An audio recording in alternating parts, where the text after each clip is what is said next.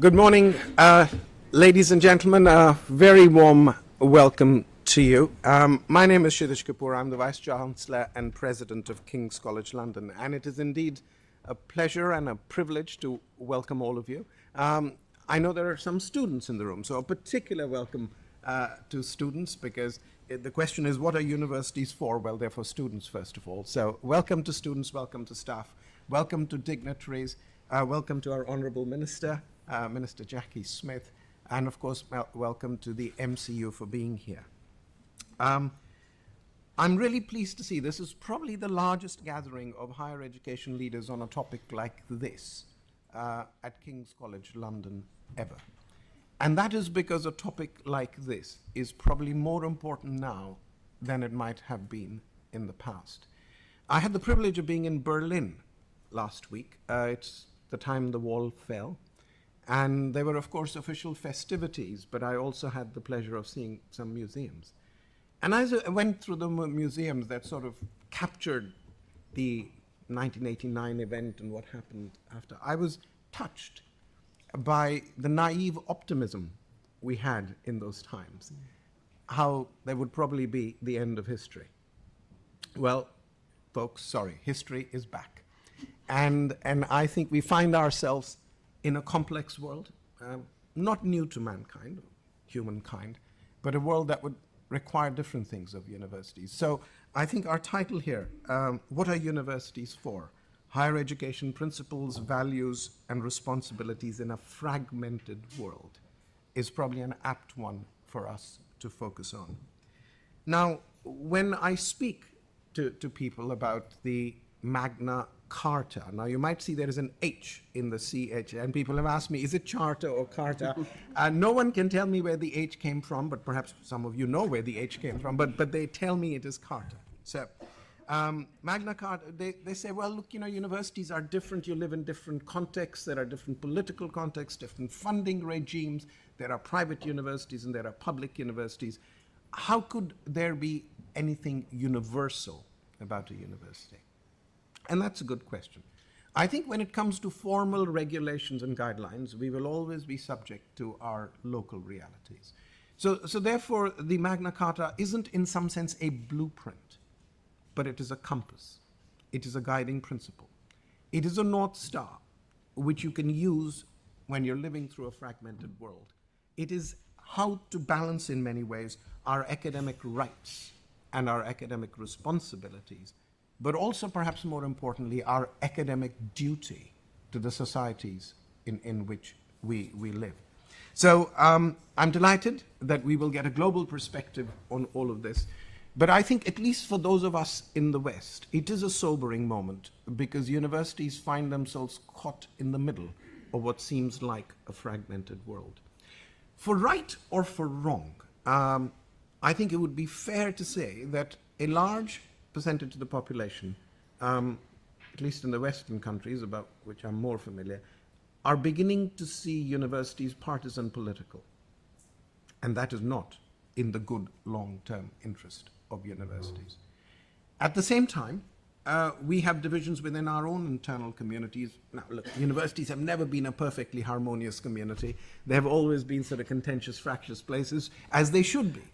But usually, that was not the perception in the world outside. But increasingly, as people see the divisions in universities on things like Israel, Gaza, or trans rights, or what have you, it gives a sense that the university as a body is fragmented. But I think the third matter that Western universities have not had to deal with in the last 30 years is some real reflection on the value of a university.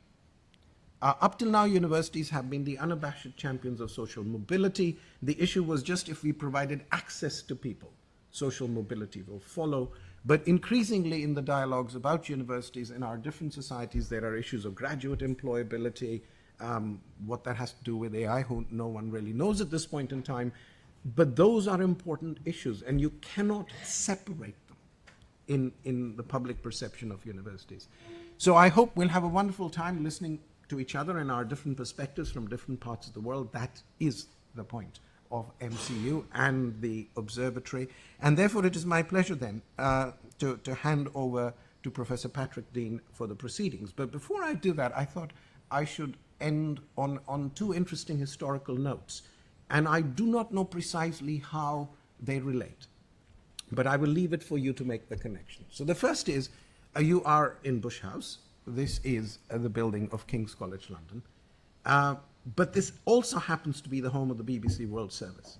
In fact, immediately after the Second World War, for nearly 50 years, this was the home of the BBC World Service. And I think for all of us who are reading the news, principles, values, responsibilities in a fragmented world, I'll leave it there. But let me take you to a much more deeper and sort of enduring connection to Magna Charta. The Magna Charta, which most of the world knows about, the document started about 500 yards from here at the Inner Temple. You can actually go and see the place where King James was in conversations with the barons of his time as to what would be the right balance of responsibilities. And many people know it was signed at Runnymede, close to Windsor, but the original formulation of the Magna Charta happened just about 500 yards from here. And you might want to visit it because it's quite an interesting site. But the more important thing wasn't that it got formulated here, but that the Inner Temple and the legal infrastructure around it for the many, many years after that was responsible for the legal evolution of what it was going to mean and in the changing times. So in some sense, the present and the past and the constantly changing times, and that's why we are here. So a very warm welcome to all of you. A very warm welcome to all of you to King's. Welcome to our minister, and over to you, Patrick. Well,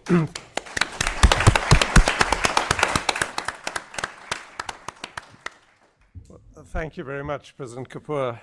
I'm actually still pondering the point you just made about Bush House and the World Service. As a South African growing up, I listened a great deal to the World Service, and much of my thinking about the culture of the English language and literature was shaped by broadcasts from this place. And I do ponder frequently the relationship between that and the current political climate and some of the issues we're facing. So thank you. That's a very stimulating observation, which I'll continue to dwell on as the conference progresses. Well, good morning to everyone. I want to welcome you all here today. Welcome back, people who participated yesterday in the pre-conference program. There was already evidently a great deal of intensity in the group, ready for the discussion of these issues, and so I welcome you all back, and people who weren't with us yesterday joining us for the conference in its full form today, welcome to you. I think in fact the phrase "what are universities for" did come up in the discussion yesterday, and I think is very much shaping the way in which we are reconsidering the role of universities in a very fluid and changing global political climate. And I agree very much with President Kapoor in what he had to say about the complexity with which universities are now being viewed in societies around the world, not always in the way we viewed them in the immediate post-war period as unquestionably forces for positive development. And so all of these things have to be worked through. So I do welcome everyone and look forward to an engaging discussion. I think it's my job at the start just to thank Vice-Chancellor Kapoor, and through him everyone at King's College London who have contributed to this event. So please join me in thanking them. I want to single out Liviu Matei. Liviu, as many of you know, has done sterling work on this, and thanks very much, Liviu, for everything you've done. I think we have an extraordinarily strong program of speakers ahead of us today, and I especially want to say thank you to those speakers for agreeing to take part. Because of the urgency of these issues, in the final session of the pre-conference program yesterday, we were talking about the situation in the US, which I think has left many people breathless at the speed with which some of the principles and kind of mainstays of university life have been dismantled in the US, and a lesson to us all that despite the apparent stability of the academic world in the post-war decades, these things can unravel very quickly, and I think it points to the importance of our discussion today. Robert Quinn yesterday, in talking about this moment, suggested that universities do not actually have the leisure to rethink themselves and their mission and their operating principles at the speed we typically do, which is, taking several years to reconsider some of the key aspects of university operations. It is a high-pressure moment, and the threat, especially if you think of something like the challenge being waged in social media against expertise and knowledge, challenging the very basis of knowledge, this gets to the heart of what universities are about. And so in some ways, this is kind of an epistemological threat to what institutions of our sort stand for, an existential threat of sorts. So I want to thank all of you colleagues from around the world for your commitment to the values enshrined in the Magna Charta, for holding them in your hearts and in your aspirations, and seeking wherever possible to make them a living thing. But that is not the last thank you I want to offer. I want to thank the Secretary General, David Locke, who's over there, and Carla Passaglia, where's Carla? Is she in here? There, she's way in the corner. David and Carla do an enormous amount to advance the work of the observatory, which, as David is fond of pointing out, is a very small organization in terms of its person power, but very large in terms of its impact. So thank you to David and to Carla too.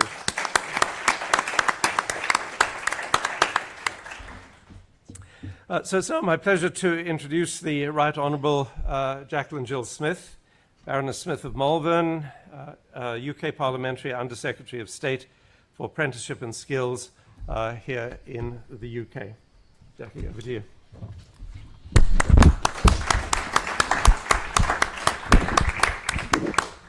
Thank you very much.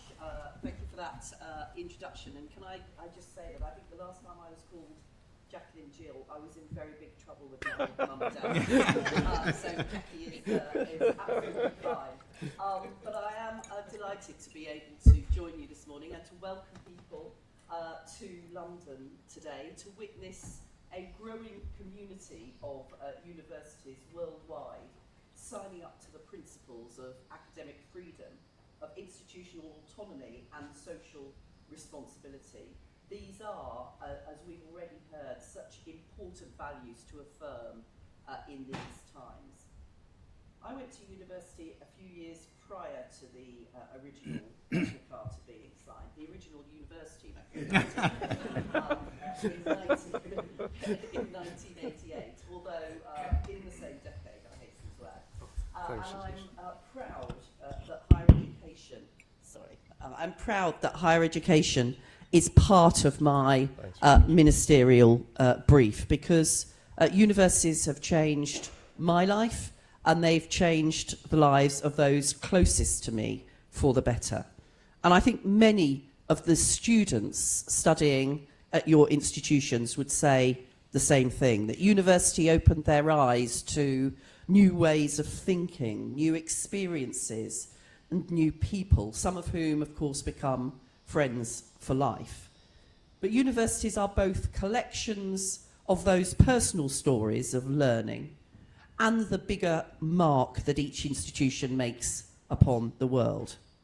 And as we've heard, it's a world where increasingly facts are contested and mis and disinformation needs to be tackled head on. That's why it's so important that you continue to affirm the principle of academic freedom, the expression, the exploration, and the challenging of ideas without outside interference. In today's world, when factional voices try to divide us, we must respond with stories of the value of working collectively. Universities develop ideas and knowledge that are key to human development, and each time you promote your work, you demonstrate just how much human collaboration can achieve. It's a brilliant antidote to the disillusion and division that clouds our daily discourse. Alongside today's signing ceremony, this conference is brave enough to ask the question, what are universities for? And of course there are many answers that I'm sure you'll be exploring in your sessions later today. But having affirmed their place as beacons of knowledge and collaboration, I would add a follow-up question. How can universities shift their purpose to reflect the world around them, and particularly the place where they're situated? The higher education sector is one of this country's most valuable assets, a powerful engine for both opportunity and growth. It's central to delivering the research and innovation that will build national and regional economic growth, which is a central mission for our government. And as we analyse future skills needs, we will fail to provide growth in the economy or the opportunity of good jobs without more people gaining higher level skills. And this is why our Prime Minister recently announced a new ambition that 2/3 of young people gain higher level qualifications to set them up for the jobs the economy needs and the lives and the skills that we need to operate in the world today. And this includes degrees, higher technical qualifications and apprenticeships. And universities, of course, have a role in facilitating all three of these. And in England, we recently set out our vision for higher education in our post-16 education and skills white paper. We want to protect and grow our university's international reputation. We want to increase the sector's contribution to economic growth, both regionally and nationally. And we want the sector to sharpen its focus on enabling everybody with the desire and ability to be able to access higher education. And those last 2 points are linked by locality. Every university's impact should be clearly evident in their local area, inspiring people to succeed in life and work. Of course, it's important that higher education institutions remain autonomous, as affirmed by the Magna Charta. But it's also the responsibility of government to set the context for how the system should work in the country's interests. Universities need to break down barriers to opportunity for everybody who wants to apply for their courses and can benefit from them, and to demonstrably help to facilitate local economic growth. I know that many are anchor institutions in their local areas, integral to their communities and powerful drivers of regional regeneration, but we want them to go further. The patchwork of economic and social engagement that makes up the UK higher education landscape is not enough to marshal its enormous national potential. Higher education providers need to work together to create a regional offer that supports students and drives growth. We want every university to be clear about the role that they play in their local area, as well as nationally and internationally. That means building on your strengths and working in partnership with other institutions to ensure a sustainable approach to teaching and research. We want to eradicate higher-level skill shortages in subjects like science and the creative industries. And that can't happen unless universities come together to consider their courses and their research within the local context and within the national context of skills requirements. And we need a system that facilitates lifelong learning so that people can easily study higher level courses at any time in their career. That will enable them to move with the shifting requirements of the labour market by progressing or specialising in their industry or entering another at a highly skilled level. And finally, we want to increase the commercialisation of research to maximise regional impact. The strong pivot towards local social and economic value is necessary to build the bright future that our country deserves. And government will work with you to deliver that change. We will ensure that higher education providers are sustainably funded and can attract global talent. We will make it easier to offer standalone higher technical courses, and we will ensure the best providers benefit from proportionate regulation. As I say, many universities already have strong roots in their localities through innovation and work with local businesses, but this tangible difference shouldn't be incidental and nice to have. We want to build on it where it already exists, supporting growth and opportunity to fully flourish in each region. We want social and economic impact to be actively sought by every university across the country. A local, national and international impact of our universities are all part of a positive continuum. So I just want to talk briefly to the bigger global picture, to the many international institutions here today. UK higher education already has extraordinary reach. Our universities deliver degrees in more than 200 countries and territories worldwide. They also produce world-leading research and innovation, advancing fields like global health and sustainable development. And international education partnerships do more than just impart knowledge, important though that is. They build trust, strengthen systems, and forge links between people, universities, and nations. We'll shortly be publishing our refreshed international education strategy with an increased spotlight on the mutual benefits of global partnerships to promote UK education. And we continue to build these connections each year by hosting the Education World Forum in London, the largest gathering of education and skills ministers. But today's global gathering celebrates the milestone of more than 1,000 universities signing up to the Magna Charta and its values, an incredible achievement. And it is thanks to the leadership of institutions like the University of Bologna, King's College London, and those working directly on the Magna Charta, that the circle continues to be widened to advance these values. They are worthy and important goals, and I want to thank everybody who has worked hard to make this moment happen. I hope you enjoy the rest of today's celebrations and discussions, and that you, as I'm sure you do, recognise the enormous and growing significance of what you can offer to the world, to your countries, and to your localities. It's an enormously important contribution, and thank you for being part of it.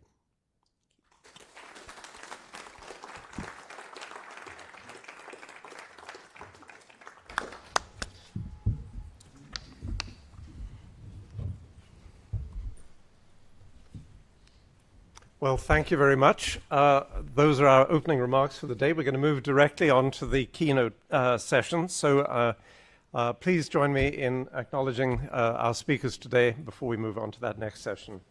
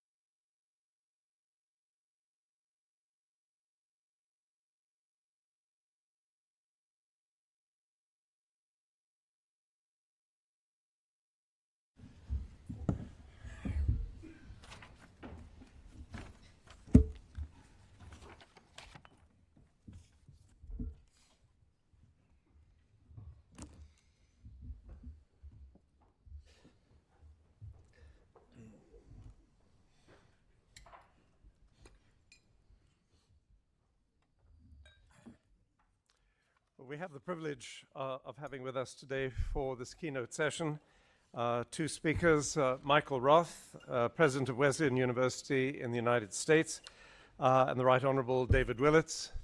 And I'm going to, I think, call on Michael to speak first and then hand over to David afterwards. Michael became the 16th President of Wesleyan in 2007, so by my calculation, He has held that position for 18 years, which I have to say is a long stint for a university president. Thanks. You're looking remarkably good for it. Michael has had a distinguished career in academic leadership in the US.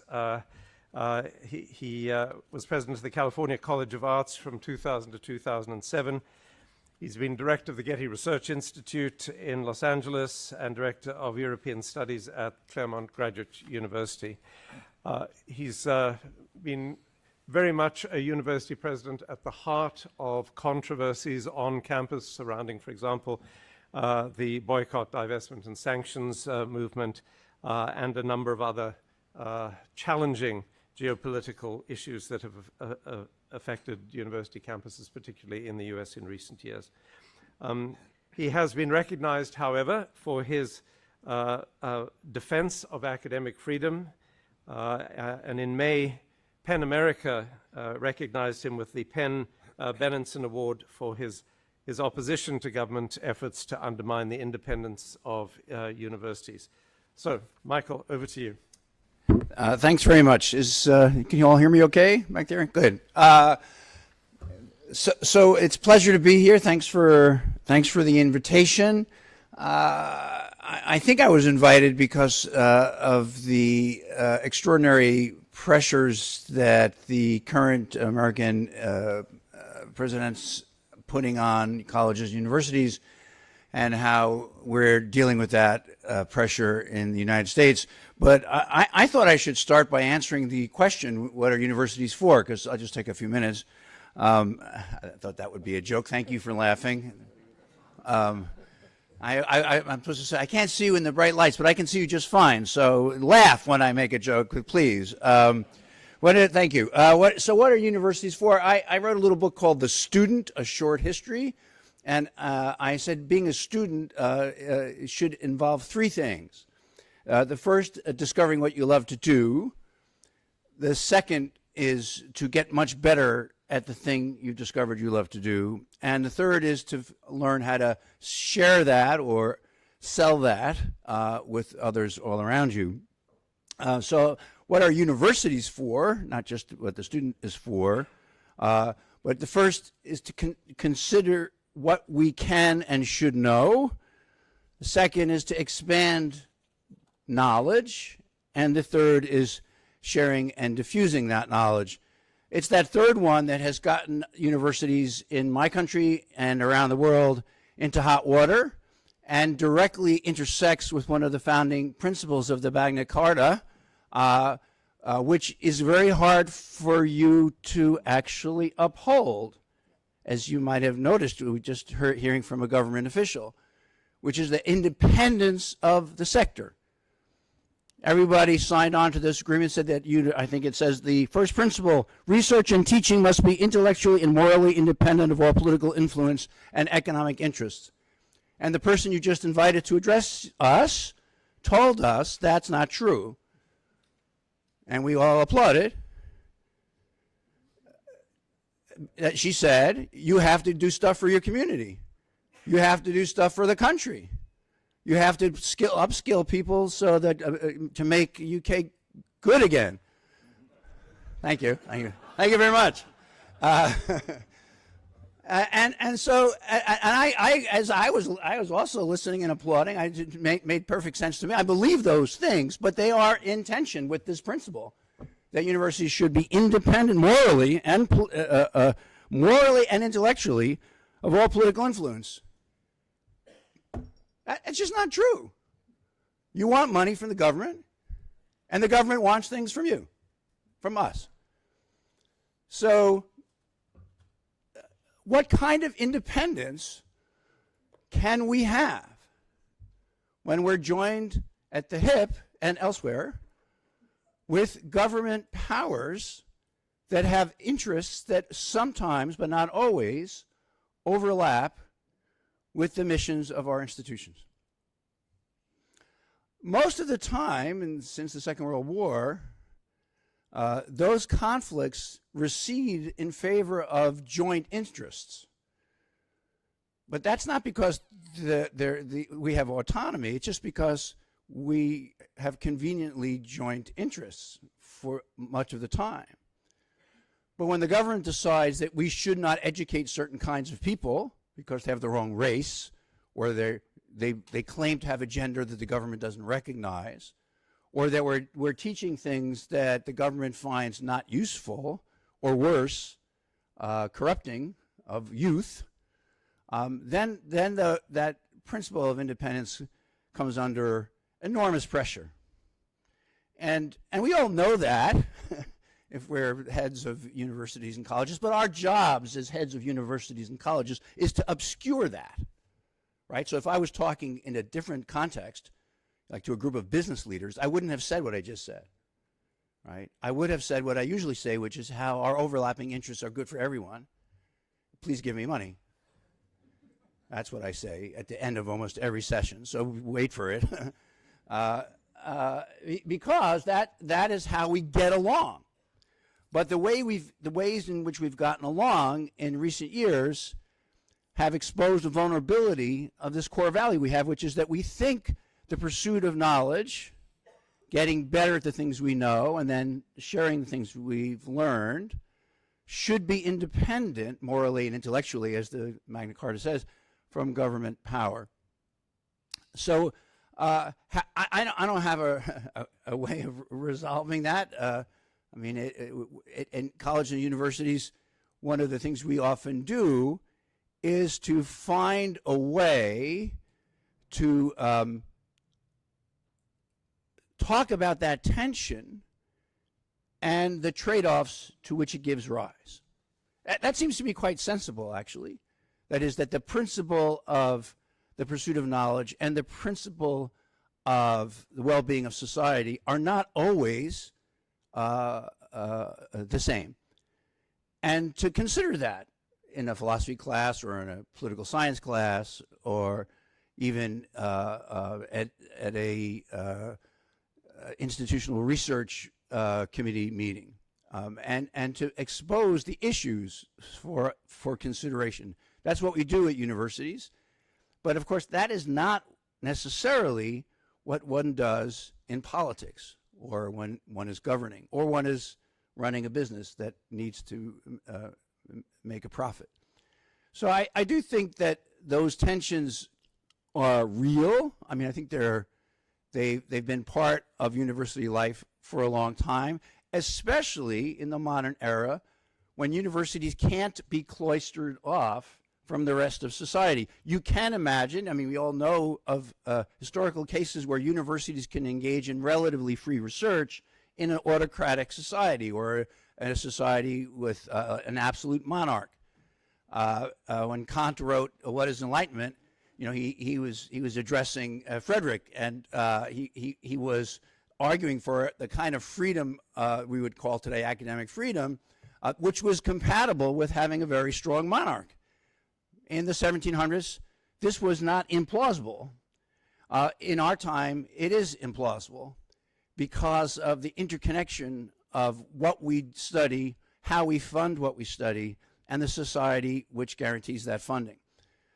And so because of the interconnections of politics, economics, and what we study, it is no longer possible for us to think that we can have the academic freedom required for serious scientific and social science and humanities research and not have democratic freedoms in society.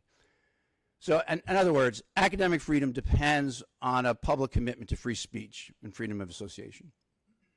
As free speech and freedom of association as those things are eroded by central power, our ability to maintain the integrity of our educational enterprises is seriously compromised. And that is what is happening in the United States. And so I only have about, I think, 11 minutes to talk to you a little bit about that and see what kind of questions you might have for me in that regard. So I'll just talk about two topics that seem to me pressing in the American context and may have some analogs for many of you from different parts of the world. The first is the issue of intellectual diversity in colleges and universities, or United States today often called viewpoint diversity. And this has become a talking point for conservatives in the United States and in many places around the world. And I think the pressure that the American federal government is now putting on universities in regard to viewpoint diversity emerges from the fact that the political ideology of those who teach at universities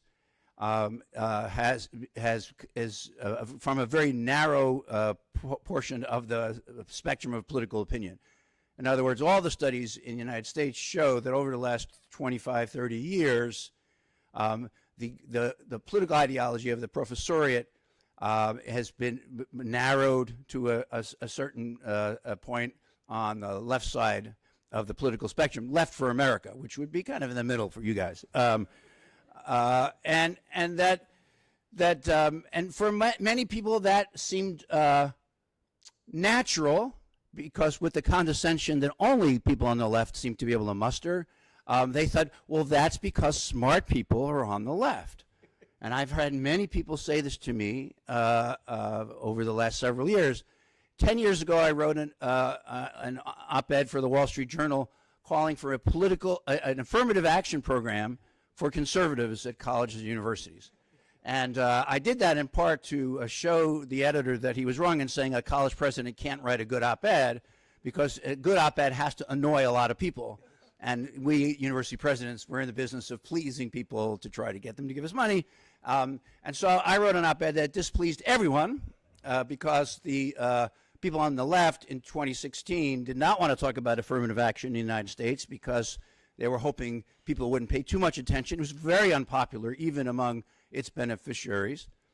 People on the right said, oh, we don't need affirmative action, we just need a meritocracy. And they didn't like the idea.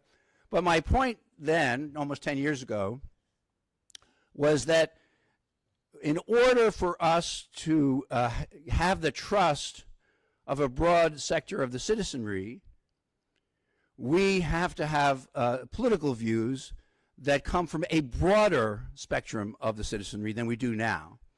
And it seemed to me that the explanations that my colleagues gave for why we kept hiring people whose politics resembled the politics of those on the search committee, that explanation was pathetic.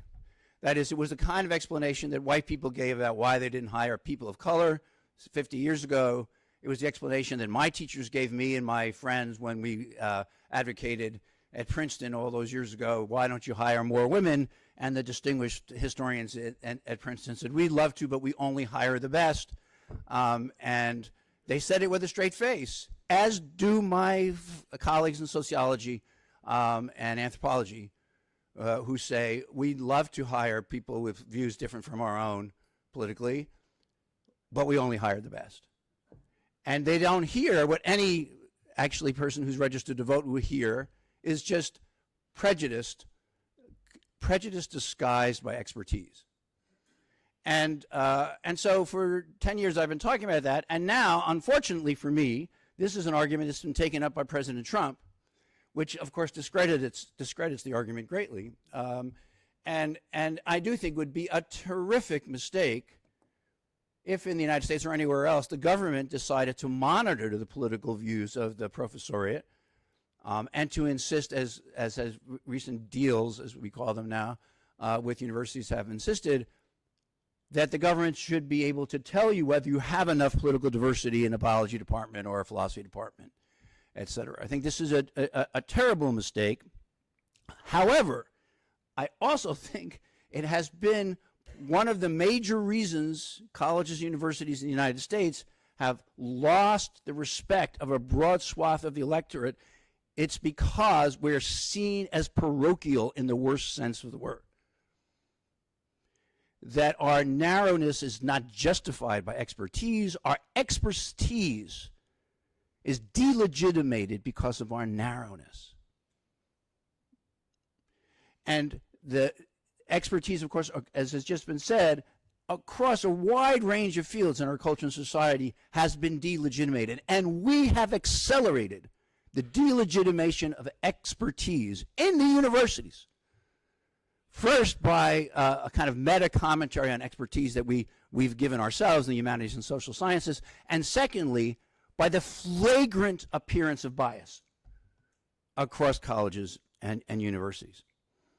The way to combat that, I thought, was to just talk to my colleagues about it, and they would say, I don't want to actually be biased, that they would actually do what you do to counteract bias.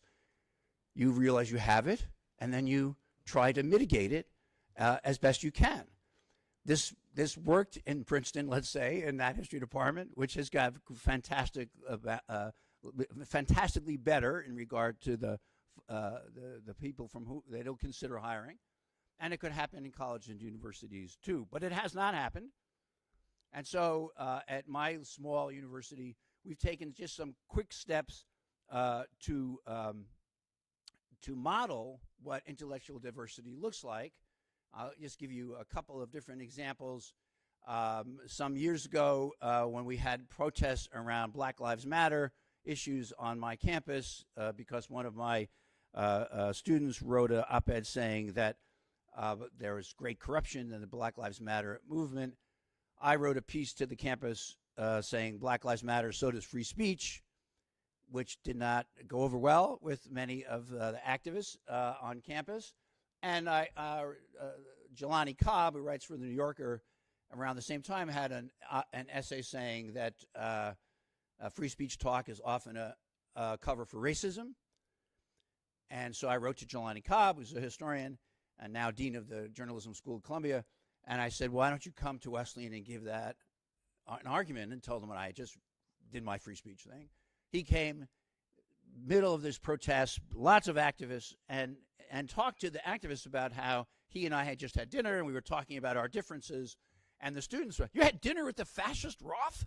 You know, and Jelani had a lot more credibility with them than I, and was able to talk about what ways in which people who have strong, intense disagreements can argue them out. Or when Judith Butler's talks were canceled in New York City because of her association with the Boycott Israel movement, I, who have been very associated with the anti-boycott movement, I invited Judith to come and give that talk at Wesleyan, much to the chagrin of the pro-Israel people on campus and to the puzzlement of the pro-Palestinian people on campus, because my own view was clear, but I thought they should, since I get a chance to make my views known, to hear from Professor Butler. And these small steps on our campus and many campuses around the country, I think have, on my campus, allowed people to see the value of practicing intellectual diversity, not just ticking off numbers on a sheet saying how many Democrats you have, how many liberals, how many Republicans, but actually modeling intellectual disagreement in the public sphere. Finally, because I have now, I think, 3.5 minutes left, I'll say a couple of words about the principle that many of my colleague presidents have embraced, institutional neutrality. Institutional neutrality, as most of you probably know, in the American context, comes out of the Calvin Report in 1967, which itself was an effort to help the university avoid political conflict, that is, having the university avoid taking a stand on either the Vietnam War or the Civil Rights Movement.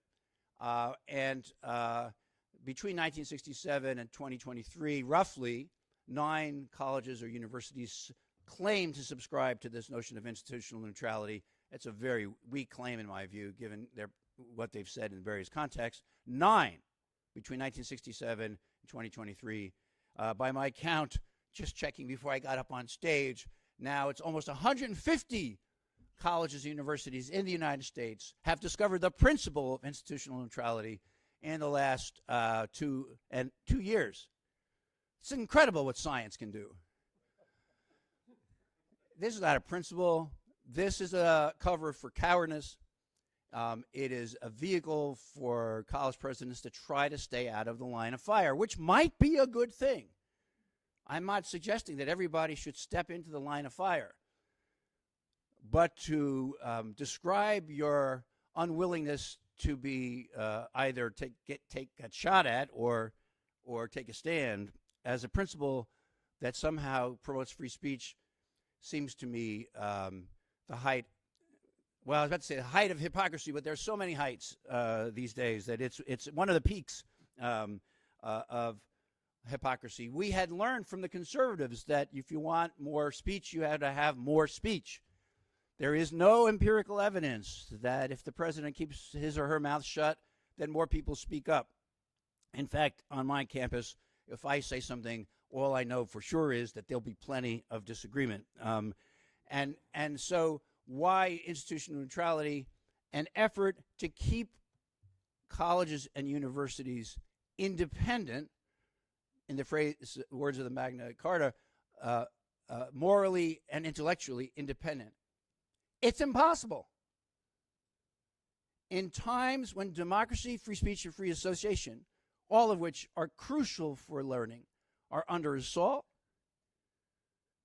claiming to be independent of those issues or not taking a stand on them so other people can, seems to me an abdication of responsibility, contributes nothing to freedom of speech. In fact, will give universities the opportunity to avoid their responsibility for defending what we do under the guise of principled silence. And I think this is so important right now because the attack on universities, although it's of course important to me, I'm a university president, the attack on universities is a part in the United States and elsewhere of an attack on institutions in civil society, institutions that don't owe their legitimation to the central government. In the U.S., we've seen it with law firms, we've seen it with entertainment, and we've seen you know the billion-dollar lawsuit, right? Now you know that the beauty of that in the UK. That all institutions that don't owe their legitimation to the federal government are in danger of being attacked in the United States and in other countries where autocracy is on the agenda.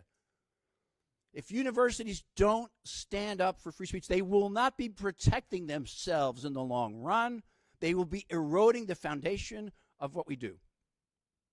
Because without a commitment to civil society, without a commitment to not have to take loyalty oaths to the government, colleges and universities will have their intellectual frontiers shrunken, their ability to teach students diminished, and our impact on the world sharply reduced. It would be a perversion of our mission. To guard our independence doesn't mean we have to be totally separate from the government, as we heard in the first talk. That would be impossible these days. But we must maintain our clarity about the importance for institutions in civil society like ours to not have to take loyalty oaths, to not have to shrink away from topics that are controversial, and to protect our students and our faculty and our staff from abuses of power. If we don't do it, I'm not sure who will. Thank you.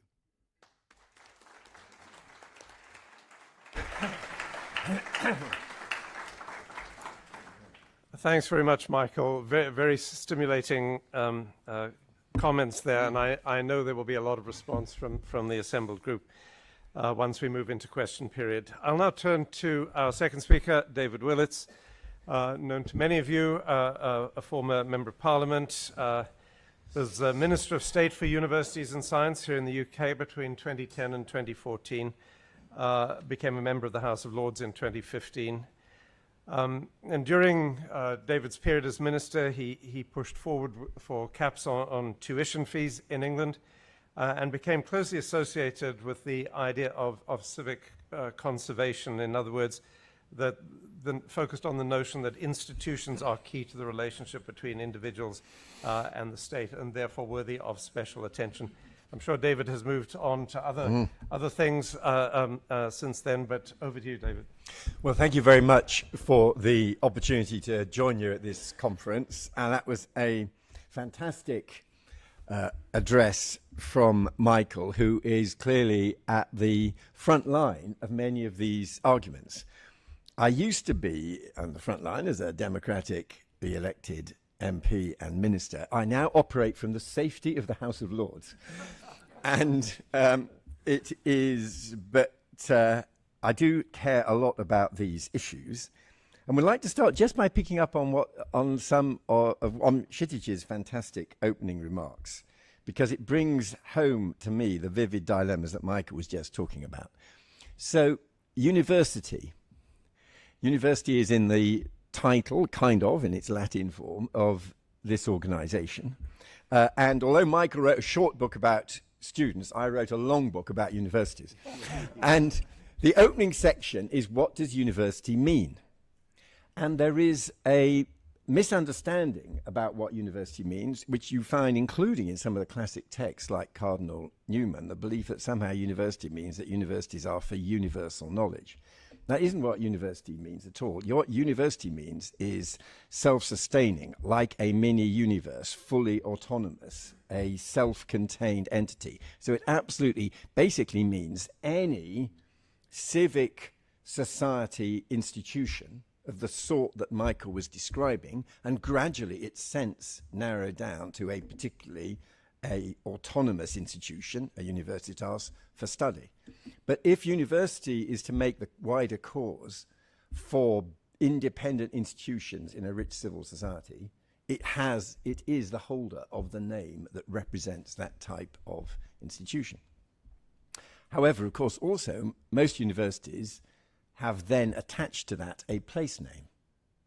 And the link to the place, the link to the locality, which is part of what the minister was describing, and the dilemma that Michael brought out, is contained as soon as you both have an entity that claims in its title both the statement that it is totally autonomous and links itself to a location. My other observation about history and universities' independence from politics is it's just worth reflecting briefly on this fantastic institution where we are today, King's College, because it is a reminder that universities are part of the cut and thrust of political debate and political argument, because after the Oxford-Cambridge dominance, indeed duopoly, that they maintained in England for 600 years, a secular liberal movement led by thinkers such as Jeremy Bentham created University College London on a completely different model. No obligation to the established church, aggressively secular. And the forces of the established church and the conservatism, represented above all by the Duke of Wellington and the Archbishop of Canterbury, responded to the creation of University College London by creating a conservative alternative, King's College London. It was a response, in its broadest sense, the creation of King's College was a political response to the creation of another higher education institution with a very different model. And then the brilliance of the institutional ingenuity of the early Victorians in response to this, when they faced the dilemma, who awards degrees and what powers do they have, was to create an entity above them, the University of London, with degree awarding powers, and under it, the first two colleges with such divergent and distinct identities. So I think this history is quite relevant today, and is a reminder that when we talk about autonomy, we're also talking about autonomy within a political and historic context. Now, why are universities under such attack? And there are many forces at work. I would just like to say, I think some of these forces that are now doing such damage to universities themselves originate in universities. And for me, the critical theory movement, which is absolutely legitimate set of ideas that should be and can be expressed in a university environment, but they bring with them some quite dangerous arguments. They unleash identity politics, they totally legitimize identity politics, and also a doctrine that very much appeals to a certain group of academics. It says words matter, and words themselves are instruments of oppression. And if your doctrine is that words are instruments of oppression, it is very hard also to maintain the principles of free speech in the way that Michael expounded them. These ideas can be traced back to universities themselves. And there's a second set of ideas, which I also think have done great damage to universities, and which are widely endorsed within the social science community, which is early years determinism. Almost every education secretary I've known in Britain in the last 30 years, when asked what their priorities are, would say early years. A great economist, James Heckman, one of his most famous pieces of research showed apparently the significance of early years. I personally, and I'm not an academic economist, but I think it's actually quite defective research and depends on some highly specific cultural features of the US, things like lowering the homicide rate, but as one of the benign effects of early years intervention. But nevertheless, I have been to so many education meetings, including when as a minister I was at the height of controversy about fees, when people on the outside were shouting the slogans for free higher education, and inside almost every educationist I was talking to said, of course, the priority for the education budget is early years. And this early years agenda brings with it also, I think it's an ill-founded piece of economics. I think it rests on an interpretation of neuroscience that is itself now seen to be mistaken, the belief that the brain is only plastic in the very early years. And that brings with it consequences that people underestimate. If you believe the neural plasticity is all in the early years, then the purpose of the university does become, and access to university becomes a highly selective process because people's brains are already fixed. What we now know about neuroplasticity carrying on for so much longer is a far richer and more open agenda for the university. Being at university changes you than the implicit superiority of, sorry, your neurological features, your brain is already fixed. Our job at university is to, given what we know that it's all already determined, we're now going to recruit the people that are smart because of partly genetics and partly early years. So I think it's one of the reasons for the arrogance. It's a consequence of this kind of form of Calvinism. And as this is a movement, Magna Charta reaches out across so many countries, it has done some other damage. It captured, though it is no longer controls, it captured the World Bank agenda. If you look at international aid spend, support for developing countries, for a long time, the British government's aid priority was very simple: get girls in poor countries into primary education, which is a totally admirable objective. I used to talk to African ministers who said, when Britain decolonized, why did you do absolutely nothing for the universities you left behind? Why was it that for 30 years we had total radio silence, no aid spend, no support, total disengagement, and the absolute exclusive focus on early years and primary education? So an opportunity to reach out and engage with higher education around the world, including in developing countries. And if you look at the World Bank agenda for 20 years, you will find there was a belief tertiary education is just for the elite, and anyway, if they get a degree, they'll just come to the West, so we should focus on primary education. So I think those doctrines are part of the reason for the pressures and the hostility that higher education now faces.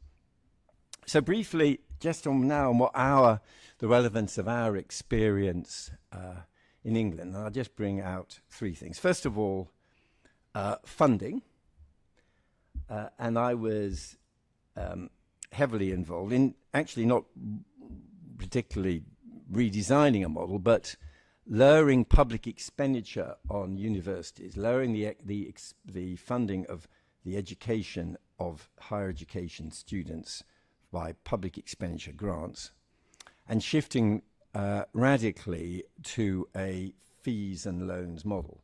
Fees at £9,000, which covered the education costs of most subjects then over a decade ago.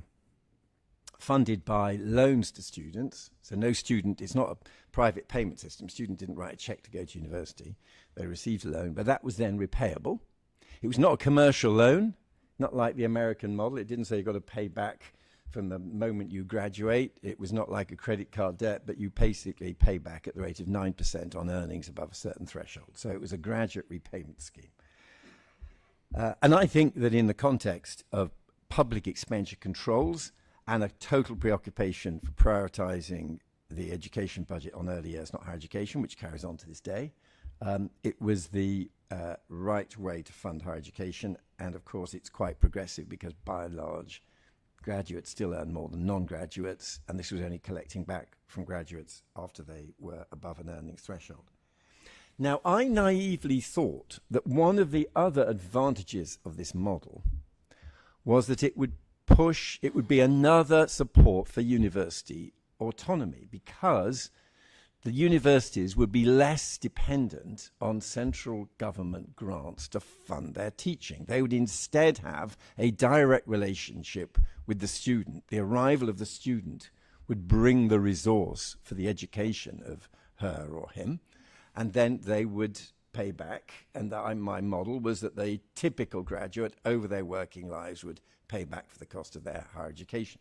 So I thought this was a finance model that was consistent with autonomy. And promoted it. What I didn't expect was that even whilst England ended up with a system of unusually low levels of taxpayer contribution to higher education, at the same time, the level of public interest in what are graduate earnings, how much do they earn, what are the bad courses, why should we stop universities teaching, quote, bad courses, would, if anything, intensify. And what I did, I wanted more information on graduate earnings out there, course by course, university by university. So it was one feature, not the only feature, but one feature of the decision that the young people would take about whether to go to university and what to study. And instead of this empowering informed student choice, it has become another instrument that is prayed in aid as to why government should intervene more to try to close down certain courses at certain universities. So the consequences of that model have not been as benign for university autonomy as I expected. That's my first painful lesson. Secondly, research and research integrity, which in Britain is protected behind what we call the Haldane principle, going back to the first creation of publicly funded research at the time of the First World War. And Britain didn't have much of a public research program before then, and indeed certainly did not expect universities to engage in research. The research-intensive university is a German idea, a great German idea, which was not applied in Britain until a century after it was first formulated in Germany. And just a little historical curiosity, the doctoral program, the doctorate, emerged in Britain in 1917 after the British Foreign Office agonized about why it was that America was neutral in the First World War when we were all expecting America to back Britain in the First World War. And it was established that one of the main reasons why America was so much more inclined to Germany than we expected was that American academics were coming to Germany to do their research and get their doctorates, and there was no British equivalent. And something like a third of all the senior staff at Harvard had got German research qualifications. So the doctorate was created as a response to German influence on America. Another reminder that there's a lot of politics in higher education. But anyway, we now have the principle, the Haldane principle, and of course it's right, we shouldn't have politicians determining exactly who does what research and in what area. But there is, for me with some interest in social science, it is frustrating how so many university academics basically were pitching to me over the years in the different roles I've had why what they were doing out of their personal interest was relevant to some policy area that we were working on. and how few of them ever said, what are the problems you are wrestling with? Because it's possible we might be able to do some research which is relevant for them. And when I look at another missed opportunity, there was I think a really interesting exercise which was so scrupulously non-interventionist from the government. You couldn't have put it more tactfully. They said, we will go across Whitehall departments and ask them, what are the problems you are wrestling with where you would find some research, where research would be quite handy? And the government published, and I believe it is still updated, a list of what was called areas of research interest. The areas of research interest, which was first published about a decade ago, and department by department, and it was about 800 areas of research interest. And very interestingly, encouraging for me with a kind of social science background, a majority of them had a very clear social science angle. This list has had negligible impact on any research activity anywhere in the UK. Nobody, I've never come across an academic who said, when I was trying to decide what my doctoral program should be, when we were thinking of the research project of my area, we thought, let's look at what the actual problems are that British government departments say they're wrestling with, and just think if we might research them. So far as I know, zero engagement. Now, I don't believe government should tell universities what to do, but when an intervention as tactful as that has so little impact, you do get a bit frustrated. And then finally, freedom of speech. And we have certainly had a lot of frustrations on all this, and Michael is absolutely at the front line, and I loved your account of the university as a place where people learn to disagree. I think for us in Britain, we have had legislation, which I amended as it went through the House of Lords, and the government has now implemented the amendments I wanted then. I think the question is how absolutist this right of freedom of speech is. The way I put it, and Shittage has put it as well, is, university is not speaker's corner. You can't, not everybody can turn up and say anything in any circumstances. There's obviously the framework of law. There are criminal offences. When the previous government tried to formulate this doctrine of we will legislate to protect freedom of speech in universities, the minister was asked on the first morning on the radio, does that mean Holocaust denial can be expressed as an opinion at university? And she said yes, because Holocaust denial is a criminal offence in Germany. It is not of itself a legal offence in the UK. So her argument was what I would regard as the absolutist end of the spectrum. You can turn up at university and say anything, provided it's not illegal. Within 24 hours, 10 Downing Street had intervened and said, no, we do not think that this absolute right includes Holocaust denial. You can't turn up at a university and say that. And we will be producing guidance which explains why universities should not allow Holocaust denial. And to this day, it's never been clear exactly what these guidelines are that somehow aren't simply you can say whatever is legal, and explain why there are some things which are legal that nevertheless you should not say in university, and what other things are that you shouldn't be able to say. And my view is this is where, again, it is such a pity that we've had a loss of confidence in university, because my view is absolutely it is universities and the staff at universities who should confront all these incredible, delicate questions. Can a homophobe speak at university? You could argue, again, if it's not illegal, yes. Should a homophobe be able to speak during Gay Rights Week when there's a Pride March happening that day? Well, could we negotiate about exactly when this person is speaking? Can we ask, can the religious groups that believe in gender segregation have an event where the young male students are separate and sit in different rows from the young female students? And interestingly, when universities try to enforce that, one of the arguments put by the speakers who wish to address a gender-segregated audience is that trying to stop them doing so interferes with their freedom of speech? Is it okay if the gender segregation is left-hand side and right-hand side, but not front and back? There are all these type of decisions which are about how you manage a community are not helped by just total absolutism. And the real problem in the freedom of speech in Britain is that we debate in universities is we have lost confidence in universities managing all these tricky type of issues, and they ended up going to be either in the courts, something I opposed, or by a regulator. And so as universities have less trust, it makes it harder for them to manage these type of dilemmas, which Michael is absolutely at the front line of managing. Let me end with one final observation, again prompted by something that Shitty said earlier on, when I think quite rightly, he warned about naive optimism.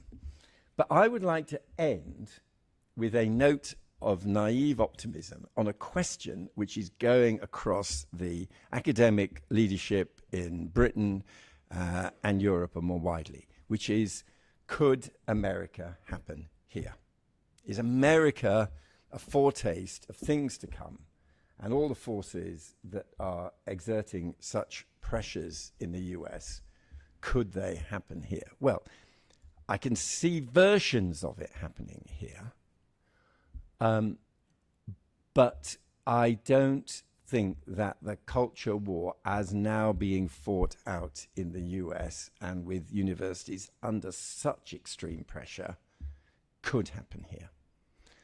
That's my naive optimism. Now, I'm willing to try to explain why. I think partly what is striking for those of us who were brought up to think of US as a system of checks and balances is the extraordinary weakness of the legislature, whereas our parliamentary system and the direct power of legislation and parliamentary scrutiny, I think now suddenly looks like a greater protection than the powerful presidential executive model.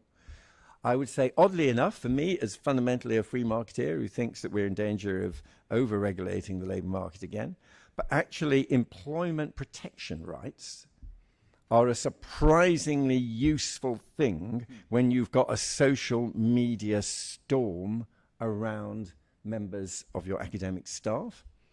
And for me, one of the frustrations in the Kathleen Stock case is that one of the key angles was resolved in confidence outside the public debate. But it's pretty clear to me that Kathleen Stock was essentially a victim of unfair dismissal in labour market law, in employment law in Britain. You cannot simply sack someone in an academic post because of controversy around a book they wrote, regardless of all the principles of free speech. That is unfair dismissal. So I personally think that factors, and adding to it, the brilliant observation of the building we're in, still having with institutions such as the BBC a national conversation. And look, Jackie Smith, for whom I have great respect, who spoke earlier, is the Labour minister. I sit on the opposition benches in the House of Lords, and we talk about higher education policy in a perfectly amicable way quite often. So I think for various reasons, although America is a very powerful warning, I think Europe will be able to avoid the worst of the problems and challenges and attacks facing the US, which Michael described so eloquently. Thank you very much indeed.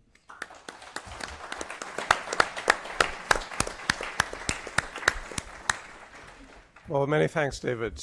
Let's go immediately to questions from the group, please.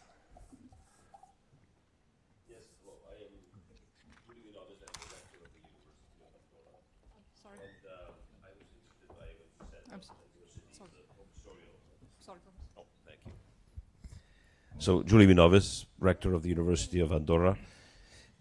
Mr. Roth said that it's hard to find professors who don't belong to a particular ideology in the United States. And I was thinking, he said that it's the recruitment board of universities that basically selects these professors to look like themselves. But maybe it's a bit more complex than that, and I wanted to ask him about it. I mean, professors don't get a lot of money. In the US, a bit more, but in many European countries, the salaries are not very high. Who goes into the professorial profession? How do we recruit and select professors? That's a very large issue that I think the pool of PhD students who get a doctorate and who then apply to a post for a professor maybe is already biased there, right? So maybe we should have a bigger thinking about the issue. You did your PhD at Princeton. I studied at Yale. And in my PhD class, I don't remember too many students who actually are professors now. Many got jobs in the industries and whatnot, and getting better pays than professors. So that's a question that I want to ask. Thank you. Yeah, thank you. It's, I think it's a very fair question, and I used to think that was the best explanation for the ideological tilt of the professoriate, was that you couldn't find very many conservative people who would spend 8 years on a PhD and take a starting salary where our starting salaries are set. I do think that plays some role in the filtering of ideological filtering of the professoriate. But the challenge for that is that in the last 25 years, the filtering has gotten much more extreme, and the economic conditions haven't changed nearly as much as that as the filtering would lead one to believe if there was an economic explanation. So it is true in the U.S. That in many fields, especially in the social sciences and in interpretive social sciences and the humanities, conservatives who are getting advanced degrees will find employment outside of the university, and it may be partially because there's a little more money in a think tank, let's say, and certainly in non-research oriented jobs, but reports from graduate students or would-be grad students indicate they're very aware of the ideological filtering that goes on. And it took me a while to actually accept this. I depended on that economic argument until about 15 years ago. And I was giving a talk to a group of parents and professionals about admissions to colleges and universities in the United States. And a guidance counselor in the audience said that when they're advising high school students who are applying to Wesleyan and schools like Wesleyan, all of us say we value civic engagement. We want people who care about the public sphere and who work in the public sphere. And since we say that, all these students get lots of jobs, or volunteer, different things to put that on their resume. The guidance counselor said, if my student said that my work in the public sphere is defending the rights of the unborn, as they're doing anti-abortion activism, the guidance counselor said it would be professional malpractice for me to allow that student to put that in her application. And I was shocked, actually. And there was a whole row of guidance counselors, and they all started laughing at me, because it was clear that I didn't know, as the president of the institution, that the admissions office would see that as a fatal flaw in the application, because they felt that that political view, which is held by, let's say, 40% of Americans or 35% of Americans, is just not appropriate.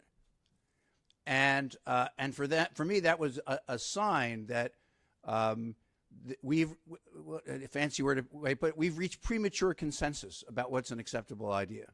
And I don't think we should accept everything. If someone said, yeah, I shoot people as part of my civic engagement, I'm not a free speech absolutist at all. But I do think that we have assumed a consensus on the campus that is so different from the contentious debates around consensus off campus. Well, thank you very much for this profound, challenging inspirational also addresses. I was a little bit struck by the contrast between a comment made by Kshitij and then one of Michael's idea, and it is about Magna Carta being a compass, and Michael saying maybe not quite. So I will have a question about it, but let me introduce it with a kind of a collegial story.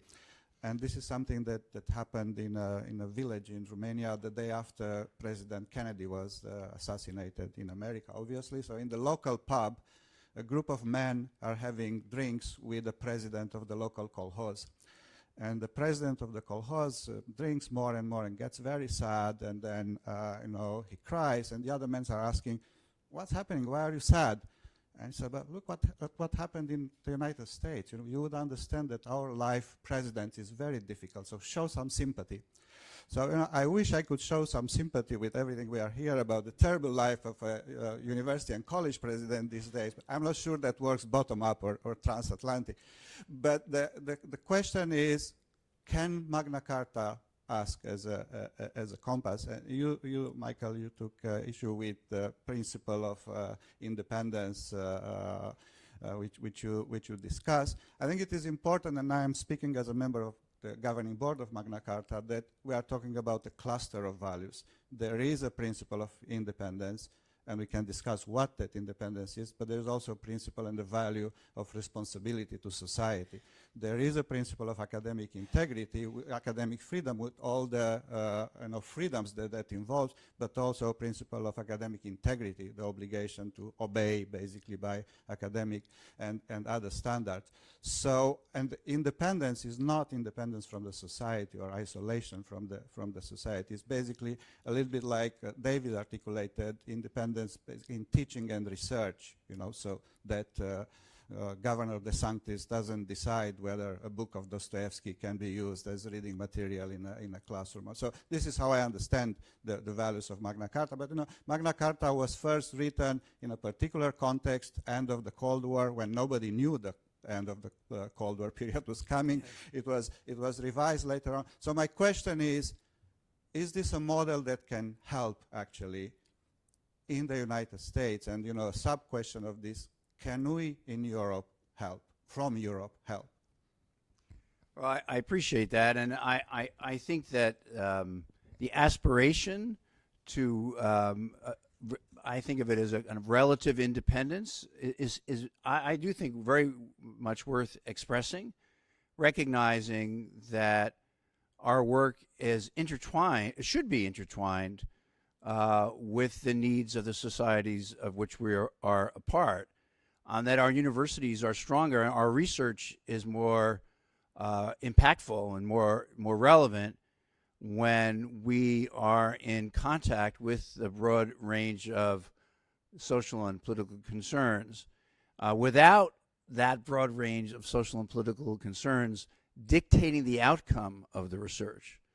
And so I think your story about the publication of a range of research topics that the public officials would want to see pursued is a, you put it as a tactful invitation. As we say, in my country, and the Wizard of Oz, said, in my country, that would have been very effective if there was a lot of money involved, right? In other words, if you say, these are the research questions that we're really interested in, and that's where the funding is now, then of course people will get very interested. And my dissertation was on French Hegelianism.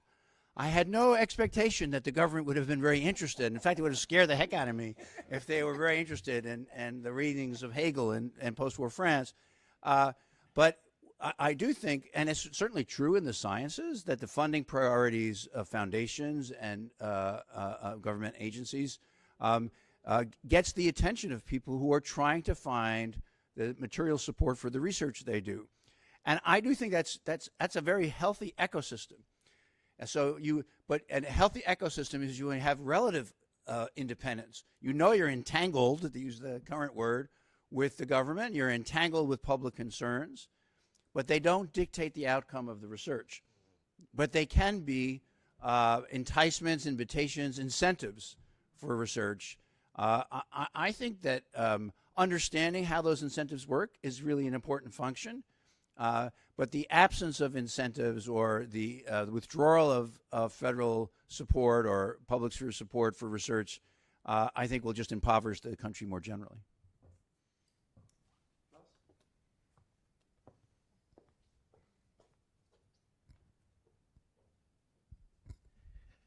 Thank you to the speakers for fantastic talks. I'm wondering if we are perhaps talking too much about freedom of expression on campus and insufficiently about academic freedom, because the things are quite different. And I'm also saying that a few years ago, I played a role in the research that led to a complaint against the UK before UNESCO for not complying with the UNESCO recommendation on the status of higher education teaching personnel. And the findings of the UNESCO committee were that there was a deficit in various respects in the UK in respect of academic freedom, namely unstable working conditions, insufficient democracy in the governance of especially post-1992 universities, insufficient participation of staff in performance criteria, and a slant of these criteria towards commercial directives. So although these discussions about freedom of speech on campus are important, they are political discussions, but the undermining of the academic freedom value, which is really important to the progress of science, which is a human right in terms of United Nations human rights law, is perhaps the bigger concern, actually. Well, I don't recognize that picture of UK research. I mean, there is some, I agree with your fundamental point that the freedom of speech issue in students and academic freedom are very different concepts. For me, going around British universities and still, even post-Brexit, seeing so many young researchers from across Europe and more widely, when I ask the German researcher or the Italian researcher or the Spanish researcher why they are researching in the UK, the answer is often that in some other European countries there is still a baronial professorial model of university research shaped by a powerful senior figure, and if you do his or her, and it usually still is a his, if you do his research program for 20 years, you may get yourself professorial status. Whereas one of the indicators of research performance that I monitored as minister was the age distribution of people receiving PI grants. And I wanted to see lots of people in their 30s getting PI grants. And I wanted a model that was less deferential and less baronial and offered more opportunities for younger research, a key feature of the British model. However, it is the case that these younger people also do not have the academic job security of the baronial professor. But I think overall it remains a highly creative and productive research system.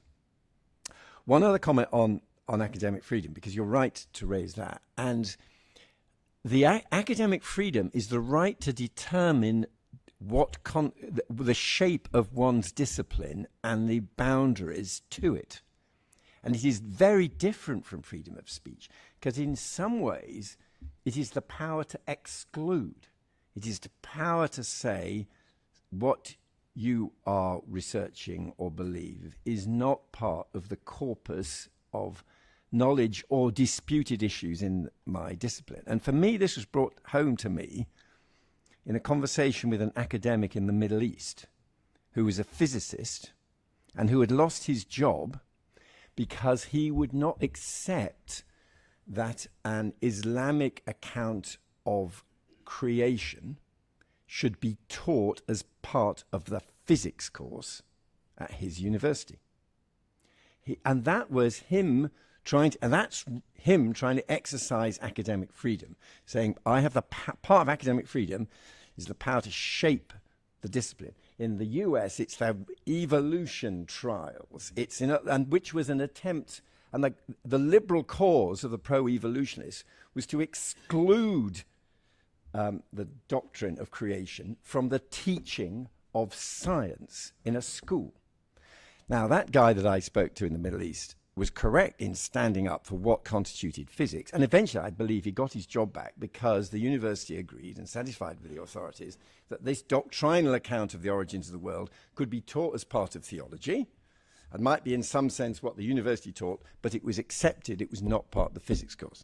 That is academic freedom, and that is a power partly to exclude as illegitimate views which are so divergent from the core of the scientific doctrine. So in some ways it's different from freedom of speech. Yeah, I see this in my university where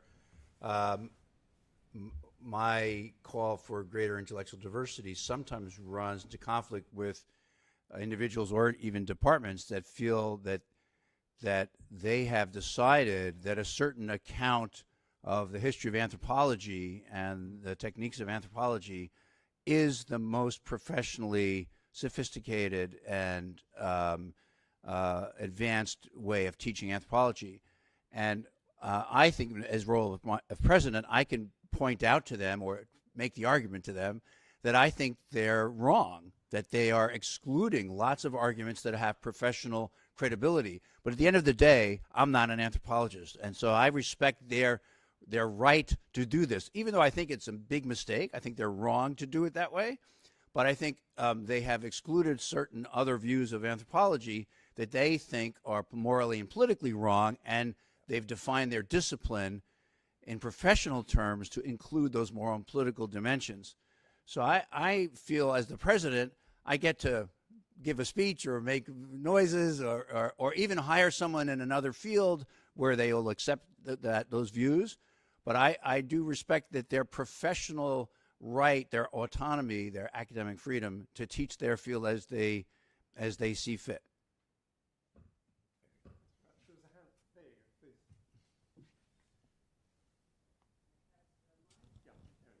Thank you. Yes, thank you very much. My name is Helena Carreiras. I am the Vice Rector of ISCTE, University Institute of Lisbon. And I'm running for rector, so I'm a bit anxious. So my question is whether you can help us answering this question. It regards the responses to the eroding credibility and legitimacy of universities. I've heard yesterday and today a few advice and answers regarding the need for collective action to stand together, defending those who are being offended, etc., helping our colleagues, our staff, our students who are suffering from these attacks. Also, I heard about connecting to society, engaging with society, explaining to people what we do, showing our results as a way of legitimizing our role and making people understand, coming down from the ivory tower and understanding our mistakes in the past, and really telling people how we can be useful. But my question is, how can we preserve and protect the knowledge we produce that is not supposed to be useful for today's problems, but for the problems of the future? How can we preserve the mere will of acting and producing knowledge out of curiosity, out of inventing the questions, the new questions, and not the answers only? Thank you. Yeah, it's a great question, and I think for a very long time we depended on our status in society as providing enough legitimation for the enterprise so that we could do things that didn't have to be individually validated, experiments that are really not going to be useful. They're not going to create jobs. But they are part of the pursuit of knowledge, part of what we do at a university, and people would respect that because we were professors and we were rectors and we were and that hierarchy I'm going to use baronial system now instead of tenure when I get back to America. That hierarchy itself inspired respect. Now we're in a situation where the hierarchy itself inspires disdain. And that we've known that gatekeepers, and many of our faculty celebrated this, gatekeepers were since the internet was created, gatekeepers have been removed, and we celebrate the destruction of gatekeepers. Well, universities are gatekeepers too. And so it's only a matter of time between people wonder why do they get to do those things. I think that's not a bad question, and I don't think everybody has to answer it. In other words, as someone said to me about the Central European University, very much under duress, some of the faculty there say, we just want to be normal mathematicians. I want to be a normal biologist. I don't want to have to defend democracy. And I think that's a perfectly reasonable thing for individuals to do. I think the institution has to be led by people who can explain to the broader public why it matters that there are spaces of freedom where people can pursue these questions. Not that you care. I don't understand quantum computing. I don't need to. But I can, and I have to have colleagues who can talk to a general audience about why advances in that field matter to society and why we should be proud of the advances in those areas, just like we're proud of other things that groups do that we can't do ourselves. I think for a long time we just took it for granted that our status provided legitimacy. Now I think we need better narratives, as we are fond of saying, to remind people that having spaces of freedom in our culture where people can pursue knowledge for its own sake, can practice art for its own sake, does result in some extraordinarily beneficial things for the city, for the country, for the world, and we can be proud of the enterprise without having to understand why a specific researcher or teacher does the research or teaching that that person does. I remember a conversation. I agree with that answer, great answer, the usefulness. But ultimately, I think usefulness is the best argument to use in these circumstances. And I remember a conversation with a brilliant mathematician. He actually got a Nobel Prize in economics, but really it was his maths. And he said he had proudly tried to do totally useless maths. He was interested in the maths, in the mathematical formulae to describe knots. And he'd worked on the maths of knots and thought this was just pure intellectual curiosity until his grandson phoned him from university and said, I'm doing biological sciences, I'm doing genetics, and they're using your maths in my genetics. And my view is it is impossible to do useless research. And we need people like that, like you, to be able to, in other words, a mathematician doesn't have to be able to tell that story, maybe in this case can, but I think that, I don't know if I believe it's true, but I do think that being able to describe things that are done for their own sake in ways that people can be proud of and see the connection to other things they care about is a big part of our job now, and it wasn't a part of our job 30 years ago. Thanks so much. I want to go to Mohammed over there. A question to the Right Honourable David Willett. So, Mohammed Lutfi, I'm the president of the British University in Egypt. I've worked before in the UK, and I'm a former council member of the Magna Charta. I'm intrigued by your naive optimism, which is the statement, could America happen in the UK? And although America is a powerful statement, we think we can manage it. And my question is, what would your advice be for universities or across the world or in Europe to manage this? And I'm reminded by what happened in 2016 during Brexit, where the higher education sector in the UK was the majority of it were against Brexit. Yep. But at the end, we discovered that we're only talking to ourselves. And that is something that is on my mind. What should we be doing now?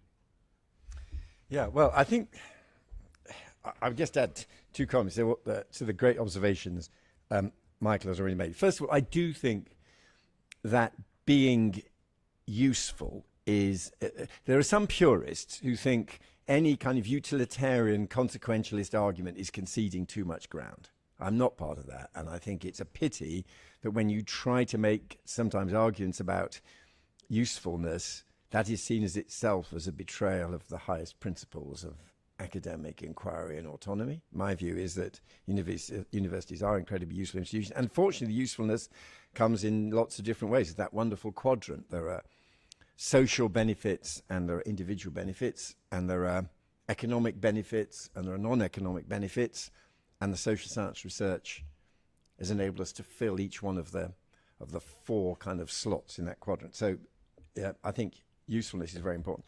The other point is tone. And I think one of Trump's slogans, which I think is most brilliantly kind of ambiguous, is when Trump said, "I love the poorly educated."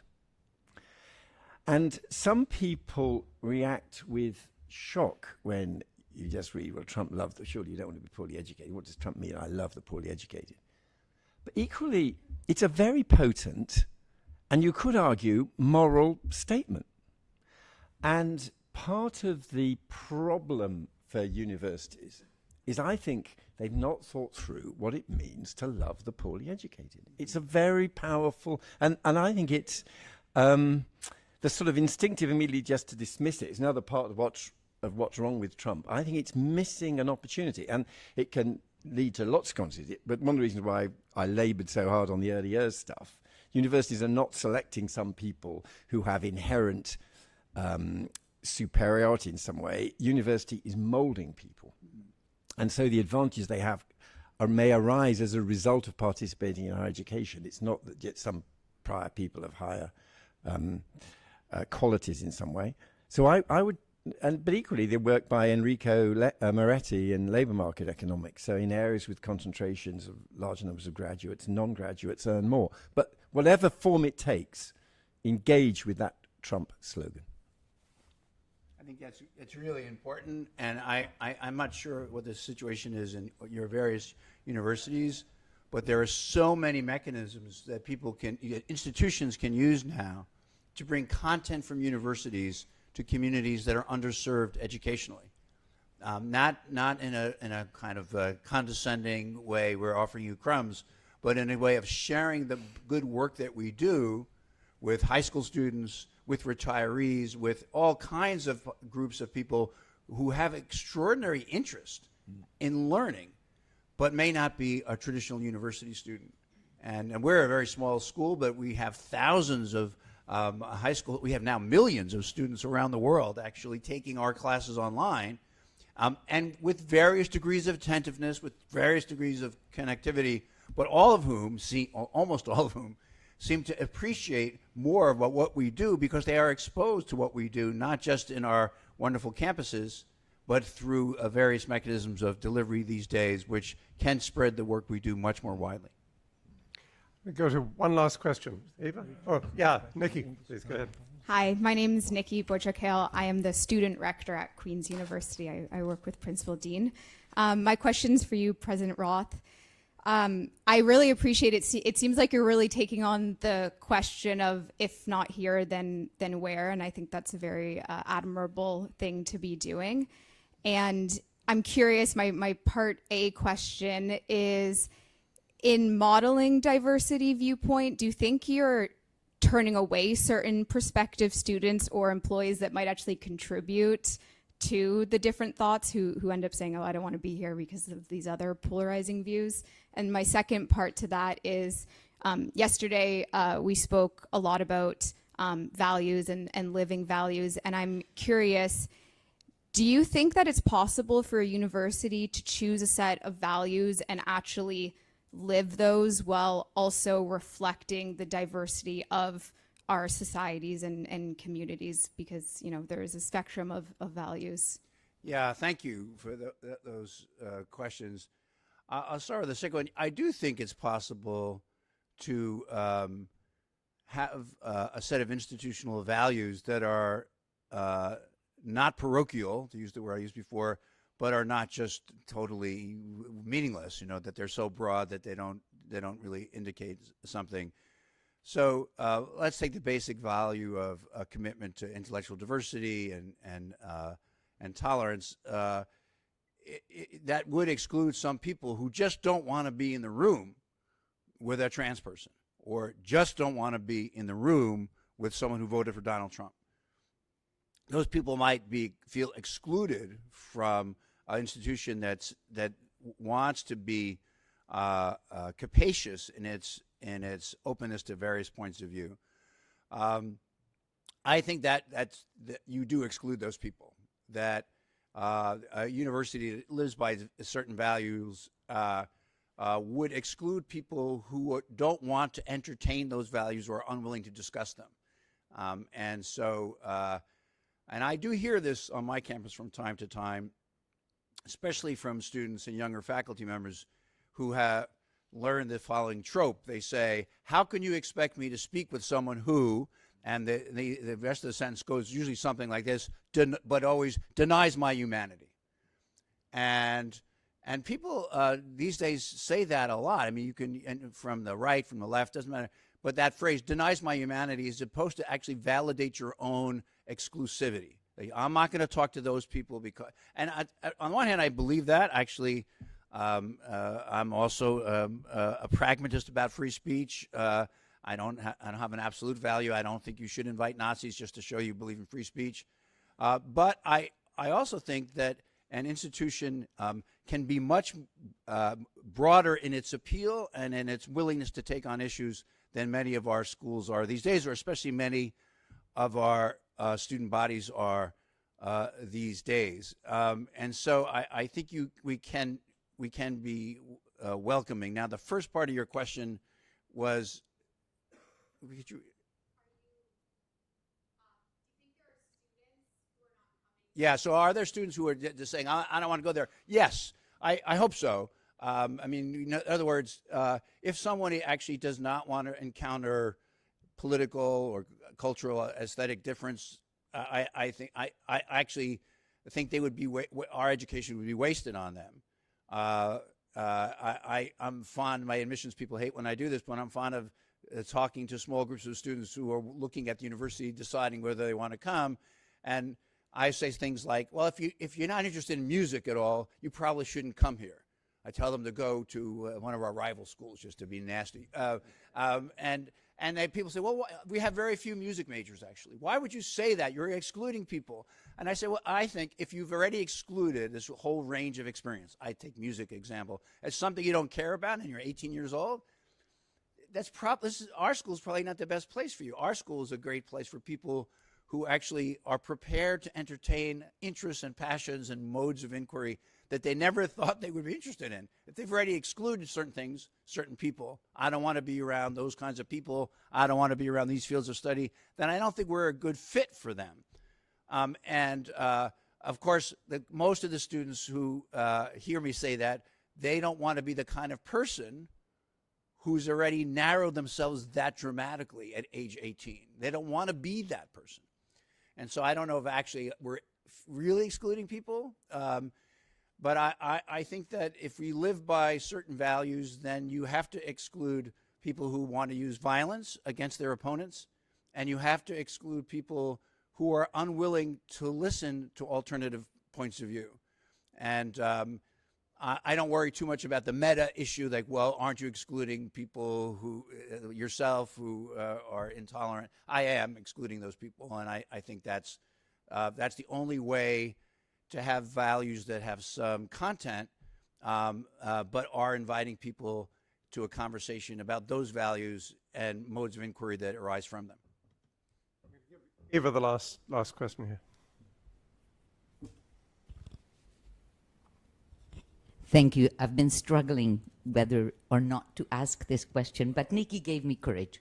My name's Eva Egron-Polak, and I'm the former Secretary General of the International Association of Universities and a former member of the Governing Council of the Magna Charta Observatory. And yesterday and today, we've heard the word institutional neutrality. And when I worked at IAU, we spent a lot of time discussing, as an international association of universities, do we take a position, political position, on issues? Now I sit on a governing board of a university, and that question has come up, of course, with regard to Palestine and the war with Israel. And neutrality was, I think, the position taken. So my question is, if a leader of an institution takes a position, what does that do to the intellectual diversity within that institution? Do faculty members or students feel that they're still represented by that institution? Do they still feel at home in that institution when the leadership takes a particular position?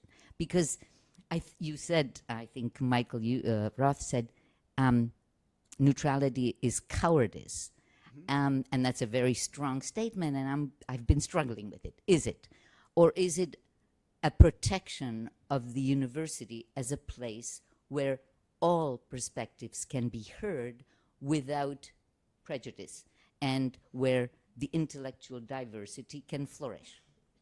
So, yeah, I think, thank you for that question. It's an important question.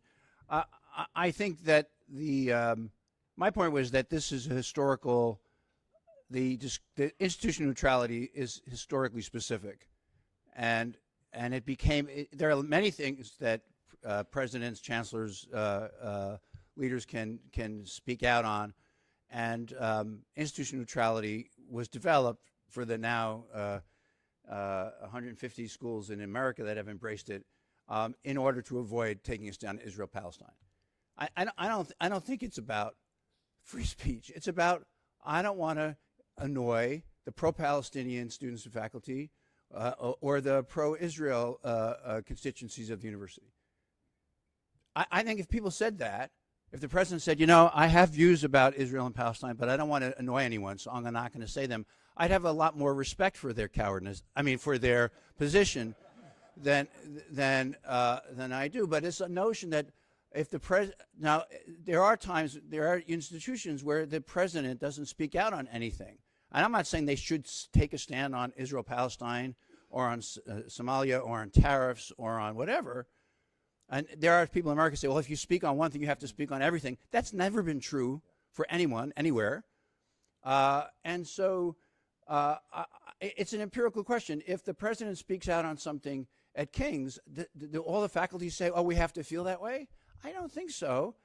I mean, if the president said you can only get tenure if you do this, yeah, that would be a bad thing. That would be a bad thing. But I think that this is extremely specific. And that's why I'm so suspicious of it. Now, I don't think presidents of universities should opine on Israel and Palestine. I don't think that there's a principle that they must speak. And so this is people who don't know what to say. They don't know what to say, so they say, well, I don't know what, instead of saying, I don't know what to say, because it's a terrible issue and it's very complicated, instead of saying that, they say, there's a principle of institutional silence. And that somehow stimulates more speech on campus, that everyone will feel at home. I think I think it's nonsense. I really do. I think that before October 7th, between October 7th and 1967, it was an issue for almost no one. And so I don't think it's about free speech and feeling at home. I think it's about fear of saying something that might be incorrect. I think, and you could tell because I speak up a lot, I think the way to find out if you're wrong or you're doing something incorrect is to say it, and then people will show you you're incorrect, and then you adjust. And that's that you model learning from speaking out. And I think in many cases, people running institutions, when they speak out, they're speaking out from an institutional position, but they're speaking as individuals.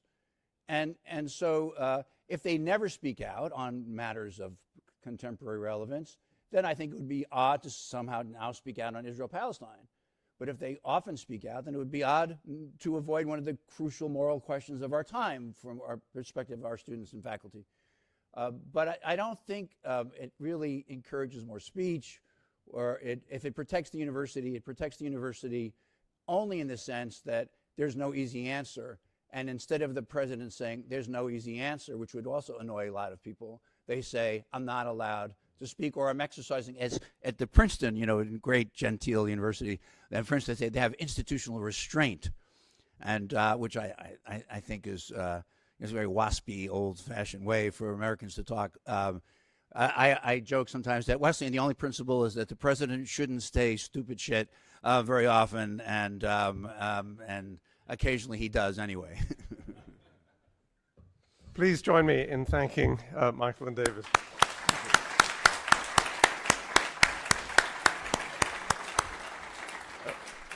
This is a moment at which you have a choice. So if you enjoy standing in lines waiting for coffee, you could go right to the back of the room.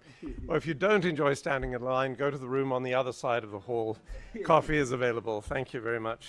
Can I give you a copy of my book?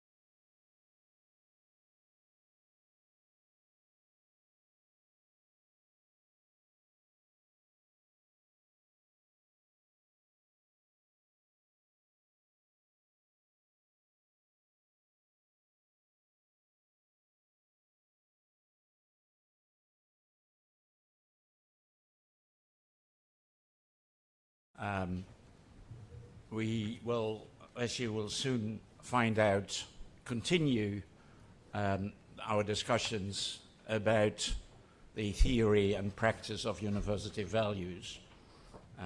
It was not framed that way in the earlier sessions, but I like to make that sort of a differentiation between what we say and what we do. And we will try to look at that from a different angle in this particular session. But before we do so, I cannot resist my eternal tendency to return to being a professor of ancient Greek. The question was put in one of the sessions before, why do we have this H in the Magna Charta? And the answer to that is the following. The word is a loan word in Latin from ancient Greek. And in ancient Greek, the word is chartis. And the word chartis in ancient Greek means a material on which you write, be it a piece of papyrus or any other type of writing material. And it was later on adopted by Latin speakers as Charta, and it was also spelled C-H-A-R-T-A. And it was also then, in those days, thought to mean the whole range from the material on which you write to the content of that writing, the document itself. It can mean paper, document, and so on. And the early statement of the Magna Charta movement was written in Latin. So that's why it always says Magna Charta Universitatum. And all these three words are Latin words. Magna Charta Universitatum could be translated as important document of universities or a big university paper, whatever you like. Now the question of pronunciation, is it Charta or Carta? That we don't know because we have very little gramophone records from old Italian Roman sources, people who spoke Latin or had spoken to people that knew Latin. And there are different traditions on how to pronounce these words. So whether you talk about Carta or Charta, it's all right. I prefer Charta because, as I said, my teaching was in ancient Greek, and this is a loan word from ancient Greek. So if you want to look like me, you do that, and probably most of you don't want that, so then you say simply Carta. So that's something that I could not make myself not say. And in the same vein, there was a lot of talk about the university independence and what that meant. The favorite word in the Magna Carta community is always autonomy. And again, autonomy is a Greek word. And it's not so much referring to the freedom of an institution or an individual, as well to the need for that individual or an institution to set his or her own laws. Autonomo. So it's self-rule. Autonomy means self-rule. It means it's the invitation and it's responsibility for universities to set their own rules, to think about who they are, what for, and what should be the compass they live by. So the emphasis is not on anything anarchistic or complete freedom from anything that's trying to steer them, but it's the need for the university and the ideal for the university to do that.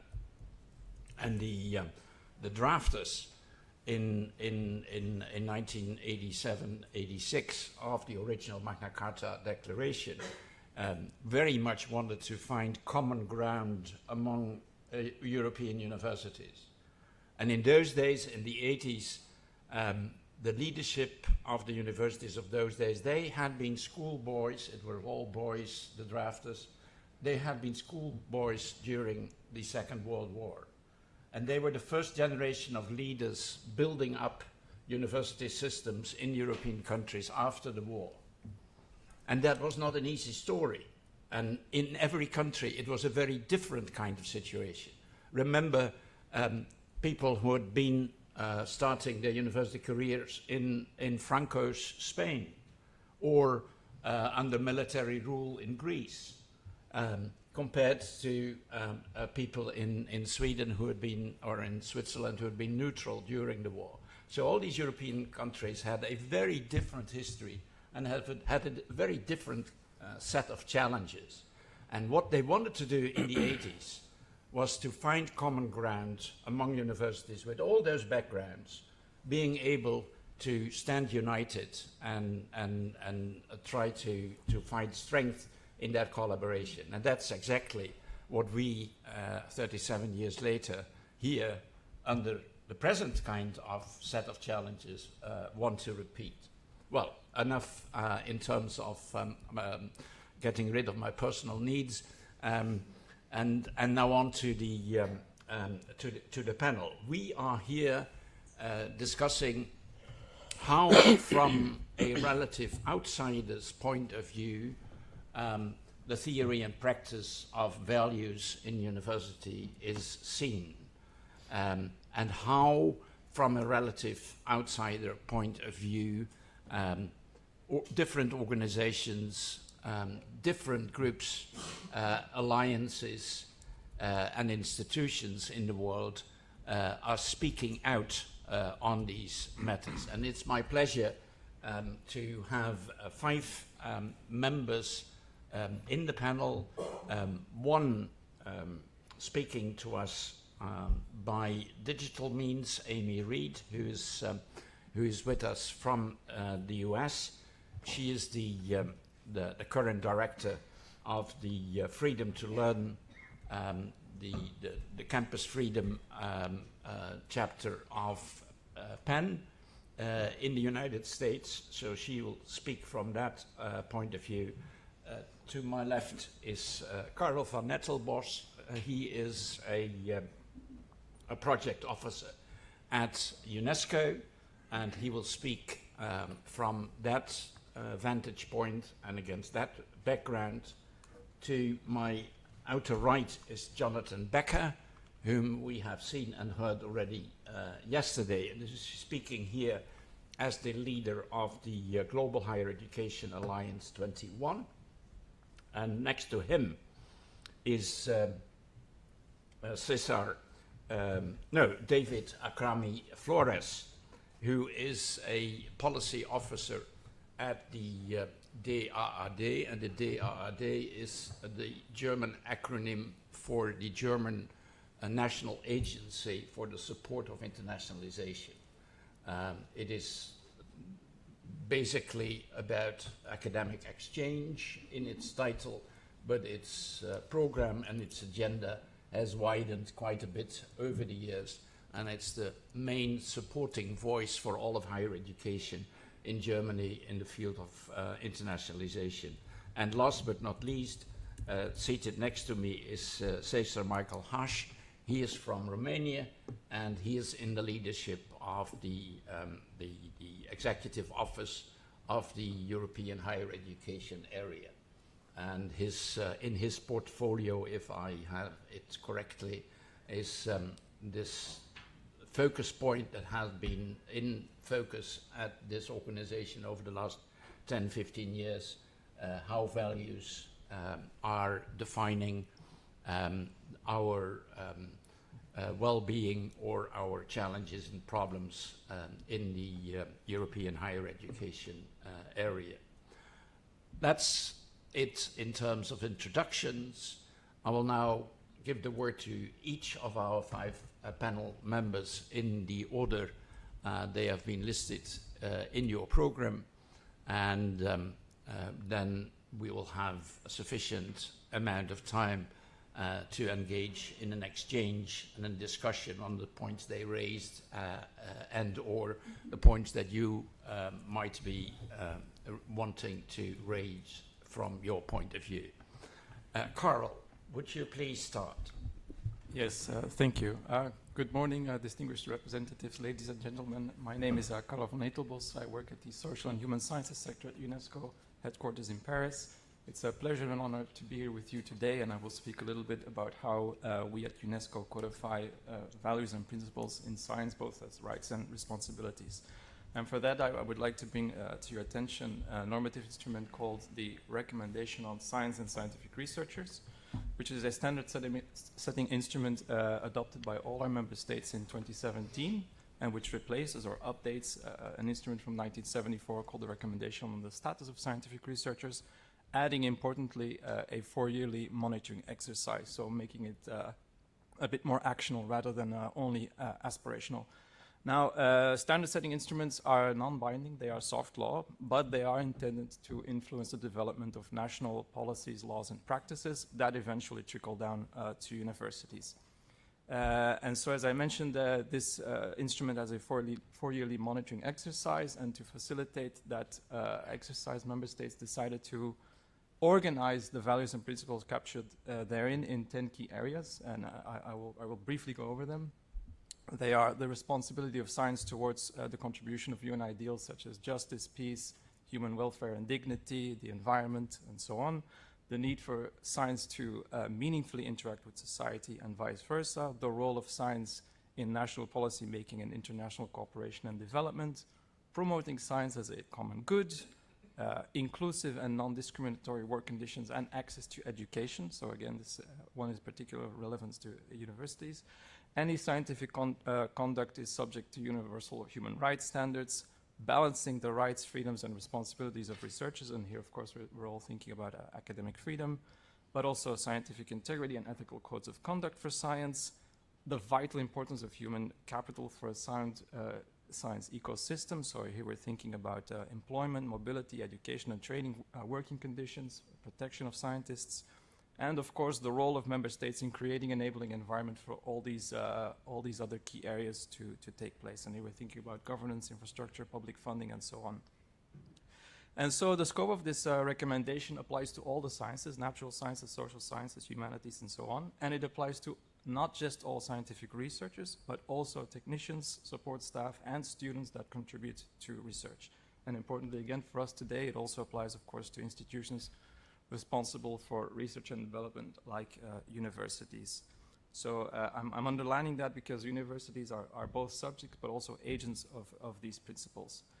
And so what are some of the recent developments? Well, I think coming out of COVID, we started to realize that there were some, and maybe before already, but it certainly gained track for us after COVID, that there were significant challenges facing scientists, with some studies by Nature saying that 1 in 5 scientists who spoke publicly about COVID received threats of violence. A study from Global Witness saying that nearly 40% of climate scientists have experienced online harassment.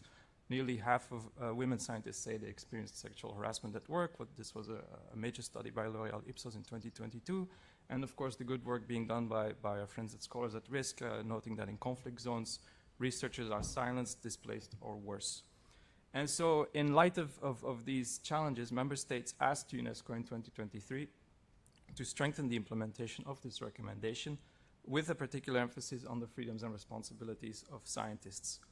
And so what UNESCO then did was organize dialogues with both scientists and with policymakers to understand the issues from both sides. And this eventually led the same year to the establishment of a program, a dedicated program on the promotion of scientific freedom and the safety of scientists.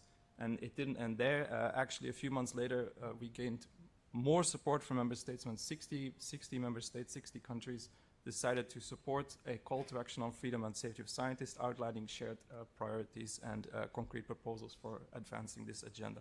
And these were member states from all regions, and not just the usual European Western countries, but everywhere. So what are the 5 pillars of this program that we are implementing? Of course, maintaining close engagement with policymakers, with member states to ensure political buy-in, but to understand the policy priorities. Data collection, analysis and monitoring to identify gaps and gather evidence on trends and challenges. Enhance institutional capacities to improve policy and institutional frameworks. Advocacy and awareness raising at major events like this one, for example, and of course very important forge alliances with a broad range of stakeholders, including universities, member states, RGOs, NGOs, and so on, to amplify this message and come up with joint initiatives, because we are just one agency. Obviously we can't do everything. I'll end with a few examples, concrete examples of what we've been doing. We built capacity in 6 African countries, leading to better aligned national STI policies, science and technology innovation policies, with the principles in the recommendation, and these include there are policies that are now more focused on gender equality, that are have an explicit reference to scientific freedom. We've published reports on data trends and typology of threats, on African perspectives on scientific freedom. Most recently, we've published a report on the status of scientific researchers in Ukraine, and now we're currently conducting research on monitoring mechanisms for academic freedom worldwide in institutions. So this, again, I think might be interesting for you. As I said, we just the recommendation has a 4-yearly monitoring exercise. We just completed the second one just this week, actually. It was adopted by member states in Samarkand. And I won't go into the broad findings, of course, because we don't have time, but as regards academic freedom, all of our many member states report broad coverage of this. So I don't know if this is, of course, what you find in practice, but we had 94% of member states reporting legal coverage that protects academic freedom. On the other hand, we also found that 34% have policies in place that restrict academic freedom, and the reasons for this are national security, classified information, sensitive research, but also to limit hate speech or to curb certain developments in biomedical research, and apparently also governmental authority over university governance structures, which I think is particularly relevant. Another thing that we're doing is the development of an assessment tool on freedom of safety of scientists, which will delve a little bit deeper, because the quadrennial monitoring exercise looks mainly at policies. It doesn't really look at outcomes. And so this tool will delve a little bit deeper. It will look at processes, at outcomes and perception. So do we have policies? Do they work? And how are they perceived? And this was a tool that was developed together with university experts, with IGO experts, but also with member states representatives. And it is something that we will, that is in the final stages, and we hope to roll out next year. And then one more thing, if you allow me. In Ukraine, we have been working with the national government and with the European Union to come up with an action plan that will protect scientists in the short term, as an emergency response, by allowing them to continue their work through remote access to laboratory equipment, ensure their livelihoods through grants, and of course provide mental health and psychosocial support, but also long-term rebuilding the STI ecosystem through the development of a scientific forum, joining scientists and policy makers, and ensuring that the national policies are aligned with international standards, such as the recommendation on science and scientific research. And I'll stop here because maybe I've already overstepped my time. Thank you. Thank you very much. Just one thing for clarification. If you're talking about a monitoring exercise, who are you reviewees? Are those the member states of UNESCO? Yes. So the reports you get are government reports on the situation in their countries. Yes, so we, of course, our interlocutor are governments, ministries. Usually it's the Ministry of Education or Ministry of Science that prepares these reports, but we do highly recommend that there are national consultations taking place, which incorporates the view of academia, of civil society, of the private sector, to get a holistic picture of what's going on. And the addressees of your findings and of these recommendations are also government members of UNESCO? Yes. Okay. Thank you very much. Well, let's then move to the outer right. Jonathan. So thank you very much. I'll try to keep this brief since I spoke yesterday. First, I want to give 2 bits of thanks. Thanks to the chair for explaining the H. It's been bothering me for a while, and now I understand where that came from. And second, I wanted to say that it's great that in an environment like this, we have both university leaders and folk from international organizations and non-governmental organizations. It is really often the case. I've been in a number of workshops, because I wear 2 hats from the Global Higher Education Alliance and from Bard College, where I'm the only person who represents a university and works on a day-to-day basis, and bringing the different people who work in universities and people who work in international organizations and advocacy organizations is really important.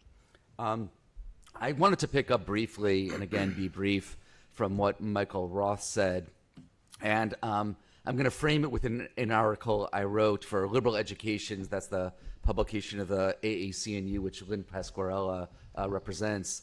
An article I wrote, I think it's 2 years ago, called Deeds Not Words, The Push for University Neutrality Harms Education and Society. And the general thesis is twofold. First of all, what Michael said, I agree with much of what he said, which is the push for neutrality can be extremely problematic. I'd say no more important than the issue of democracy, right? Should we be neutral to democracy? I told yesterday how I have a book coming out on Monday about student voting rights, and I do think that institutions should speak out about that. I think they should also speak out about access to education and other issues, and failure to do so harms the roles of universities in society. The second thing is that it's far more important to embrace a constructive engagement with society, right? With the strict understanding that neutrality might limit this, right? So, for example, we do a large prison education program, mentioned yesterday. Does doing that mean that we support the incarceral state and therefore we are compromising debate on the college campus? And I think that the answer is no. I think the words that I found and talked about and we've all been speaking about in Magna Charta's documents are extremely important. I also think that how we realize them through our deeds is really important, and that's what I want to talk about briefly. So the Global Higher Education Alliance for the 21st Century stands for three things above all: academic freedom, the civic mission of universities, and access to higher education. And these come together in deeds which I think speak to the value of the words that Magna Carta espouses. This is most highlighted through support of people who are either individuals, students and faculty who are displaced or refugees, as well as institutions which are in exile. So for example, we're offering programming for more than 2,000 displaced students on an annual basis. We have matriculated to degree granting programs more than 1,000 students who are displaced and otherwise would not have access to education. We tried to bring in, and Rob Quinn spoke, about Scholars at Risk program, which is a wonderful program, trying to provide opportunities for those scholars. These are the most vulnerable people, the people who have suffered most often from limits on academic freedom, to give them teaching opportunities with students who are displaced and not displaced, to give them pathways to careers. I think the most important thing we've tried to do is work with a network of institutions in exile. That's Parama University from Myanmar, which left after the coup. Smolny Beyond Borders, Bard College ran a partnership with St. Petersburg State University. We were the first university to be declared an undesirable organization in Russia, and we were named an enemy of Russia's constitutional order, which as a political scientist made me wonder what was Russia's constitutional order. But in any event, support them, faculty and students from there. The American University of Afghanistan, which was kicked out of Afghanistan after the Taliban takeover. We work with CEU, where Lviv was from, which was removed from Hungary, forced to go to Austria.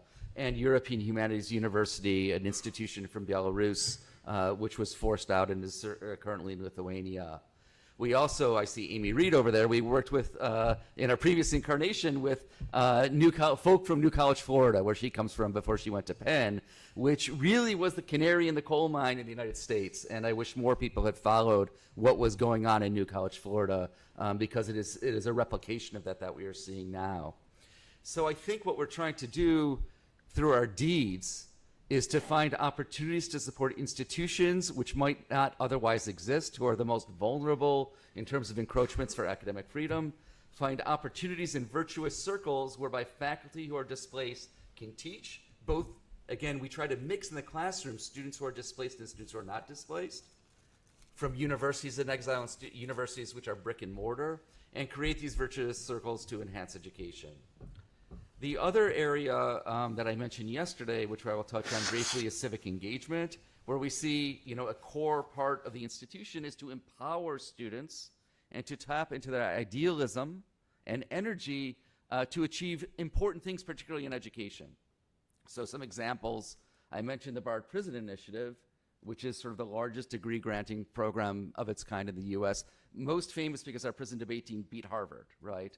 And that seems like a small thing, but it actually helped change the entire national narrative on the value of incarcerated students. And both Obama and Trump, let me say something positive about Trump, both of them supported financing incarcerated students through federal loans, which Clinton had taken away. But that was started by a student who pitched the president and said, there is a group of people in the country who don't have access to education, and we think it's wrong.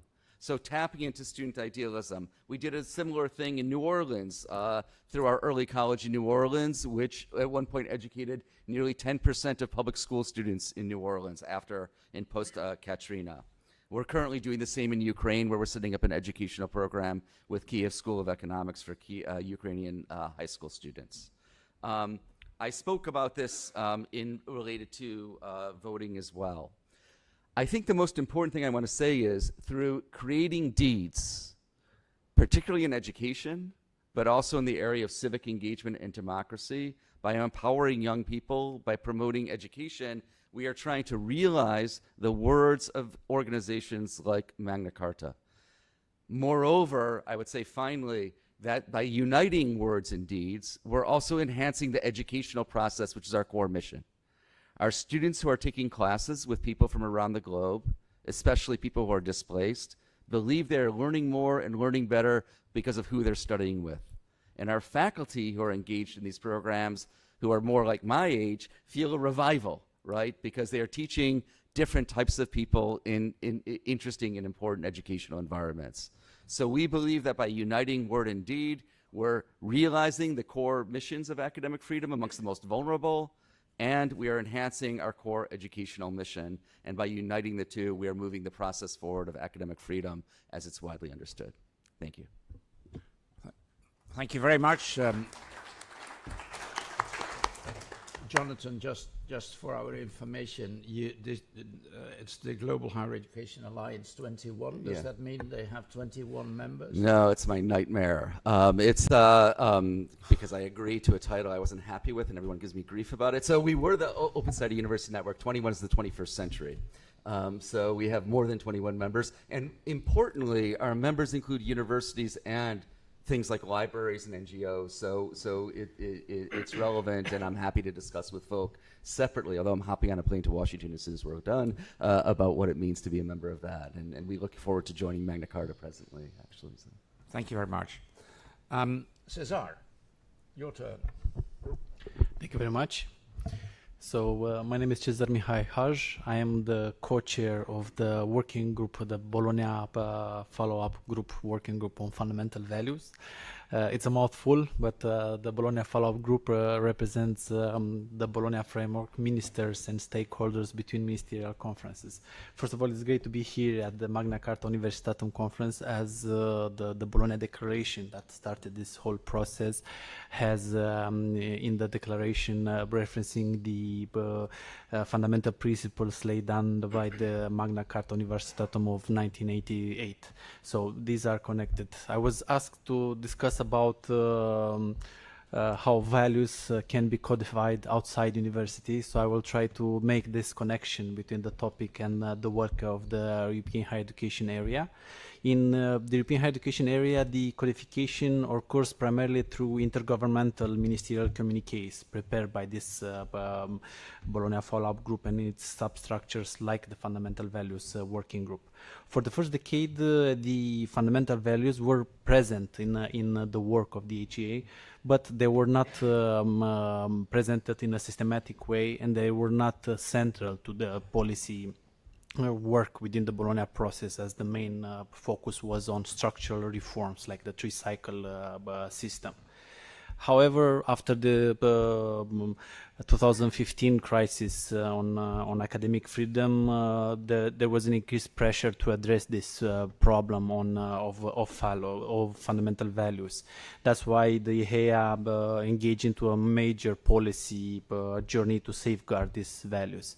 So in 2018, in the France Ministerial Conference, the ministers responsible for higher education agreed that within the European higher education area we have 6 fundamental values: academic freedom, academic integrity, institutional autonomy, student and staff participation in higher education governance, and public responsibility for higher education, but also of higher education.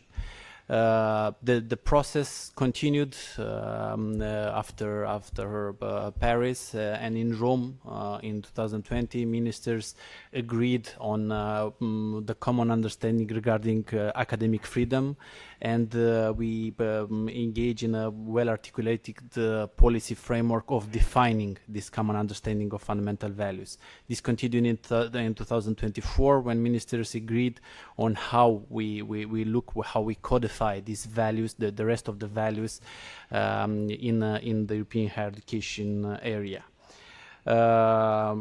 Governments within this process agreed also on concrete and explicit voluntary commitments to protect and to promote these fundamental values. This is one of the ways in which these values can be codified in the European higher education area. This required governments to enact new policies, to adapt existing policies in order to support the common commitments towards these fundamental values. Now, the crucial next step was to move from codification to assessment. We have agreed on a common understanding of these fundamental values, and the next normal step is to assess whether or not ministers fulfill their commitments towards promoting and protecting these fundamental values. So that's why the ministers tasked the BFUG to come up with a framework for the enhancement and monitoring of these fundamental values. In 2024 in Tirana, ministers agree that the proposed endorsed the proposed framework for monitoring these fundamental values, and tasked the BFUG to come up with a first pilot report on how the IHEA members are fulfilling their promises towards these fundamental values. This framework that I am talking about was basically proposed by the Fundamental Values Working Group and agreed on by the BFUG. And I'm glad to say that we have here in the room people that also contributed highly to this debate. Liviu Matei is one of the people that worked for this proposal. David is also a former member and co-chair of the Fundamental Values Working Group. Monica is also here, so it's not just one person, but a huge work.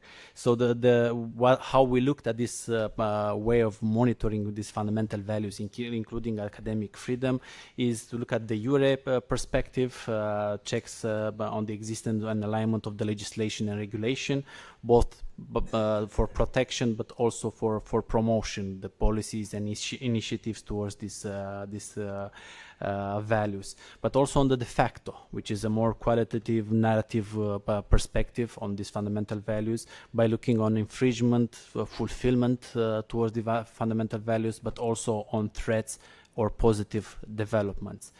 This is a proposal that now within the Fundamental Values Working Group, it's a huge discussion on how we deliver the actual implementation of the framework towards a final report to be presented to ministers in 2027. That is why the next ministerial conference that will be held in Romania and Moldova in 2027 will represent a milestone towards how the fundamental values will be upheld in the future. As with any monitoring process, there are a lot of challenges while working with public authorities to report how they do on fundamental values, including academic freedom, as you may expect, can be quite sensitive. That is why, from our perspective, it is clear that the new development within the European higher education area will be a cornerstone for maintaining the ability of higher education institutions to fulfill their mission within the higher education system. I promise the chair of this panel that I will save time, so I will leave the rest for questions at the end of the panel. Thank you very much, Cesar. And the number of member states part of your organization is huge. It's from Iceland to Armenia and from Kazakhstan to Portugal. Are all members that were once members still active and supporting all these things, or do we have to make an exception for Turkey, maybe Hungary, maybe Russia? How does this go? We have depends on the perspective, 47 members, which means 47 higher education systems, not necessarily 47 countries. Russia and Belarus are suspended from the European higher education area. So we have a huge diversity in terms of historical legacy, including towards academic freedom, institutional autonomy, and practices at national level.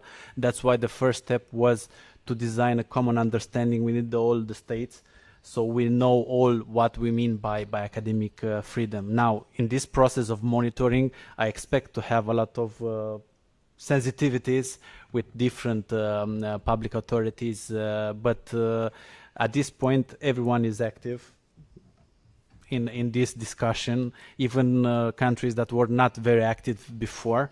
And I expect that we will have interesting debate towards this process that is not granted, you know, of managing to monitor the fulfillment of states towards these fundamental values. Okay, thank you very much. Then, David. Yeah, thank you very much. Cyborg, hello everyone. It's a pleasure to join this discussion from the perspective of the DAD. I think Cyborg has already talked about what we do, so I don't have to repeat that. I'd like to share how we at the DAD try to promote and protect core academic values.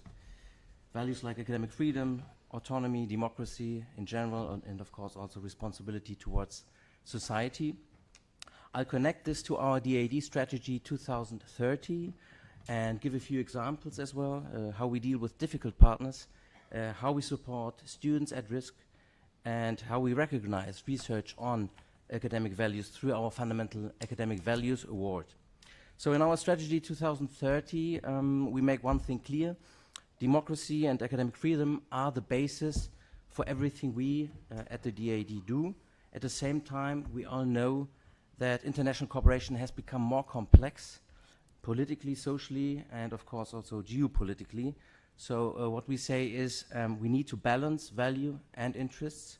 In German we call this a very difficult word, Außenwissenschaftsrealpolitik, kind of science diplomacy that is realistic but still value-driven.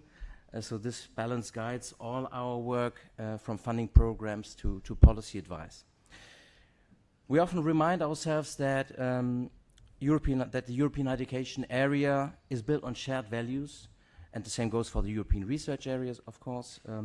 I'm sure Cyborg knows that back in 2019, the DAD and the Academic Cooperation Association jointly convened the Eberbach Appeal, calling on ministers and universities to reaffirm Europe's core values: academic freedom, institutional autonomy, and participation. Recent crises, the pandemic, populism, and even wars have shown one thing: these values can't be taken for granted. They must be defended and lived in policy, in institutions, and of course also in daily academic practice. And for us, that means academic freedom, autonomy, and social responsibility are not optional ideals, they are the foundation of international cooperation. A very strong example of how we translate fundamental values into action is our cooperation with Ukraine.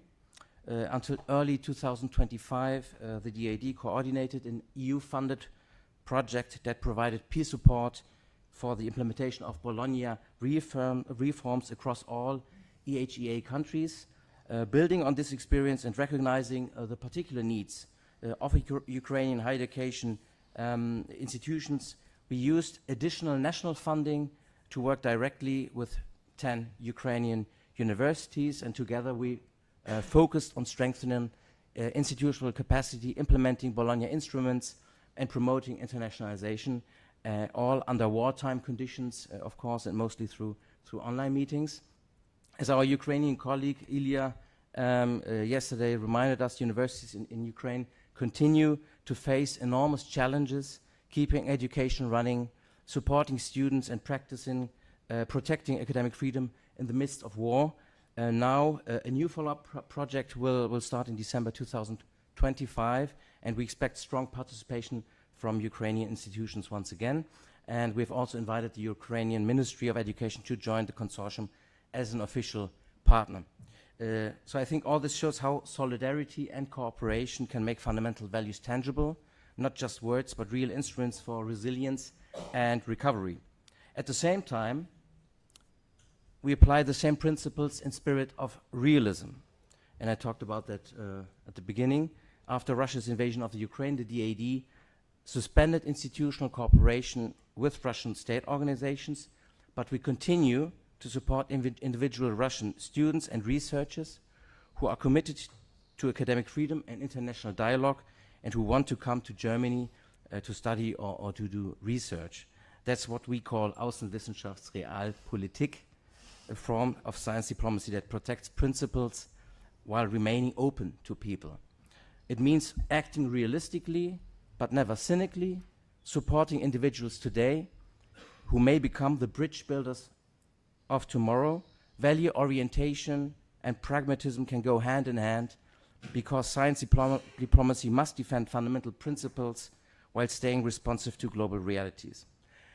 Another example is our Hilde Dumin program, named after the German poet and exile. It supports students and researchers who have lost the right to education in their home countries because of political views, gender, religion, or background. Through this program, they can study or continue research in Germany, but it's more than protection. These individuals often become future partners and advocates for academic freedom, even in countries where dialogue is difficult today. So this program is both an act of solidarity and an investment in the future, in trust, understanding, and shared values.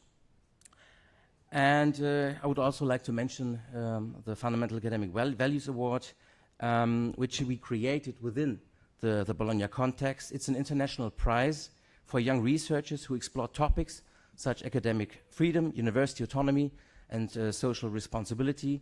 The award recognizes not only academic excellence, but also research that strengthens the ethical and societal foundations of higher education, and it shows that the commitment to fundamental value is global, diverse, and growing, and that these principles are living elements of international cooperation. And I want to thank all the colleagues that have been involved in the past supporting this award, and many of them are here today. Livio Mattei, Klaus Beiter, Sue Bergan, Patrick Dean, Robert Quinn, Thomas Estermann, who is not here, but Monica, maybe you can send him my thanks. And of course, sorry for all of those who I haven't mentioned, but those who are here, I just wanted to say thanks again.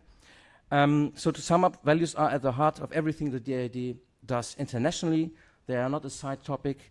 They guide how we build partnerships, design programs, and respond to crises. Our strategy 2030 calls for a realistic but value-based approach to global cooperation. Programs like Hilde Dumin and the Fundamental Academic Values Award makes this commitment visible and real. And even in partnerships that are politically sensitive, our message stays the same. International exchange must serve peace, understanding, and respect for human rights in a world where academic freedom is clearly under pressure. We see our role as both pragmatic and principled to enable international cooperation while keeping fundamental academic values at the core of what we do. Thank you very much. Thank you very much, David. And now, last but not least, Amy, the floor is yours. Thank you. Before I start, I do want to thank the organizers of Magna Charta and all of you present for allowing me to join you virtually today. I really wish I could have been with you in London. So thank you very much to all. In preparation for this panel, 2 questions were asked of me: whether university values were being recodified in the United States, and if so, by whom. I want to begin by noting that I am speaking from a liminal space, and not just because I'm here on a screen, but because I am both outside of academia, as I currently work for PEN America, tracking and pushing back against government censorship of higher education in the United States, and inside academe, because it was only just this past August, as Jonathan mentioned earlier, that I retired after almost 30 years on the faculty of a small public honors college that was the theater for a 2023 siege launched against higher education by Governor Ron DeSantis of Florida. I am then doubly concerned about rising threats to the values of higher education in the United States. The past 5 years have seen a rapid increase in efforts to censor higher education across the U.S., leading to a monumental upheaval across all sectors of education, from community colleges to well-endowed research universities. Unfortunately, PEN America's research has shown, problems with the screen here. So PEN America's research has shown that 2025 was a record-breaking year for state censorship in higher education. Between January and June of this past year, we saw more than 70 bills and policies introduced across 26 states to censor higher education. 22 of those became law in 16 different states.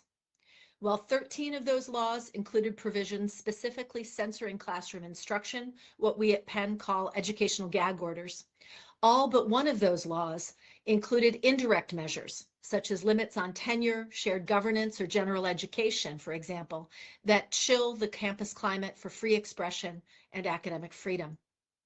6 states last year passed policies or laws for the first time to censor higher education. That means that now almost 40% of the US population, 40% in 21 states, live in states affected by higher education censorship laws or policies. That's a staggering number. So to answer the question, who is seeking to recodify higher education? State legislatures are at the forefront of the list, and not in a good way. Yet now the federal government has entered the fray, and with fury. From the slashing of federal research grants and financial aid, and the weaponization of accusations of anti-Semitism to delegitimize higher education, to targeted attacks on specific, well-known, mostly private research universities, the impact is evident and devastating. Medical research grinds to a halt. Faculty can no longer speak frankly with students about issues central to American studies, including gender, race, and immigration, and foreign students are literally disappearing from campus. Honestly, it's hard to grasp that so much has happened in just 10 months. The most recent manifestation of this federal effort to recodify university values is the coercive compact unveiled in early October. It offers universities a Faustian bargain: sign away their rights to autonomy in matters from tuition and curriculum to how to manage civil discourse and protest on campuses. Adopt narrow and unscientific definitions of biological sex, and subject international students to both quotas and ideological litmus tests. And for what? The government offers a vague promise of preferential treatment for funding, coupled with an explicit threat that those funds can be clawed back at any time. To be clear, the compact is censorial and discriminatory, a crude attempt to codify the subordination of education's research or education's search for knowledge to the priorities and sensitivities of the current administration. Censorship would be the price required for higher education to continue, but a censored university is no university at all. And yet, there is reason for optimism in the rising opposition to the government's codification of educational censorship. Universities, and even one state legislature have declined to sign the coercive compact, even as some universities have struck dubious side bargains. So far, only one college has publicly announced that it would sign, but that only underscores its position as an outlier in the sector. What's more significant and cause for optimism is the organizing that's occurring across the country. Change that is visible if you look for it in the emergence of new coalitions and for the centering of higher education's function for democracy and community building. I want to point to just a few signs of encouraging collective action. In April, we saw the launch of 2 statements from education leaders. The first, organized by the AAC&U, and Lynn Pasquarella is there with you today, and the American Academy of Arts and Sciences, and signed now by over 650 sitting college and university presidents across the United States. It calls for constructive engagement to protect the integrity of public and private higher education because, quote, America's colleges and universities prepare an educated citizenry to sustain our democracy. Second, I'll point to a pledge to our democracy, which was signed by over 140 former college and university presidents affiliated with PEN America, which goes further and calls for the creation of a coalition of education with state and local leaders, students, labor unions, and communities to stand up against authoritarianism. This is important. In June, a group of 275 business leaders, members of Leadership Now, published a letter in the Wall Street Journal calling on the government to restore higher education funding for research and financial aid and to, quote, uphold the independence of American universities. This is important. More to the point, just this past week, a student-led group called Class Action held a conference at Yale to launch their academic social contract, affirming that in a time of deep social division, we are unified by a conviction that universities can be engines of democratic renewal and a commitment to organizing for that future. For a more concrete example, last Friday was a National Day of Action organized by the American Association of University Professors, the American Federation of Teachers, and again, a number of student groups, including Students Rise Up, the Sunrise Movement, and the Campus Climate Network. The day featured events at more than 100 campuses nationwide and is just the start of this coalition's campaign. They have events in the works for next year and through 2028. These efforts by academic and business leaders, by faculty, and most importantly, students, to recodify the values of higher education give me hope. Thank you.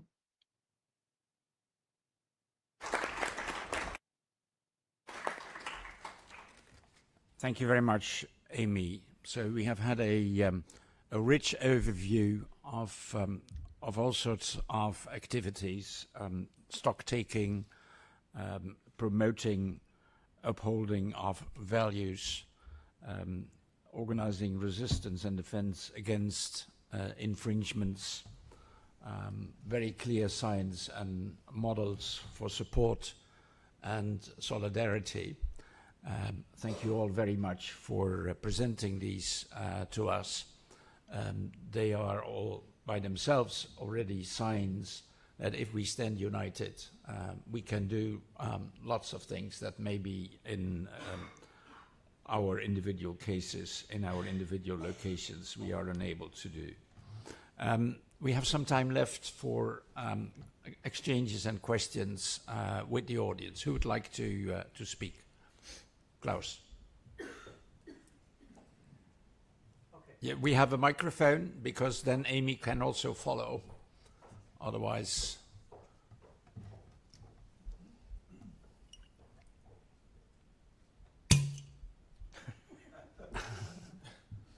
champagne. Thank you. Already. So my name is Klaus Beiter.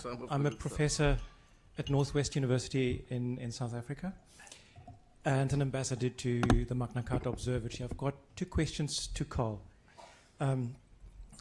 You said that the UNESCO recommendation applies to the humanities because the official definition of science in the document mentions natural science and social sciences. And there's a major debate actually in the academic journals whether it does include the humanities. and people have gone back to the German concept of Wissenschaft, to argue the case because the document is silent. So it would be interesting to hear your views on that. And the other thing is, one of my most cited articles is a critique of the recommendation. It is called "Where Have All the Academic Freedoms Gone?" I've got two issues with the recommendation. The one is the instrumentalization of science, saying what it all should serve as a purpose. We spoke in the previous panel about the usefulness of science, and there's an interesting article by Abraham Flexner from the 1930s speaking of the usefulness of useless science. So what room is there for that? And the other thing that I do not find addressed by the recommendation is the commercialization and the effect it has on academia, the bureaucratization.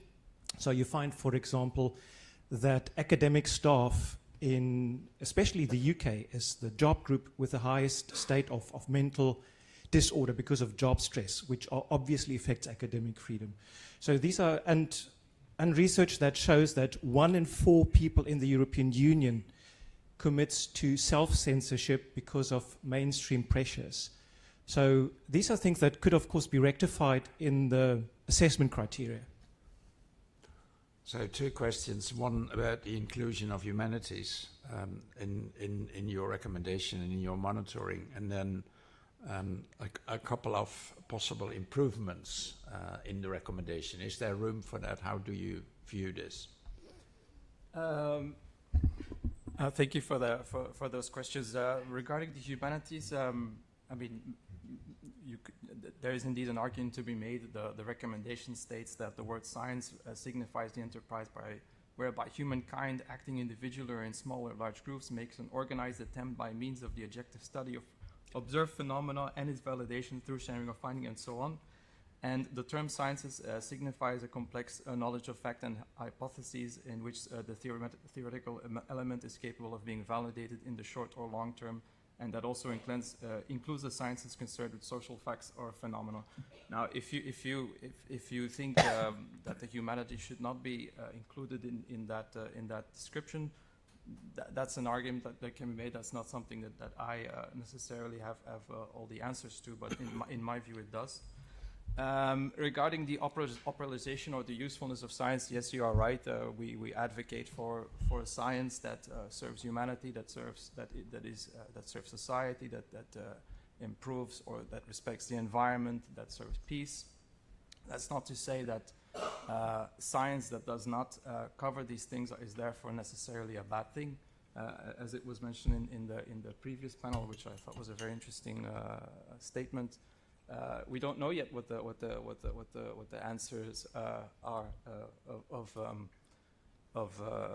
what the future answers or the future questions will be. So I think it is indeed important to keep that research. I don't think that the recommendation is necessarily against that. And then your question regarding commercialization was?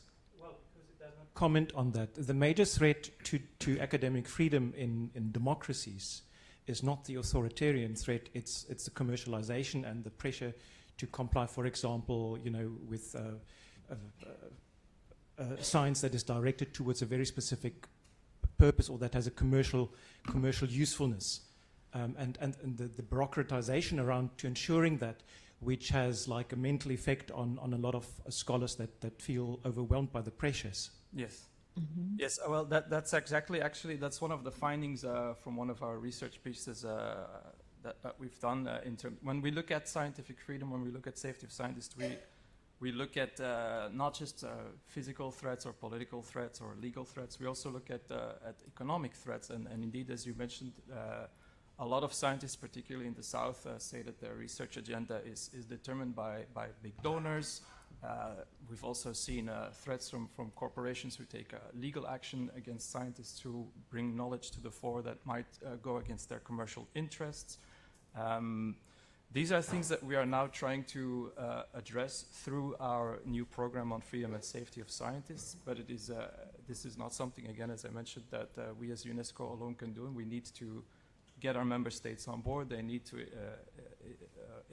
develop and enact policies, which we can do together with them, and which you always do in a form of collaboration with the scientific community, with the experts, because you feel the day-to-day threats or results of the challenges in this regard. All right. Yes, sir. Hello. I'm Pierre. I'm from Belgium, University of Mons. I would like to speak about emotion. We not just academics, we human, right? And we've been trained to have discussion in a very specific context. If I don't agree with you, I know that here I can talk with you, I can discuss, I can give you arguments. I will be listened, and you will listen to me both way. And we don't care if there is a winner at the end of the discussion, right? We've been trained to do this. And now you go to the real world outside, and you begin to discuss with people who don't have that rule. They don't respect any rule of that. And we just not prepared, actually. We've not been trained to discuss with people showing disrespect, never listening, and making shitstorm on social media, right? And I know that when I begin to discuss with this kind of people, at one point, my emotion level goes there and just overwhelm my rational thinking. And either I leave or I shout, and I'm not an academic anymore. So whatever the legal protection I've got, actually I'm quite well protected. I'm not prepared to discuss with people who don't share this rational thinking, etc. So how can we deal with this? And is there a trick, is there a toolbox somewhere I can use just to calm down and discuss rationally with people who are not rational? Thank you so much. Thank you very much. I think this is a valuable addition to the presentations that were made by the members of the panel, and certainly something to closely take into account. The only medicine that helps is experience. If you do this and you continue and you learn by your failing to deal with these nasty matters, then next time you do better, and next time do better. The most difficult thing is, I know from my private experience, and exactly this kind of a situation is the first time, because the first time then this happens exactly what you were pointing to. So, sure. Thank you, Mr. Barigan. I'm here as an independent, but I have a past at the Council of Europe. I would like maybe to pick up where Cesar talked about the 6 fundamental values of the European higher education area, and more specifically, the aspect of public responsibility of and for higher education. So my question would, in a sense, be, when we discuss academic freedom and institutional autonomy, in a sense, we're also discussing public responsibility, but should we be more explicit about it? We're living in an age where a considerable segment of society actually questions the use, the legitimacy, and the relevance of academic knowledge for deciding the directions in which we take our society. Is that something that universities could help improve by, going back to the initial session, by demonstrating their utility, not just the sort of immediate solutions to economic issues, but showing that research results and teaching results developed on the basis of academic freedom and institutional autonomy are actually indispensable to our societies. Now, the public responsibility for higher education, and that's an area where I think the US has a quite different approach than Europe, at least. Now, there are many do's and don'ts. There are some very clear do's and don'ts when it comes to how public authorities exercise their authorities, but there are loads of gray zones. You know, academic staff need labor protection, where does that interfere with the need when you're running a research experience, for example? Is it legitimate for public authorities to say that a certain part of our country needs better provision of higher education? But where does the public authorities overstep their authorities if, for example, they establish study programs disregarding the views of the Quality Assurance Agency? So there are lots of examples like that. And my question would really be, to what extent can an organization like the Magna Charta Observatory also help making different aspects of public authority is a part of the discussion of academic freedom and institutional autonomy? Thank you. Thank you very much. Sure. Cesar, you were mentioned in the beginning of the question. Yeah, but I think at the end the question is more about what can Magna Carta do about this. As I'm not a member, I'm actually a representative of a public authority, not even an academic. I have different views of this. Just my 2 cents on this. I do believe that when we discuss about values, you cannot discuss only about one value. We have discussed here more about academic freedom, but it's not just academic freedom. You cannot discuss academic freedom without institutional autonomy. You cannot discuss institutional autonomy about the public responsibility for higher education, but also of higher education. And this leads to the discussion prior about how universities are viewed by the wider public. And this leads to the trust within institutions and what the universities can do or should do to be acknowledged as knowledge builders within a community. So it's not a simple answer in terms of how you approach this, given this intricate connection between values. But I would give the floor to the representatives of the Magna Carta Universitatem to see their perspective on this. That's an open invitation.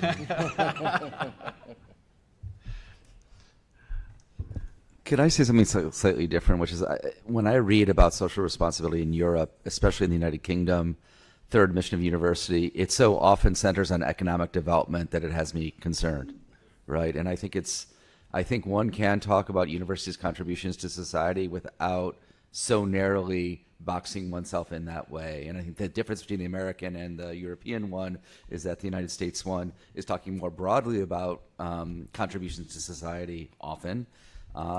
And yeah, so I think that's that narrow economic argument, which is overly relied upon. I was reading about British university statements a couple of weeks ago. It has me concerned, and I would not make that the strategy of Magna Carta or anyone else for that matter. That is most certainly true. On the other hand, I remember an international conference some 10 years ago organized by the International Association of Universities in Montreal on universities' role in social innovation. And in those 2-3 days, we were given beautiful examples of roles of universities who were deeply engaged in societies and really helped making a difference, both on a local, even district scale and on a national scale. And what we concluded after those days of meeting there, that much of that was simply not seen, was not shared. Yeah. It was not even shared by those universities themselves.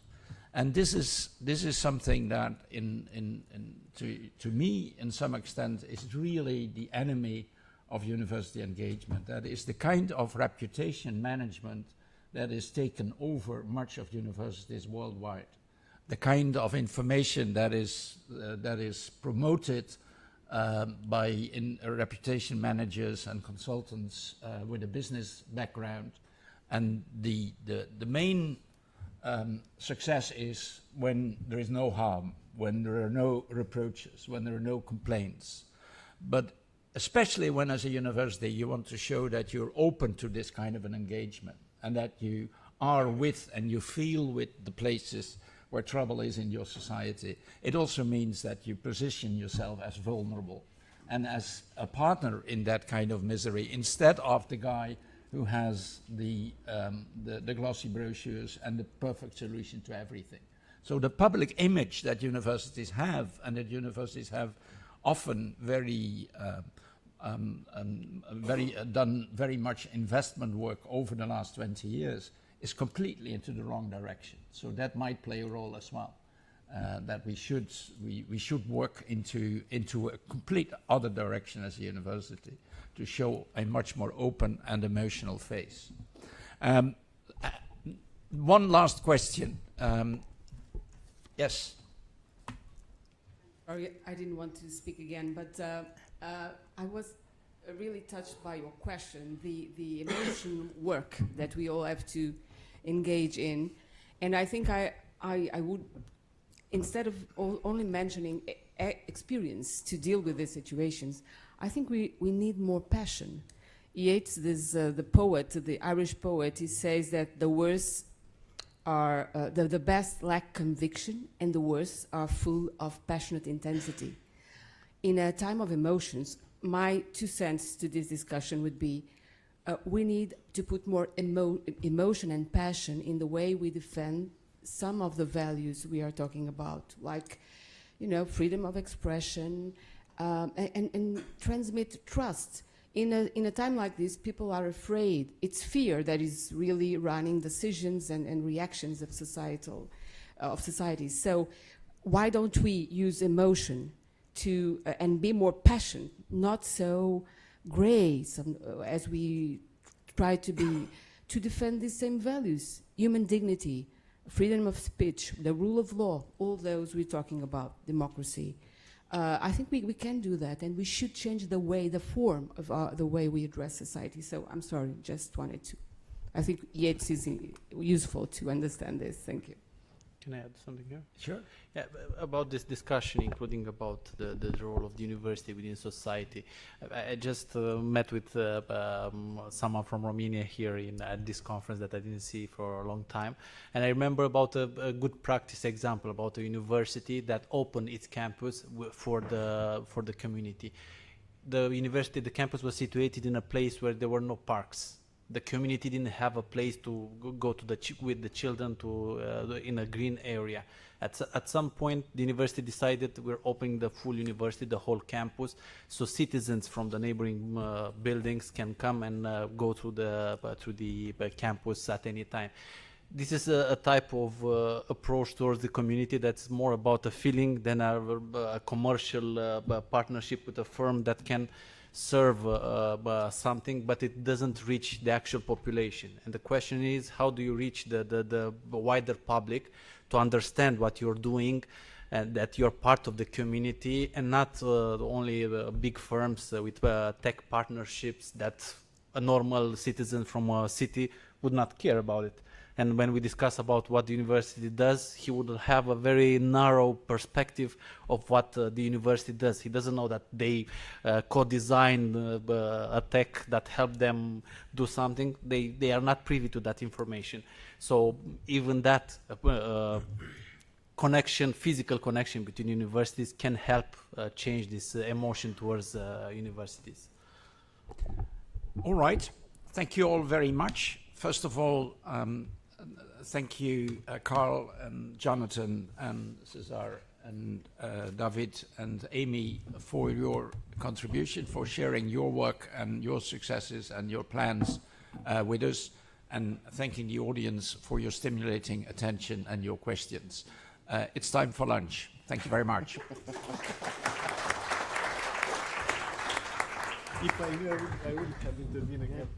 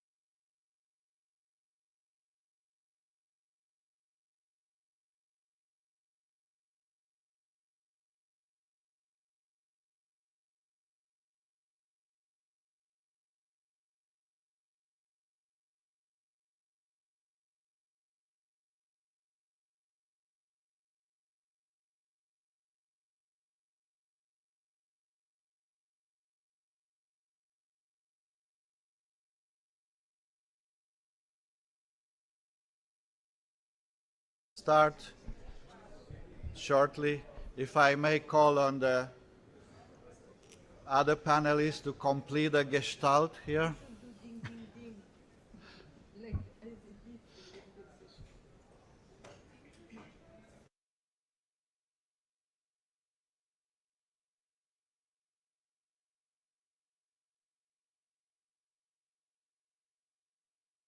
Engage in a deep conversation. Who can find her? Go and scout for her. Maybe she missed the time. We have a good student, very disciplined. Well, I hope. This is her laptop. Yeah, this is her laptop. Yeah, we can wait a couple of minutes.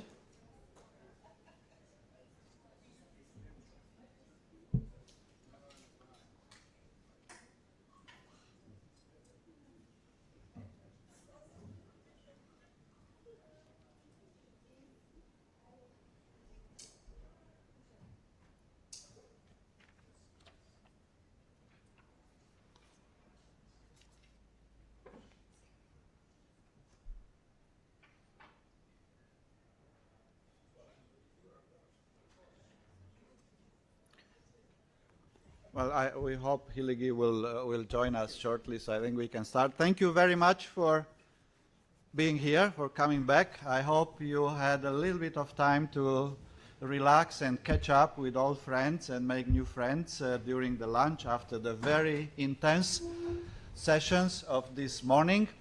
So for this session, I will proceed with a very short introduction of the topic.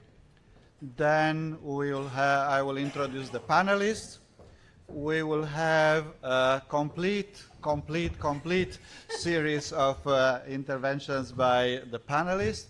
I hope that we will be able to stop this series within 40 minutes or so and to give more time for discussion, assuming there will be discussions, questions, comments, suggestions. So that's the idea, that we save more time in this session for discussions. So about the topic, and I think it's quite easy for me to introduce it, because this panel is in a way a continuation and also trying to provide a more balanced view to the previous panel. We discussed about external views, primarily external views in the previous panel with regard to the conceptualization of values in particular. Now we will discuss more about internal views from within higher education, but we are also able to provide more balance in terms of gender representation in this panel, because you might have been struck, as many of us were, about the previous panel in this regard. All good people, even men, can be good people. Yes. So, but why have we proposed this topic, and how does it fit within the general pattern of our conference here? You know, what are universities for? So one question that we are asking ourselves quite often is, when we talk about values, how do we know what they are, what they mean, and how do we know what to do about them? And you have seen in the previous sessions that very often we are confused or we disagree. Oh, I am doing the rules. I codify the values, the legislature of Florida, for example, or Texas, or the UNESCO. Others say, no, this is for us in the universities to codify. Magna Charta is actually also codifying values. So there is a multiplicity of what I propose to call frameworks of reference. So when we think about values, we tend to place ourselves within a particular framework of reference, which can be institutional at the level of a higher education institution, national, as we have seen here, there was discussion about laws, for example. It can be regional. Cesar Hirsch presented an all-European area codification of fundamental values, or even global. UNESCO or the UN codify some of these values. So the chaos is not that chaotic. We can put order in it while recognizing the fact that there are different frameworks of reference. And these frameworks of reference include, very importantly, codifications of one or several values, but more than that. They also include a conceptualization, to put it in more direct terms, a definition of that value. And often, not always, they contain guidelines. How should one go about that value? And or institutional mechanisms. Who is in charge of implementing, enforcing those values and those conceptualizations of the value? We have a new law in England since 2023 enacted this year, which says that courts have a major role in enforcing the regulations about values. At the university level, we have a code of conduct which says, no, this is primarily the responsibility of a particular university committee, a student faculty committee. But there are very often, not always, so not only definitions, codifications, but also guidelines and institutional mechanisms, or even institutions about this implementation. Sometimes, these institutional mechanisms or institutions take the form of tribunals. The European Court of Justice has adjudicated on matters of academic freedom and institutional autonomy. The European Court of Human Rights. There are 2 UN tribunals that can at least nominally adjudicate in this. So again, there is some diversity there. Might look chaotic. There are often disputes and conflicts, but it might not be that chaotic. I think what we need to recognize is that a lot of this codification is done from the outside of higher education, as we have seen previously. Governments, academic freedom is sometimes codified in the constitution in some countries. It is a fundamental right, or in other legislation, or through jurisdiction.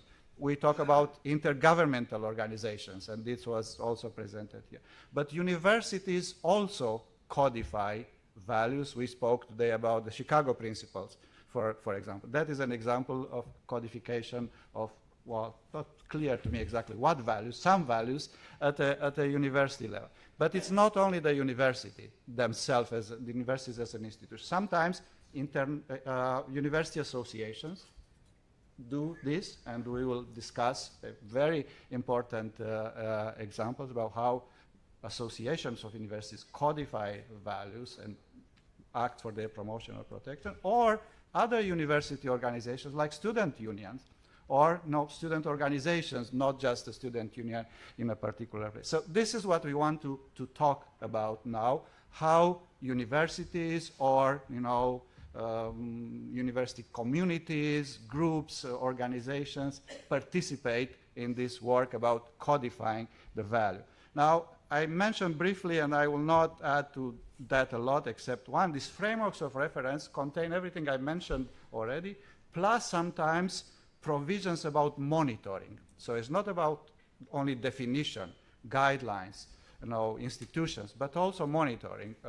Carl from UNESCO said we UNESCO have not only issued a recommendation about how should everybody in the world understand freedom of research, but we have a monitoring mechanism for it. Universities also sometimes do that, or university associations sometimes do monitoring, and that is very important, very often as a mechanism of implementation, as a matter of fact. And Cesar explained that in the case of the European higher education area, that's the most important implementation mechanism. Governments promise to do certain things. What will be monitored is, have they done it? And that is by way of reminding them what they have promised, and also as a little bit of showing good examples, giving this type of positive incentives to some and different types of incentives to others. So this is what we are planning to discuss, and we have amazing panelists here today who are knowledgeable about these issues, not only by virtue of their scholarly work sometimes, but each of them has done more things very concretely in this area. So just to introduce panelists as they are seated at the table. Jakob already spoke yesterday, so he works with the Global Student forum. I think what impresses me in their work, and which is relevant for this panel, is the educational aspect of their work. So they help to train student leaders, but that involves an education about the values. And this is something that I think is relevant for all of us in the university. We might have an excellent framework of reference, but do we know about it? You know, if I am a student and I believe my academic freedom is infringed, what do? Where do I go? You know, maybe that is not even a matter of academic freedom. So how do I do that? So there's this educational aspect which is very well illustrated in their work. Hillehy is Secretary General of the International Association of Universities with an amazing track record of work on the front of values in higher education at the International Association of Universities, and working very often in partnership with others around the world. So this is really a global, I would say, representative organization of universities, but also global in the sense that it partners with others from around the world. Monica is Deputy Secretary General of the European University Association, and you know about the organization, but there's one particular example I would like to mention here by way of introducing her, which is both about codification and monitoring. Monica was very discreetly but very efficiently the leading force behind the development and adoption and use of the autonomy scorecard that you in Europe at least all know. Every 2-3 years we have a report saying the degree of autonomy in higher education systems is this. But that was not, so that was always presented as a development of a tool, a monitoring tool, which it is, you know, and a very powerful, influential monitoring tool. But it is more than that, because what EUA did, and Monica had a huge contribution to that, was basically to conceptualize university autonomy, saying this is what university autonomy means in Europe. There are these 4 dimensions, and if the score is on this side, that means there is autonomy. If there isn't, it means that. So it was basically, I'm making it very short and trivial, I'm sorry for that, but this one is an exercise of creating not just a monitoring tool, but a conceptual model for university autonomy, which became extremely influential in Europe and outside Europe as well. Danielle Joly has a very long experience as a researcher and educator, and most recently she has been the chair of the International Advisory Board of the Global Observatory on Academic Freedom here at King's. Iris comes from Bochum University, and this is also, you know, we try to make an effort to bring colleagues who represent different perspectives. Iris works in the International Cooperation Office at her university, and as we all know from our own experience, there are many challenges and issues regarding values in international cooperation, and that has been also mentioned earlier today. One of the things that Iris has done is also on the front of education, helping to educate students, academics, also university administrators, which is not easy, regarding values in international cooperation. So this is one particular background that I think is very useful for our discussion. So now I'll really stop myself here and invite our panelists to make their presentation, and we start with Hillehy. Okay, thank you. Thank you for the introduction to this very important topic. So I would like to start by congratulating the Magna Charta Observatory for this very timely conference and for facilitating these important conversations. Happy anniversary to you. We celebrate 75 years, and together we've gone a long way since the development of the Magna Charta.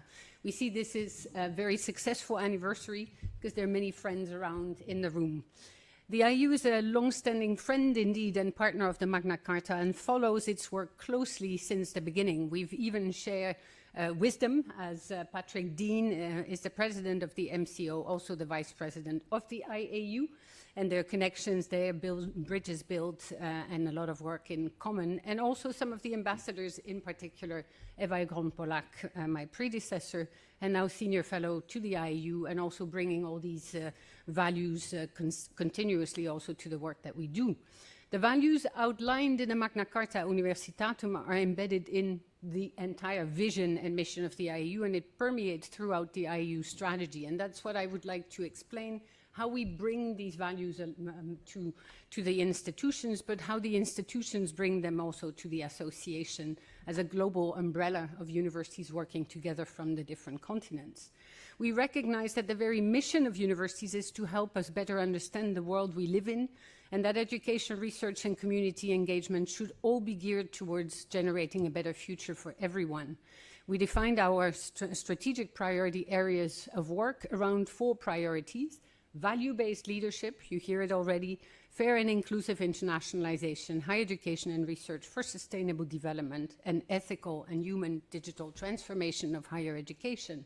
So 4 areas, and around that, a lot of advocacy for the role of higher education in society today. In addition, we've worked closely with our members from around the world, and with the Magna Carta in particular, and at the time, late Professor Calzolari from the University of Bologna, to define the set of values that we would uphold as an association. We defined the following ones as key, and it's already dated, but every time we test them on our members, and we realize that they still work, and that they overlap many of the conversations that we've had since yesterday. Academic freedom, institutional autonomy, and social responsibility locally and globally is the first of these values that we uphold. Second, cooperation and solidarity based on mutuality of interests and shared benefits. Third, tolerance of divergent opinions, freedom from political interference. Fourth, equity and access and success in higher education and open access to knowledge. 5, scientific integrity and ethical behavior as cornerstones of conduct for all stakeholders in higher education. The next one, higher education and research in the public interest. And then last and not least, quality in learning, research, and outreach. And then you will say, well, this is about everything that a university should do, and indeed it is, and it's being co-created and co-identified with the community and reaffirmed regularly. And what we invite our members to do each and every time is to sign a letter of commitment to these academic values. And so our members are very diverse from around the world. They come from many different, even walks of life, I would say. They're different in size, they're from different countries, but they all sign the letter. And then you may ask, do we have a monitoring mechanism to also see if then it is applied? That we do not have. But by the mere fact that they sign the letter, they have to read it, they have to put it on a letterhead, they have to send it back to us, we file it, and when a new rector comes in, we invite the new rector to re-sign the letter as well. So there is a commitment that institutions have to make, and that's kind of a first monitoring exercise. So we know, and we underline all the time, this dual nature of these values. They come with rights and they come with responsibilities, and that's what's defined in the letter as well. So higher education values are to be protected, and they have to be enacted, and that has been said all through yesterday as well. And as was said, academic freedom, for instance, is not only a right of scholars to pursue truth, but also a duty to exercise that freedom responsibly within ethical and methodological rigor. Giga Zidania yesterday talked about self-responsibility of universities, and that's indeed what universities owe themselves and society and all the people who come through the institution. Similarly, institutional autonomy implies accountability to the students, to society, and the pursuit of truth itself. The challenge then lies in ensuring that neither side, the rights or the obligations, overshadow the other. And the excellent panel yesterday with the student voices echoed these principles as well. So we have this very large diversity of higher education institutions and their organizations from around the world, and many sits here at the table, and it's very interesting to have that opportunity all the time to work together, to connect, to see where we stand and if it makes sense along the way in this fragmented world and challenges we face. So we promote and enhance the capacity of higher education to transform the lives, to build agency, to connect the diverse peoples, to generate and disseminate new knowledge, to create insights and find sustainable solutions to both the local and the global challenges, one of the calls this morning by the minister. Universities do that. There's no need to ask us to do it. That's what we do. This is how we aim to contribute to peace and human development. Together, universities and other higher education institutions shape, transform, and contribute to building more democratic, just, and sustainable societies. This is not the case everywhere, and that's where we continuously put it on the agenda and look at what we can do. In this fragmented global landscape, we must codify and reaffirm these ethical values and frame them so that they resonate with the reality on the ground. And we draw from shared academic traditions and contemporary realities. And we saw very good examples also yesterday from Durban University of Technology or the Technological University of Dublin. The Newcastle example, the Nicolas Ramirez University example. So there are these codifying examples in the institutions that then form a basis for shared peer-to-peer experience and exchange of practices and learn from each other where we stand and how we can implement these different values. There are internal charters, code of ethics, governance frameworks. They all are living documents evolving with context, yet they are anchored in universal principles. So we kind of contribute to creating a value literacy, something that allows to understand how through training, through dialogue, through leadership modeling, we help ensure these values are understood and not merely stated simply like that, but how they become embedded principles that permeate everything that a university does. So we offer support to university leadership through specific programs, and we really try and be at the forefront of standard setting, advocating for quality higher education. We create joint statements, so it's a lot of work that takes time and that really offers the opportunity to have always this dialogue around these different dynamics. We also organize continuously on a regular basis, meaning once a year, conferences around the world where we put these values at the center of what we do. This conference is an excellent example. It echoes what we did just 2 weeks ago in Kigali. We talked about building trust in higher education, and I saw with pleasure that many of you took the magazine that I was invited to put next to the door, where we really bring the community together to think about all these different aspects so that we bring it to their minds, not only through the communication, those that can come, and then through all kinds of other platforms that we use for debate and for informing. So we had conferences about leadership for changing public-private higher education and societal impact, transforming higher education for the future, university values in a changing world, and we rotate around the world because we want to connect the dots. So we go from Japan to Ghana, from Ghana to Rwanda, from Rwanda to next year to Perth with the president of the International Association being with us here, where we will discuss also other aspects, the digital transformation, what does that mean also for the values.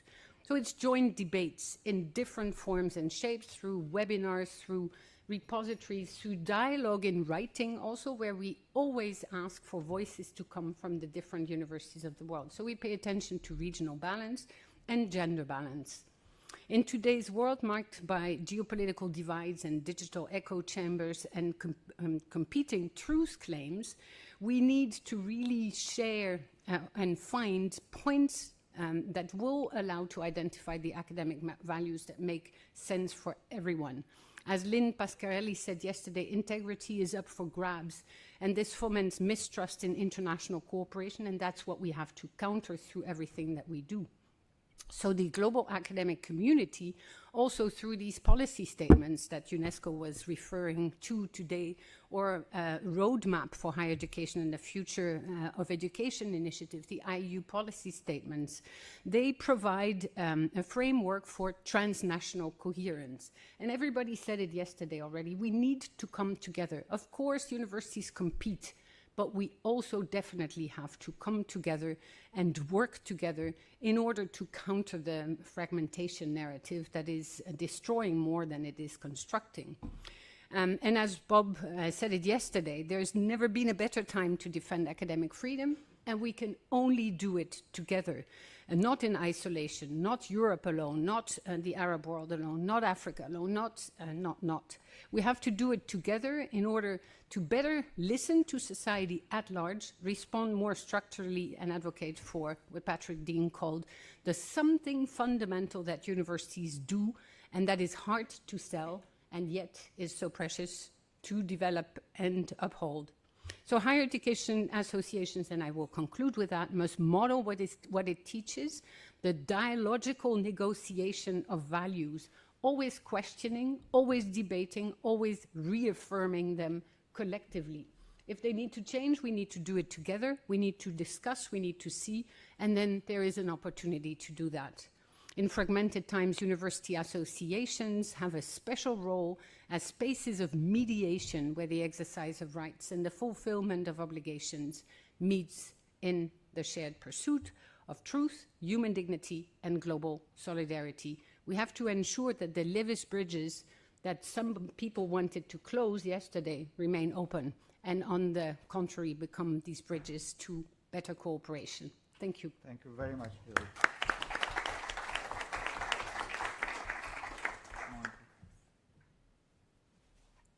Thank you. Is that on? You can. Hello? No?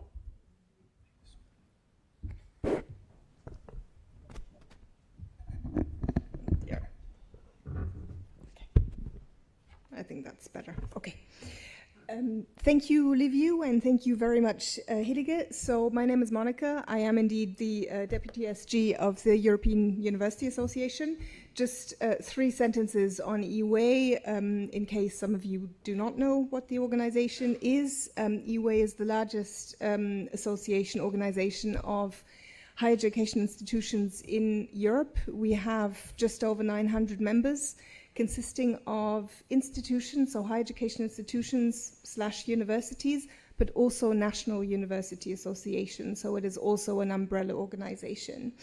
And I have to say I'm very pleased to be here because EUA is an early supporter of the Magna Charta Universitatum and of the Magna Charta Observatory. So it's a real pleasure to be here and be a part of this year's anniversary. So thank you very much for having me. So my brief was to give you a short description of EUA's engagement with university values, and I am very happy to do that. So I usually preface this slide with another slide, which is called What Are We Even Talking About?, which I think goes back to something Liviu said, what actually are values? And I can only answer this question from a perspective of EUA. EUA takes a relatively wide perspective on university values. So of course, thank you for mentioning that, Liviu. We have done extensive work on university autonomy. So that is a big element. Protection of at-risk scholars and more recently institutions and indeed students is part of our kind of values definition.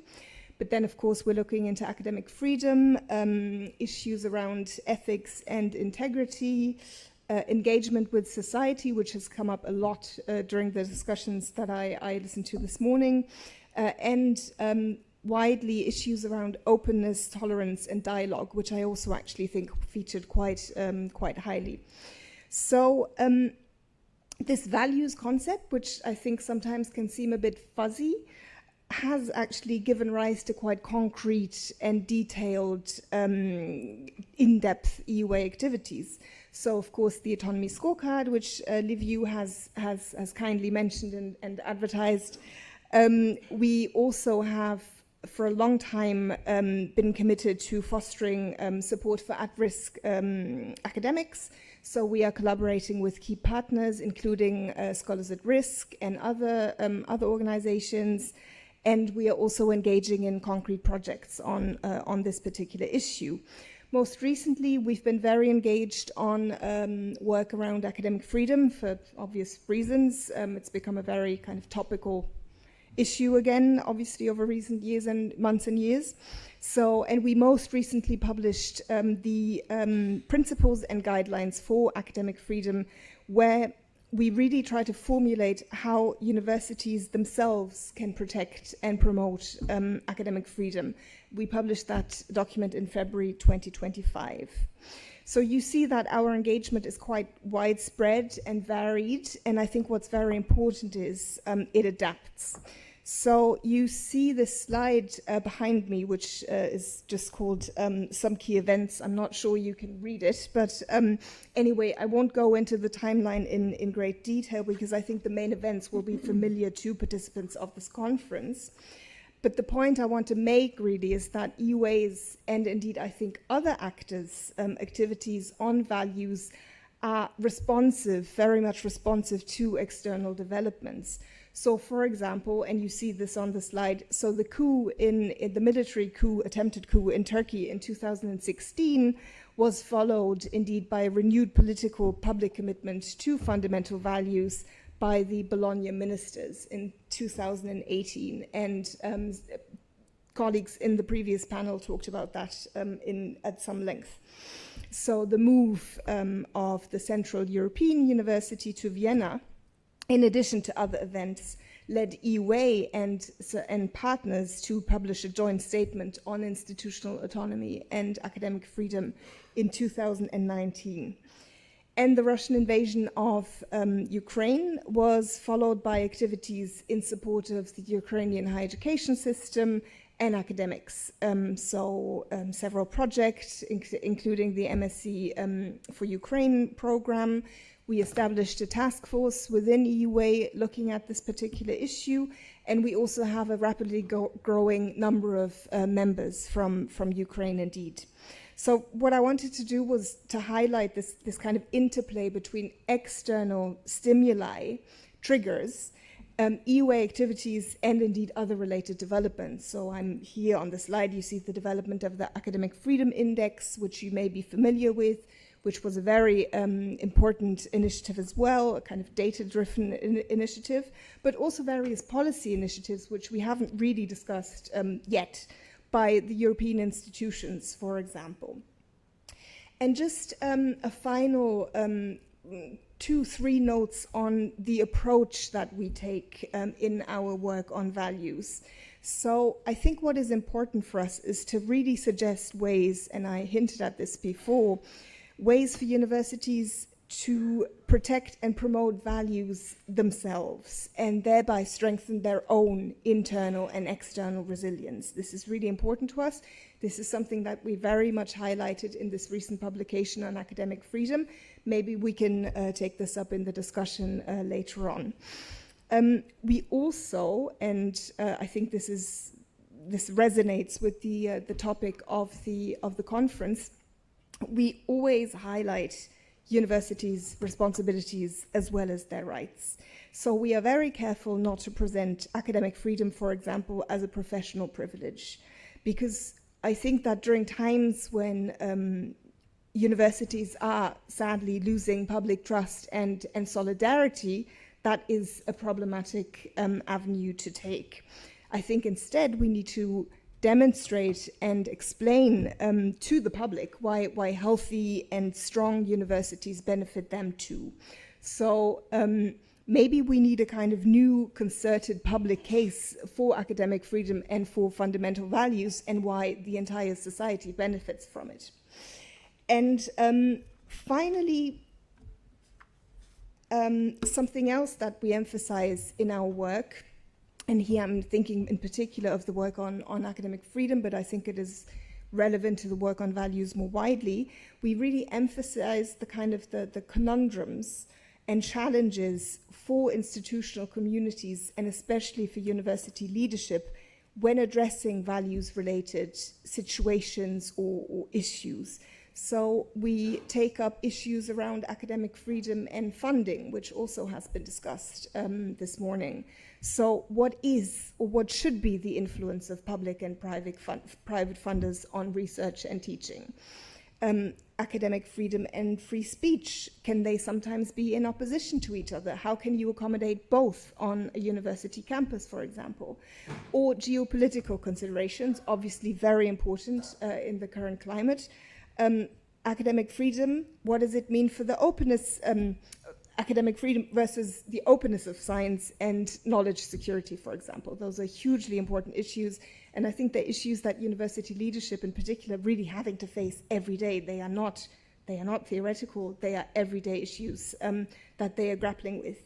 So I would finish on this and hand over to the next speaker. Thank you.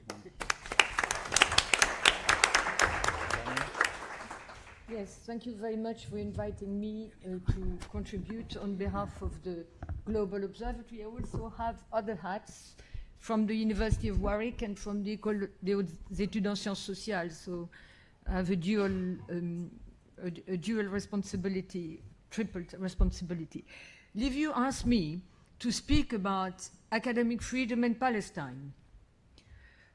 So I've taken the opportunity of examining the French case study to dwell upon two dimensions. One is the attack on behalf, at the hand of the government, against academia within that framework, and the other is identify what are the priorities in their response that academics are putting forward in terms of academic freedom. Of course, it's going to be oversimplified because time is very short. Let me preface it by saying that attacks at the hand of the government hasn't started on the 7th of October. It started a few years before with a concerted offensive accusing academics of being Islamo-leftist that constitute a gangrene in the university, in the words of the Minister of Universities. She launched an investigation against this gangrene, presumably to eradicate it, and accused also academics of being activists and ideologues rather than scientists. So totally undermining the scientific quality. The Minister of Education, at the highest level of government, they joined in the quarry. The Minister of Education accused them of projecting a world vision that resembled that of Islamists. And that declaration was made 2 weeks after history teacher was decapitated by an Islamist. So you can see the threat it represented. But anyway, let's turn to the 7th of October, which follows on directly from what preceded, where Islam was portrayed as the enemy from within and Islamo-leftist, the enemy from within the university. 7th of October, a succession of ministers of universities have, in a way, laid a cloak of lead among researchers and university academics. The first one, in October 2023, sent a letter to all presidents of university in the name of France solidarity with Israel to make sure that they would keep tranquility in their institution. The second one, Hetzel, requested a duty of discretion on the strength that academics are civil servants, discarding the fact that civil servants have a duty of discretion, but not academics, who are protected from it by 2 laws and a decision of the Constitution Council in the name of academic freedom. The Prime Minister intervened in the Sciences Po Administrative Council, which is no right to do, directly, telling them that the fish is rotting from the top. And then a law on anti-Semitism at university was passed with a train of sanctions. This induced quite an amount of self-censorship, denunciation, intimidation. And finally, a number of academics have been threatened, taken to the police, and one of them, famous case, taken to court for apology of terrorism. I don't have time to elaborate, but if you want, I'll explain in the questions. Finally, 3 days ago before I came, the Minister of Universities, yet another one, we change every 2 months,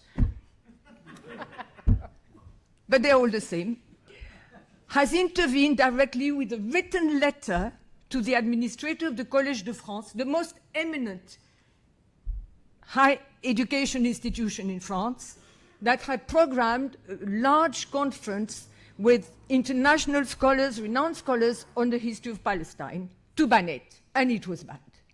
And it's the first time that he puts it in writing. In the past, it was done behind the scene.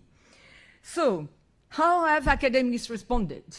Well, there was a flurry of protest. It's still going on at the moment.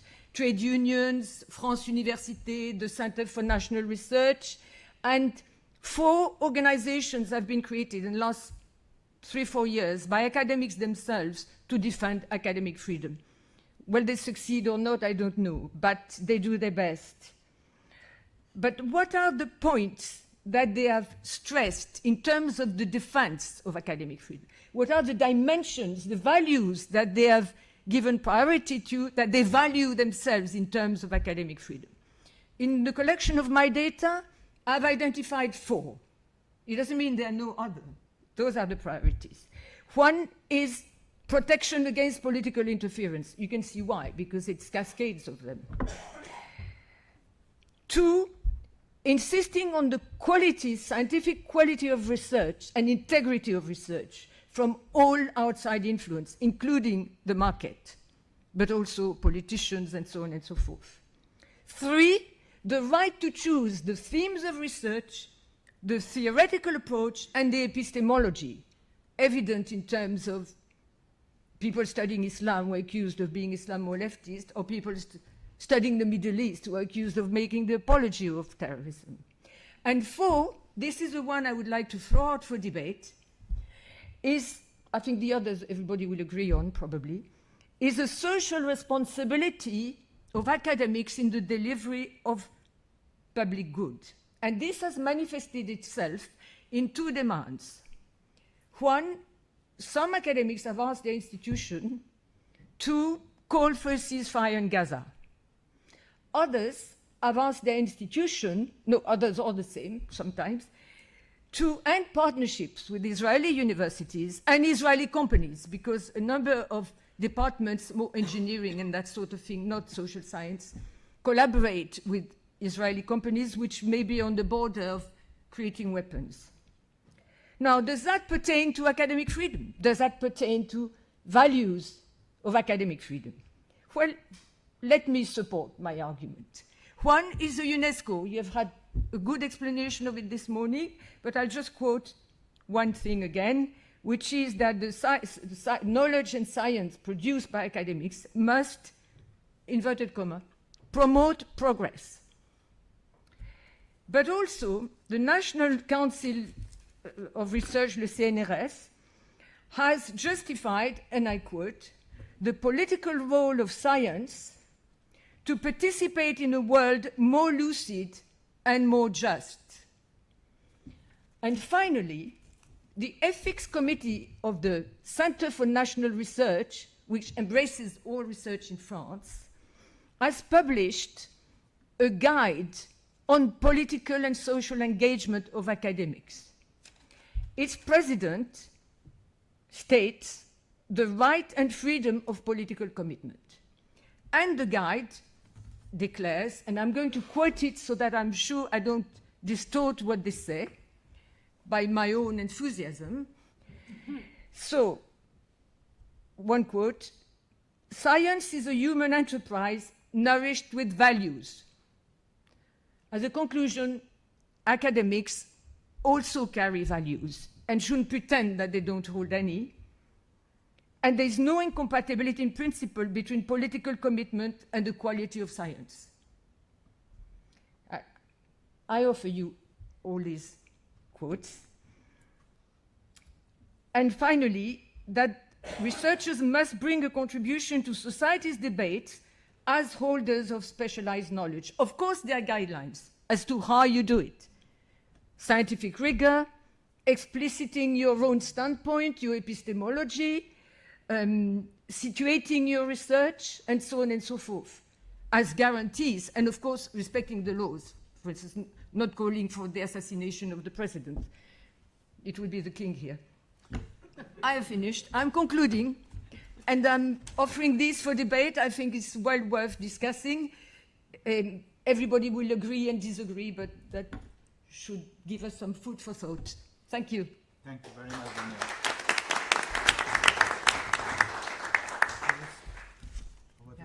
Yeah, it works. Yeah, thank you very much for inviting me. I'm very honored and privileged to be here. Yeah, my perspective is a rather different one because I'm working in university administration as a senior policy advisor for global engagement at Ruhr University Bochum. But I'm structurally located in the international office, which is responsible for all kinds of international and internationalization issues, including international partnerships and collaborations. And also a very focus on that kind of work is promoting students and researchers at risk. We have a range of programs ranging from fellowships to support mechanisms. And apart from that, we always thought that it's very important not just to focus on the concrete mechanisms and support mechanisms, but also to look at the value of academic freedom vis-à-vis responsibility of academics and the university community more broadly, including particularly also students, faculty, and administrative staff. We have therefore launched kind of what we call the University Without Borders program. I'm not so happy with the name, but it's kind of a little bit what the EUA had in its strategy on University Without Walls. So the idea that apart from academic responsibility, it's also about global social and civic responsibility, and that we should think that as much as is possible together. So I would kind of like to highlight some of the things and projects and initiatives that we do, particularly as Livia has asked me to look at what we do with regards to staff involvement and training, and with regards to involving students and faculty and early career researchers in that endeavor. We have initiated, together with Scholars at Risk Network, I don't know whether you're aware, the Scholars at Risk Network is offering kind of a really interesting program for Scholars at Risk student advocacy seminars and legal clinics, where students actually get the opportunity to promote via human rights and public policy and academic advocacy, academic freedom, but also in promotion of wrongfully imprisoned scholars, falsely displaced or otherwise exiled scholars. So that gives us a huge opportunity to involve faculty, early career researchers, and students at the same time, because we're running it not as a program of a particular study program, but we are running it as a university-wide module that's open to bachelor, master's, and early PhD students across the disciplines. We are also involving a range of faculty from different disciplines and departments. And that's also something we want to stress. We run it together with our international partner institutions, because we do believe that this is an international global endeavor and that we cannot do it on our own. So one of our aspects is actually to see through how can we integrate aspects of promoting academic freedom and global civic responsibility through our different international networks that we are engaged with. And one of our networks, the Utrecht network, is a network of 30 European universities. It's been established a long time ago across Europe, so it's quite representative of Europe. And it's a network of internationalization professionals, and it works via task forces. And I think 3 years ago now, we established and founded a task force and what we call responsible internationalization and global engagement, where we look at how to promote academic freedom, solidarity, and responsibility in internationalization, in a fragmented world. And here we've come up also with an educational initiative where we now started to offer an international summer school together with the Utrecht University and the Utrecht Network, where we also train students, but also higher educational professionals that are interested in doing human rights and public policy advocacy for academic freedom and human rights of students and scholars more broadly. Apart from that educational thing with regards to students. We are also running staff training together with the Utrecht network. We had our first one this year at Aristotle University Thessaloniki. My colleague Alexandros Triantafilidis is also here. The task force is actually consists at the moment of 4 member universities. That is University of Bologna, University College Cork, Aristotle University Thessaloniki, and Ruhr University Bochum. We had formerly also University of Krakow and Strasbourg University. So we tried also to have this regional balance, and what's important for us, this regional perspective, and what do we mean with academic freedom in our institutions? How do we understand that? What do we mean with social responsibility on a global level? And we invite our also international networks like the Worldwide Universities Network, Scholars at Risk we work with quite a lot, but also the new University in Exile Consortium, to see how we can embed these kind of things in our teaching, learning, and in our staff training. So what I actually would like to bring across is how can we as institutions on an institutional level, and that's, I'm looking at the principles of the Academic Freedom Working Group, the principles to implement the right to academic freedom at institutional level. This is Annex 2. I like the Annex 2 because it really sets out what can universities do. Not what can governments do, but can regional alliances do it. What can universities do? And there's a range of mechanisms that are also kind of included in the principles that Monica just pointed out from the EUA. So we actually try to see what can we do to implement them comprehensively at institutional level. And yeah, with the Utrecht network, we also try to kind of find out how does that relate to internationalization, because we figure out that this is where it often starts first. We had the geopolitical fragmentation, we had the wars going on and conflicts in different countries in the world. We had a large influx from scholars and students at risk, which we all host as much as possible. And what we also found important is actually that we, as I said before, really do it together and really reflect on the values. What do we mean by it?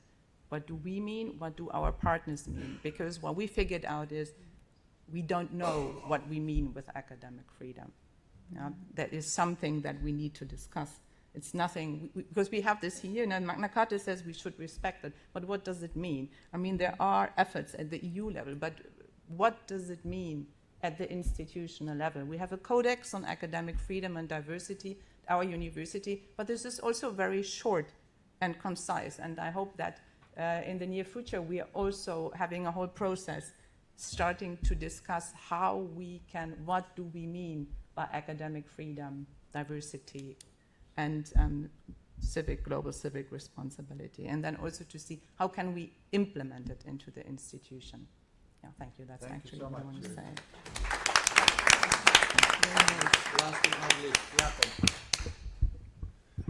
Thank you so much. So I think yesterday I also explored a little bit about what we do in the Global Student Forum and the work that I'm overseeing as executive director with capacity building and bringing people together and learning and growing the strength of student organizations. But there's really 2 core missions in the Global Student Forum, and one of them is the capacity building, and the other one is the representation. Because, as some of you might know, the Global Student Forum is not that old of an organization. It only came into its current form in the last 5-6 years. Before that, it was kind of more of a network, and before that, there had been international organizations trying to represent all students across the world. They had run into many different problems. Some of it was conflict and policy and politics that split across different barriers and ideologies. So in the work with setting up the Global Student Forum, it has also really been an ongoing conversation about, if we are to do representation, how can we actually do it? Like, if you go into a space, when I go and have meetings with people who work in other global spaces, I go to UNESCO and I say, representing all the students, they're like, that sounds great. How do you do that? And I think we have to be honest about how we do it, because it's not an easy task. And as we've said many times before, students come in many different shapes and forms and have many, many different opinions, not always agreeing on things. So in our mechanisms, what we've been trying to do is also say, can we create mechanisms that allow a space for discussion and debates and creating positions on different topics without undermining our diversity, without being able to, without saying that some people just have to accept this because this is where we stand. We need to have that kind of flexibility while also being strong in where we stand. And I think it's so counterproductive sometimes, and not counterproductive, but kind of like counterintuitive, but it's the balancing act we have to do. And I think the way that we have also been learning as an organization to deal with this diversity of voices really came into to effect after October 7th, where we just saw across the membership very, very strong opinions in many different directions. And people were not ready to come together and say, this is where the student stands. So I was going into meetings with some colleagues in New York, and they were like, okay, where's the Global Student Forum standing on this? Like, do you have a position? Like, there's some student protest at a lot of universities. Is that where you're standing? Or are you kind of saying, no, no, that's not us? And we really had a difficult time. And I'm not ashamed to admit that. But I think how we end up dealing with it is saying, all right, we are taking a few steps back. This is not the conversation we're having right now, because this is a conversation of conflict. And conflict is not something that has a solution. And as was said also in earlier sessions, some of these topics are enormously complex. And they are so difficult to engage in, even for people who work on it every day and are professional in it. So what we said is, all right, the things that are the fundamentals, the values that it comes down to, what are they? Do people have a right to education? They do. Do people have a right to protest? They do. Do people have a right to assembly, to free speech, and all those kind of things? And when we kind of separated the political discussion from the kind of broader values discussions, we were in fact able to have conversations, even across many different ideologies. And it made so that we could actually come into some of these spaces and say, these are some of the things that we see, these are some of the things we need to do, and these are some of the actions that we can actually take.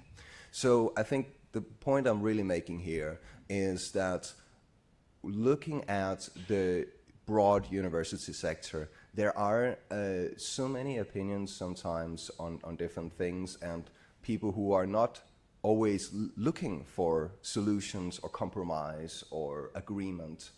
And that's the reality we have to deal with, and that's the reality we have to navigate. And sometimes people will exploit this, and this is what we have to be aware of. So for us, it's also about saying, can we engage in it? Because we cannot just sit there and be silent. We cannot just sit there and say, we came together, we found a solution, this is the conclusion, no more debate anymore. We can't do that. Especially because the kind of nature of the student movement is also something that changes so much. Like every year there will come new student representatives in who have different views, different experiences. And if we just sit there and say, well, 5 years ago, we decided on this. This is where we stand. That will not be democratic. It will not be true representation. So I think for us, we are constantly having these kind of conversations, and we try to reflect it in our approach to policy, in the efforts that we make in advocacy, but we also try to have it in our governance structures. So saying that there are student organizations in our membership now in 137 countries and territories, and they are mostly international and national organizations who then have local members, who have members at institute or program levels. So it's this kind of tree with roots all across the sector, who reaches so many different kinds of students. And for us, it's also about saying, can we bring the voices and perspectives of these students from that local level through an organized and structured way to the global level. So when we go into these spaces, we have different representatives in different spaces, or everything from, like, the World Bank has structures on financing of education, and we're in UNESCO, and we're engaging in work with the UN's Peace-Building Commission, and all these different spaces. When we go into them, like, we can actually claim to bring that voice in. But it's with this context that I'm setting up here, because otherwise it's simply not possible. So I think when you engage as university professionals and engage with your student bodies, it's also about understanding, like, the kind of realities that they are navigating in. And I think what we have in our experience from our member organizations is that, like, if they feel excluded from the processes that you are creating around them, they're going to do their own thing. And we don't want that in the end. We simply can't afford it, because there's so much tension in the world right now. So as a sector, we really need each other. That's my point. Thank you very much.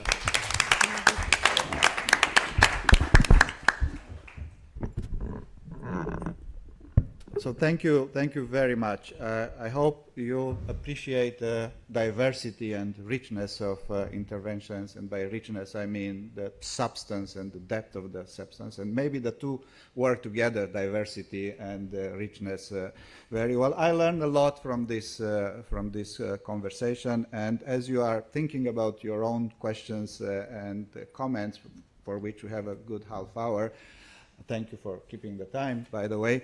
I would like to share a few thoughts, some of the things that I found particularly important, and maybe, at least for me, new. Maybe they are not new in themselves. So one of them is that, I think Hilly said this, universities don't only participate in the codification of values, and university associations and student associations, but university associations in particular help to negotiate in the codification of values between different actors. And Monica also said that. I think that is very important. University associations have a particular role in this regard, which is different from those of the role of the university. A second thought is that in these efforts at codification of values, the approach to values is both as rights and obligations, always. That's very interesting, because this is sometimes contested. We hear voices saying the UNESCO recommendation about responsibility of researchers says too much about responsibility. That shouldn't be there. It's all about rights.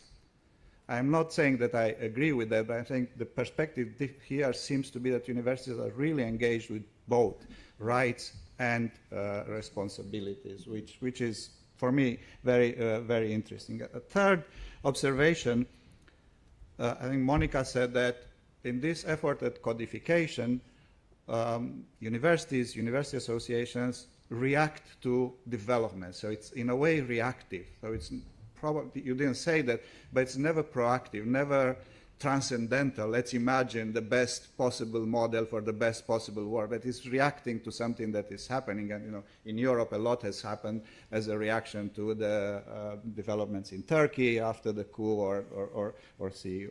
But here, very interestingly, and I heard this from what Danielle said, universities don't react only to developments in higher education, in the society, in geopolitics. They react to other codifications by others.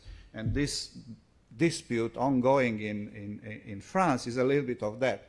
The current government and the previous government, all kind of levels of public authorities, had the particular new view about what academic freedom is, what institutional autonomy is, and it's not university that much, but members of groups from within the universities reacted to this, trying to put forward their own understanding. I mean, they don't have probably the power to codify formally unless they create a particular organization. But this is, I think, an example of kind of universities not just reacting to developments in the, whatever we call it, real life, but to codifications done by other. And, you know, we can discuss a lot about that. And indeed, I asked Danielle to talk about that because I think, you know, it would not be fair for a conference on values at this point in time not to talk about Israel-Gaza. And then yet another, I have two more and I finish. There was, no, there's a long-standing discussion about local and universal with regard to values in higher education. Is academic freedom a universal value, for example? If it is this not a colonial approach, because it would mean that we project, if not impose, a particular understanding of academic freedom from a particular region of the world to the rest? If it is not universal, do we get into cultural relativism? You know, when the European Commission sued Hungary for infringement of academic freedom, the Orban government said, we have our own values and understanding of academic freedom. You cannot impose this to us. I don't want to get into this discussion, but there was something very interesting that Iris said about responsibility and global responsibility. And that's very interesting in many ways. We heard the minister in the morning saying, don't forget about your responsibility to your localities, which is true and important. We will not contest that. But what I heard a little bit was that we do have a global responsibility at the same time, and we should not forget that other. So global responsibility is a global value in a way, the way I will put it. And finally, I will end with this. I spoke at the beginning about the need to educate ourselves, all of us, all internal university constituencies. And when I talk about frameworks of reference for academic freedom in particular, colleagues are asking, well, what can we do with that? And my answer is simple. If you have a good framework at the institutional level, you have to learn about it and use it, all right? It's as simple as that. It's not as simple as that. But yeah, if you don't have a good one, create one. Whose responsibility is? Well, it's the responsibility of the chief executive officer to ensure that there's, but there are others, Senate, student groups. But what I learned today, in particular from Jakov's intervention, this is maybe not just about education. For example, I am a great believer in the need to have, during the orientation week, maybe half hour about values and academic freedom for every new cohort of students. And find something similar for academics. You know, we at King's have to go through a number of modules on fire protection, intellectual property rights, GDPR. You know, I cannot get my salary until I graduate that module online at the beginning of the year. And that's good, unless should there be something about values or maybe particular values, just to learn maybe just, you know, what is the law that applies, law of the land, or internal. But it's not just that. I think that's what I heard. It's not just about education. It's more about capacity building and empowering. So it is about education, but more than that, empowering all members of academic communities where there is a need to act. So I'll stop here and I'll invite questions from the audience, and you better have questions because otherwise we'll continue talking at you.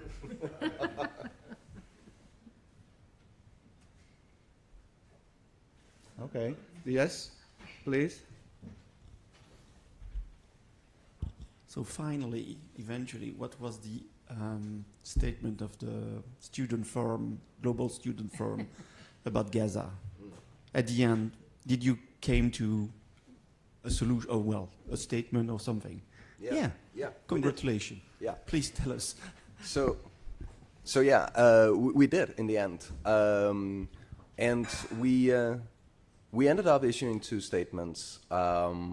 One that really kind of like, as I said, took a few steps back and said, like, there are these kind of fundamental values that are not being delivered on right now, and that is a problem. And kind of taking out all these kind of like trigger words and formulations that was impossible for parts of the membership to accept, made it possible to say something. Because we reached the conclusion that it was better to come together and say something about the fundamentals than not to say something at all, because that would have been terrible.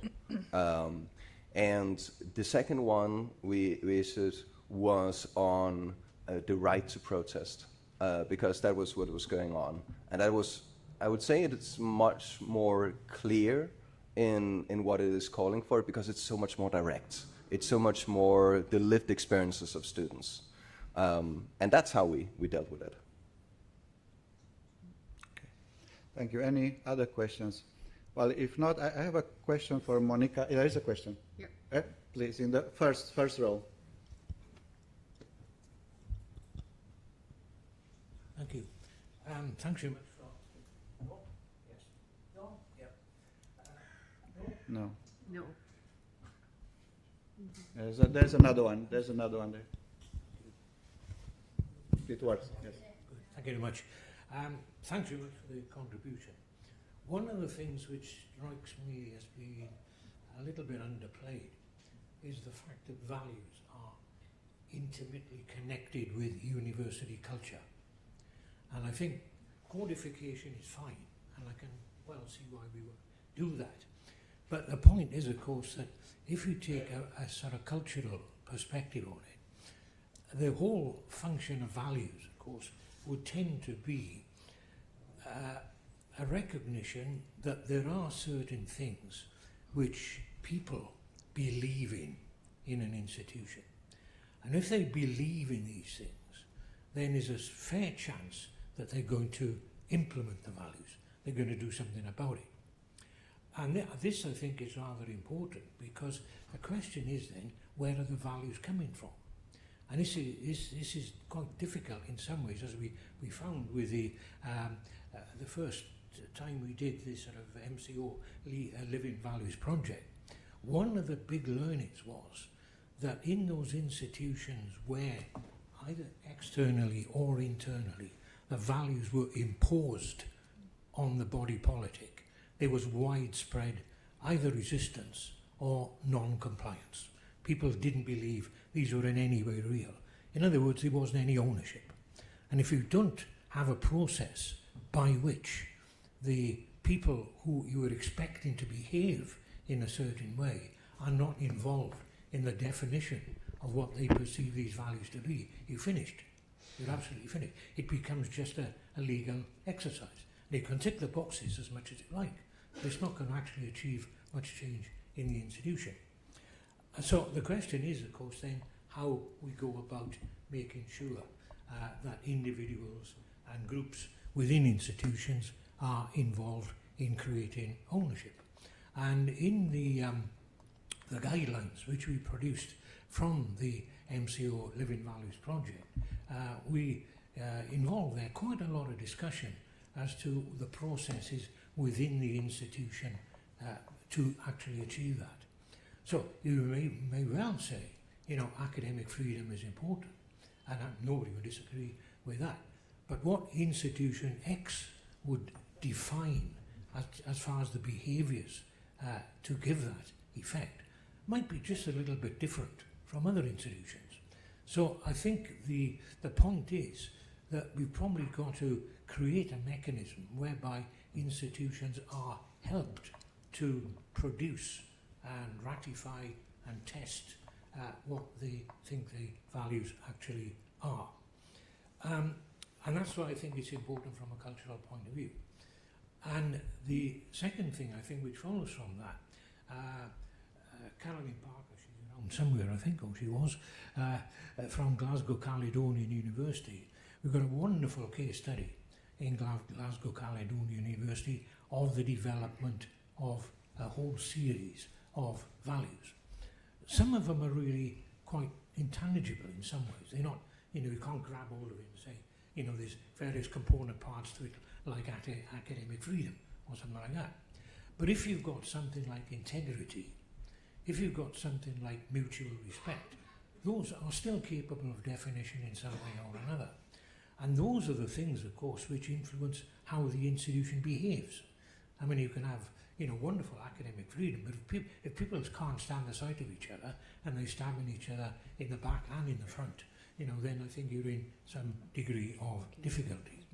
And in the guidelines which we produced, we using some of Caroline's stuff in Glasgow, we developed a sort of 7-stage process whereby one could attempt to achieve this ownership amongst different groups, amongst different groups like, for example, senior management, middle management, students, administrative staff, governing bodies, and so on and so forth.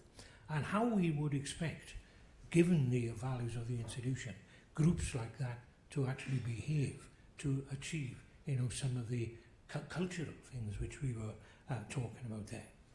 So I think the point is that within an institution, it's not, as you've rightly said, it's not a homogeneous bunch of people.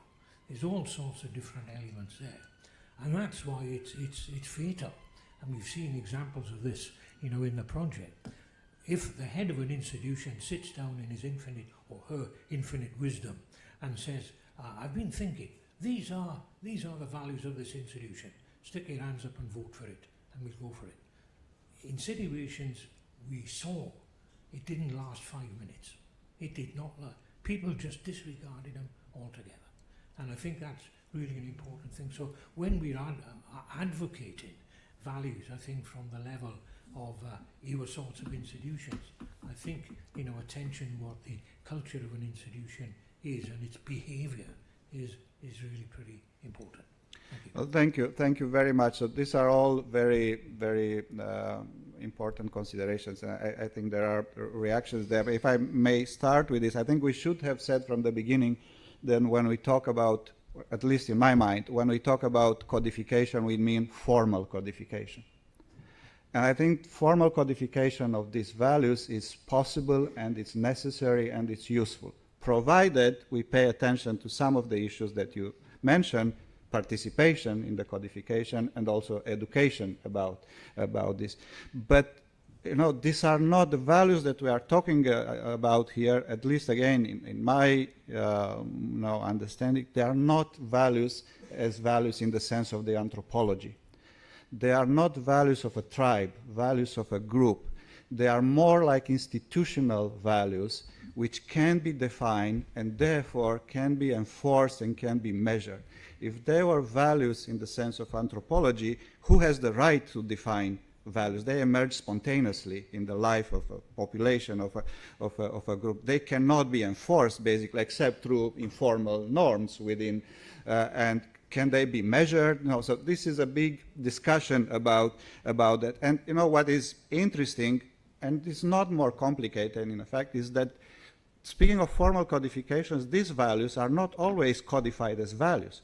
They are sometimes codified as human rights. So we have international agreements which represent a basis for the understanding and practice, monitoring of protection of academic freedom as a human right. We have codification as fundamental right in some countries in the constitution. In laws, we also have jurisprudence that codifies these values. And we also sometimes, the example given by Cesar, these values are indeed codified as values. So it's very interesting because the European higher education area generated this value in a way because there was a realization that we cannot have laws that would apply to the entire continent. There's no European Parliament, forget the Parliamentary Assembly of the Council of Europe, which may do a little bit on that, but no. So that's why these values were codified as values, but they were formally codified. So I think it works. And you are right, there's a difference between just having the law and implementing the law, knowing the law and respecting the law. But this is how I see what is happening at the present time, and also what universities. So a little bit the thrust of the matter is formal codification and how not only universities can participate to this, but internal university constituencies as well. I think there were reactions to this point. Eva first, and then Andrew. There. So we still have about 15 minutes, yes. Thank you. I'm not going to talk about codification, but I am conscious of the fact that Joseph mentioned how diverse student organizations and groups are. And we've been talking for 2 days as if institutions were homogeneous. But I think universities are just as fragmented today as our society. And I wanted to hear from the panel how in a context where there is quite a lot of disagreement on disciplinary lines almost within institutions, how do we move forward on discussing values that transcend? And I was particularly thinking about the Islamophobic statements in France. Did they touch the entire institution? No, they touched social sciences. And there is a division often between sciences, life sciences, and social sciences. And I want to see how that plays out within an institution when the debates about values come up, because I think today it's a lot more difficult to come to consensus about values, such as even academic freedom, because we're fragmented. Not only in society, we're fragmented as institutions. So I would like some comments. Thank you, Eva. I suggest that we take the other question as well to make sure that you have a chance to ask a question or make a comment, and then members of the panel will answer if they have the answers. So we heard a number of comments on academic freedom. This morning we heard Lord Willits take a very reductionist view of academic freedom. It seemed to come down to academic freedom is choosing what you don't teach. I'd just like to get a response of panel members to perhaps that reductionist view that seems to be being taken by some of the UK government members, and what they might see as a more expansive view, perhaps, of academic freedom. Thank you. Thank you very much. You know, Lord Willets is not here, but I feel no obligation to defend him as a colleague. not in the House of Lords, because we are not colleagues there. He's there, but he's also a King's professor. But I'm sure members of the panel would have comments about, thoughts about both questions and comments. So who would like to start? Maybe yes? On the fragmentation. I think that's a very important point on the fragmentation. I think universities themselves are society's mirror. So that fragmentation is something that needs to be addressed. But we all talked to the need to bring in this dialogical perspective. You need to bring in people. You need to facilitate dialogue. You need to bring in the whole community, all the different players. Otherwise it doesn't work, and that fragmentation will never be addressed.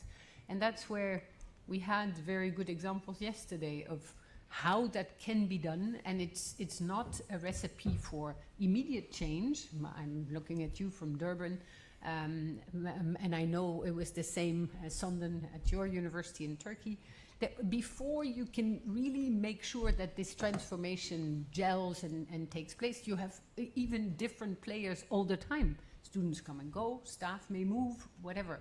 So your community is not a homogeneous one that's there to stay forever. So to have a constant dialogue on these issues is absolutely key, and only that can help address some constants in the value discourse that will transcend this fragmentation, I believe. Similarly, if we do not valorize the diversity and see that, okay, we don't understand the same, but at least we can talk about it, that's a good start, and that's so essential to do. And we often, in these days where we have the three E's, efficiency, economy, everything has to be fast, etc. We've taken out the space for dialogue, the space to sit and reflect.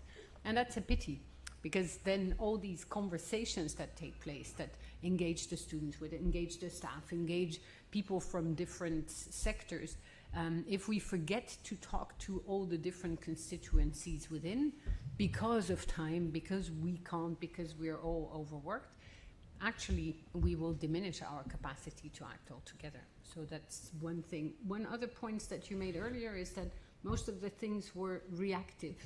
I believe that also as associations, and from what I see from EUA, from what I see from the GSF, there's also this attempt at being aspirational and trying to define future dynamics when it comes to the values and define them up front. Not only reactive, oh, something happened here and then we do this, but really also to trigger these conversations that are so key to ensure that there is an understanding of where we can go together in order to build a better future. So that was the Futures of Higher Education initiative with UNESCO. We are embarking with a global group on trying to define the post-2030 agenda. Very complicated. We've also had, and you will see there is a QR code on we've asked some 30 higher education leaders to think about the post-2030, and many were more explaining what was happening today rather than being able to envisage, but at least they were invited to do so. And we will continue to do so. We do so through webinars, and at EUA you do that as well, and the Global Student Forum does it. And I'm even sure that in the Utrecht network there is this dynamics, if I understand what you explained, that there is also this wish to together co-create something on responsible futures, responsible internationalization. I hope that you don't follow the EU definition of responsible internationalization, which is narrowing things down and countering cooperation and having lists of countries you're not allowed to work with. So I hope that that part of the responsible internationalization is not the one you work on and with. Thank you. If you apply for EU funding to do that type of international cooperation, you have to obey by their own policies. But that definition of responsible internationalization is not the one we would wish. You should challenge the framework. I did. Monica, please.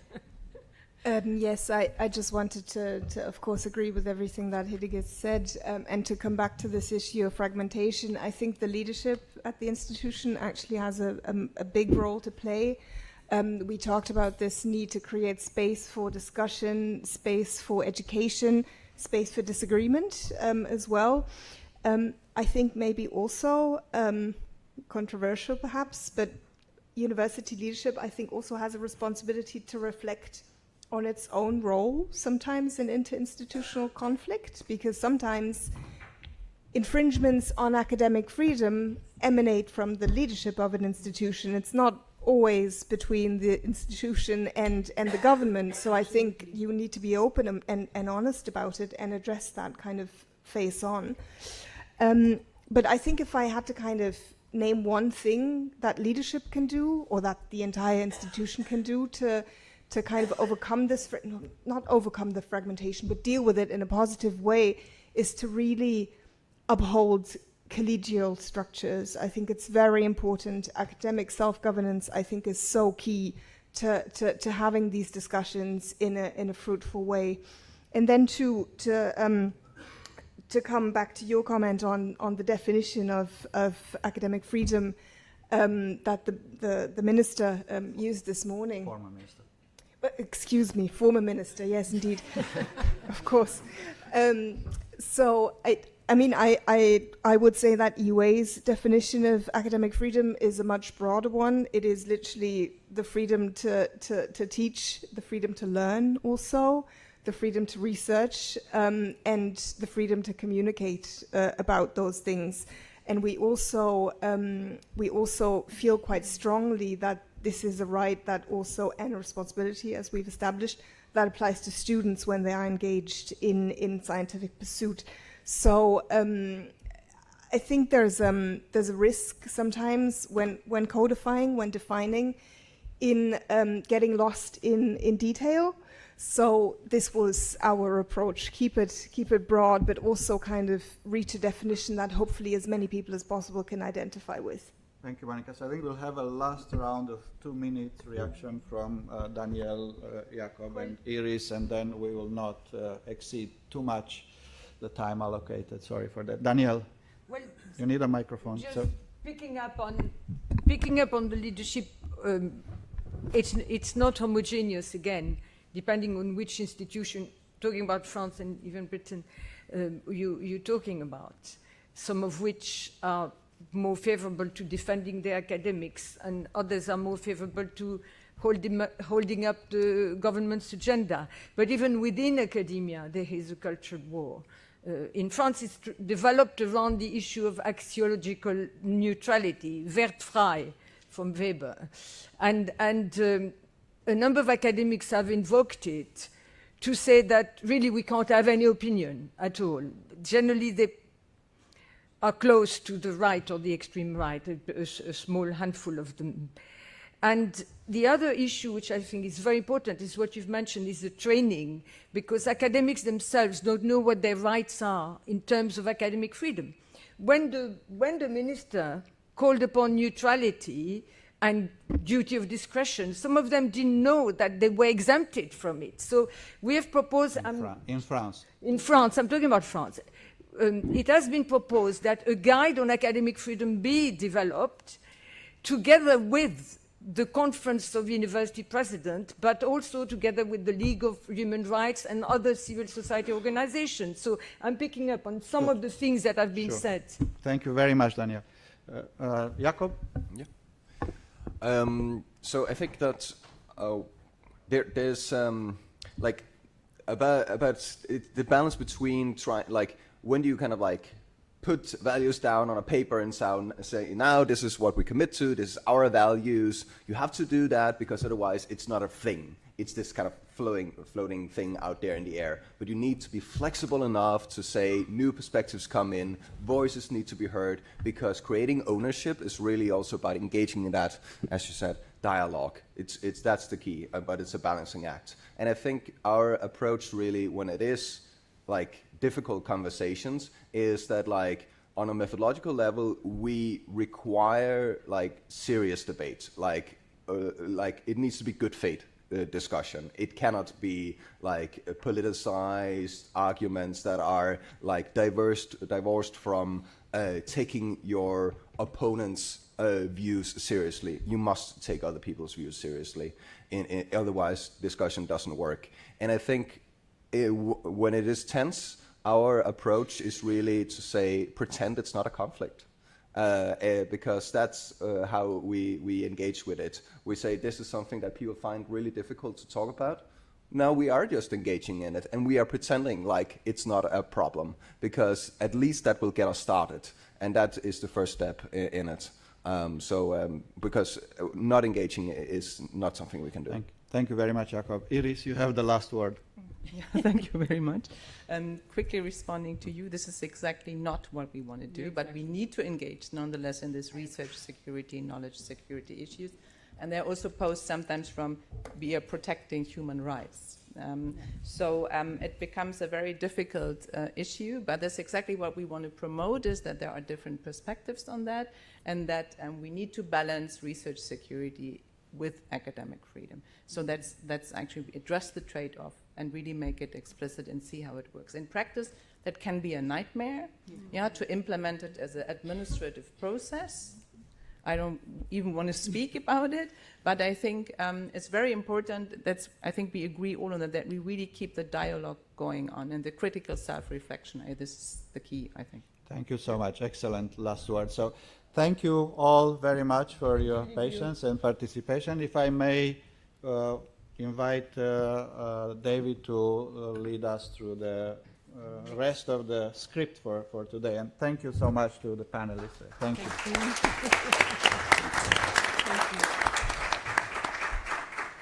And is there a microphone? That's coming. It's coming. Thank you very much. And Livy, may I thank you not only for chairing this panel, but also for being a fabulous co-pilot in putting this whole event together. So, round of applause for Livy. I have 3 pieces of information to share with you, which are rather important. Otherwise, you won't get fed this evening, and you may miss out on some other things. But I'm going to start with the last of them and tell you that tomorrow morning is the ceremony of the signature. Those of you who are wearing your robes and will actually be signing, can you please arrive by 9:30 in the old committee room, where you will be in the competent hands of Carla to make sure that you are robed and you know where to sit and the event will go smoothly. If you are not robing, you can have an extra half hour in bed. But could you please arrive by 10 o'clock or very shortly thereafter and come into the chapel. Now, that's tomorrow. The chapel is in the King's main building. If you go down to the ground floor of this building and keep walking straight, you will come to the King's reception and there will be people there to guide you. There is this building, there is a square between this building and the King's main building, and there is a church in the middle of that small church. From the entrance where we enter, you go to the direction of the river. Yes, so it's the direction, so it's on, we are on the north side of the Bush building, south side, and there's a church, and the entrance to the other building is on the other side, and then you ask at the reception where to find. The chapel is on the ground floor, it's easy to find. The old committee room is next to where King's was created, really first floor. Okay? There will be people there to guide you. Yes. This evening, first thing to say, please bring your lanyards. There is coded information on it which indicates which of the 3 dining rooms you will be in. There will be people there to guide you. There will be 2 places where the reception will take place, and the reception will start at 6:45. At 7:20, we will make a call to your respective dining rooms. There will then be a brief bit of oratory, and then you will be free to enjoy the rest of the evenings in your respective dining rooms. David, you said 6:20? 6:45 is the start of the reception. Okay. At 7:20, there will be a call to your particular dining room, and there will then be the oratory, and then the dinner will be served, and the evening will come to a natural conclusion. Can you remind us where the reception will be? You will be directed when you go into the King's building, but the reception will be in 2 places. One is the foyer outside the Great Hall, and the second is Chapter's Cafe, which is on the 2nd floor. Of that other building as well. Other building, King's building, same building as the chapel. And now I am hoping, as if by magic, a slide is going to come up behind me, which will give you information about what will happen next. By the way, this is not our entire campus. It's only part of it. Right. But you see the levee bridges are down, huh? Yeah. Okay, let me give you the rest of the information in the hope that the slide will come up before the end. This is your slide. The first important thing to say is that when you go downstairs to whichever parallel group you want to go to, can you please take your coats with you, because this floor is going to be used for something else immediately after we vacate it. Now, the names of the parallel sessions are up there, and next or beneath them is the room number which has been allocated. Now, some of these rooms have been changed during the day, so we have a better capacity for them. But the 1 number means floor 1. The 2 number means floor 2. And the 4 number means, got it? Floor 4, right? So there is some logic there. It may be necessary for you not necessarily to get your first choice. I know Peter was doing a hard sell yesterday on the student session, so if you want to get that one, I would suggest going very early. But otherwise, please select whichever session you wish to go to. Caroline.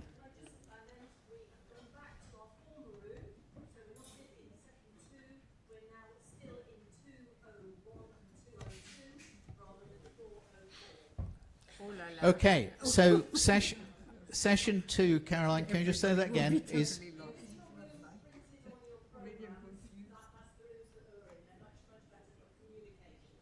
right. Uh-oh. So no change. for Well, this. in which case, let me finish by wishing you luck in finding where you're going. Otherwise, you can visit.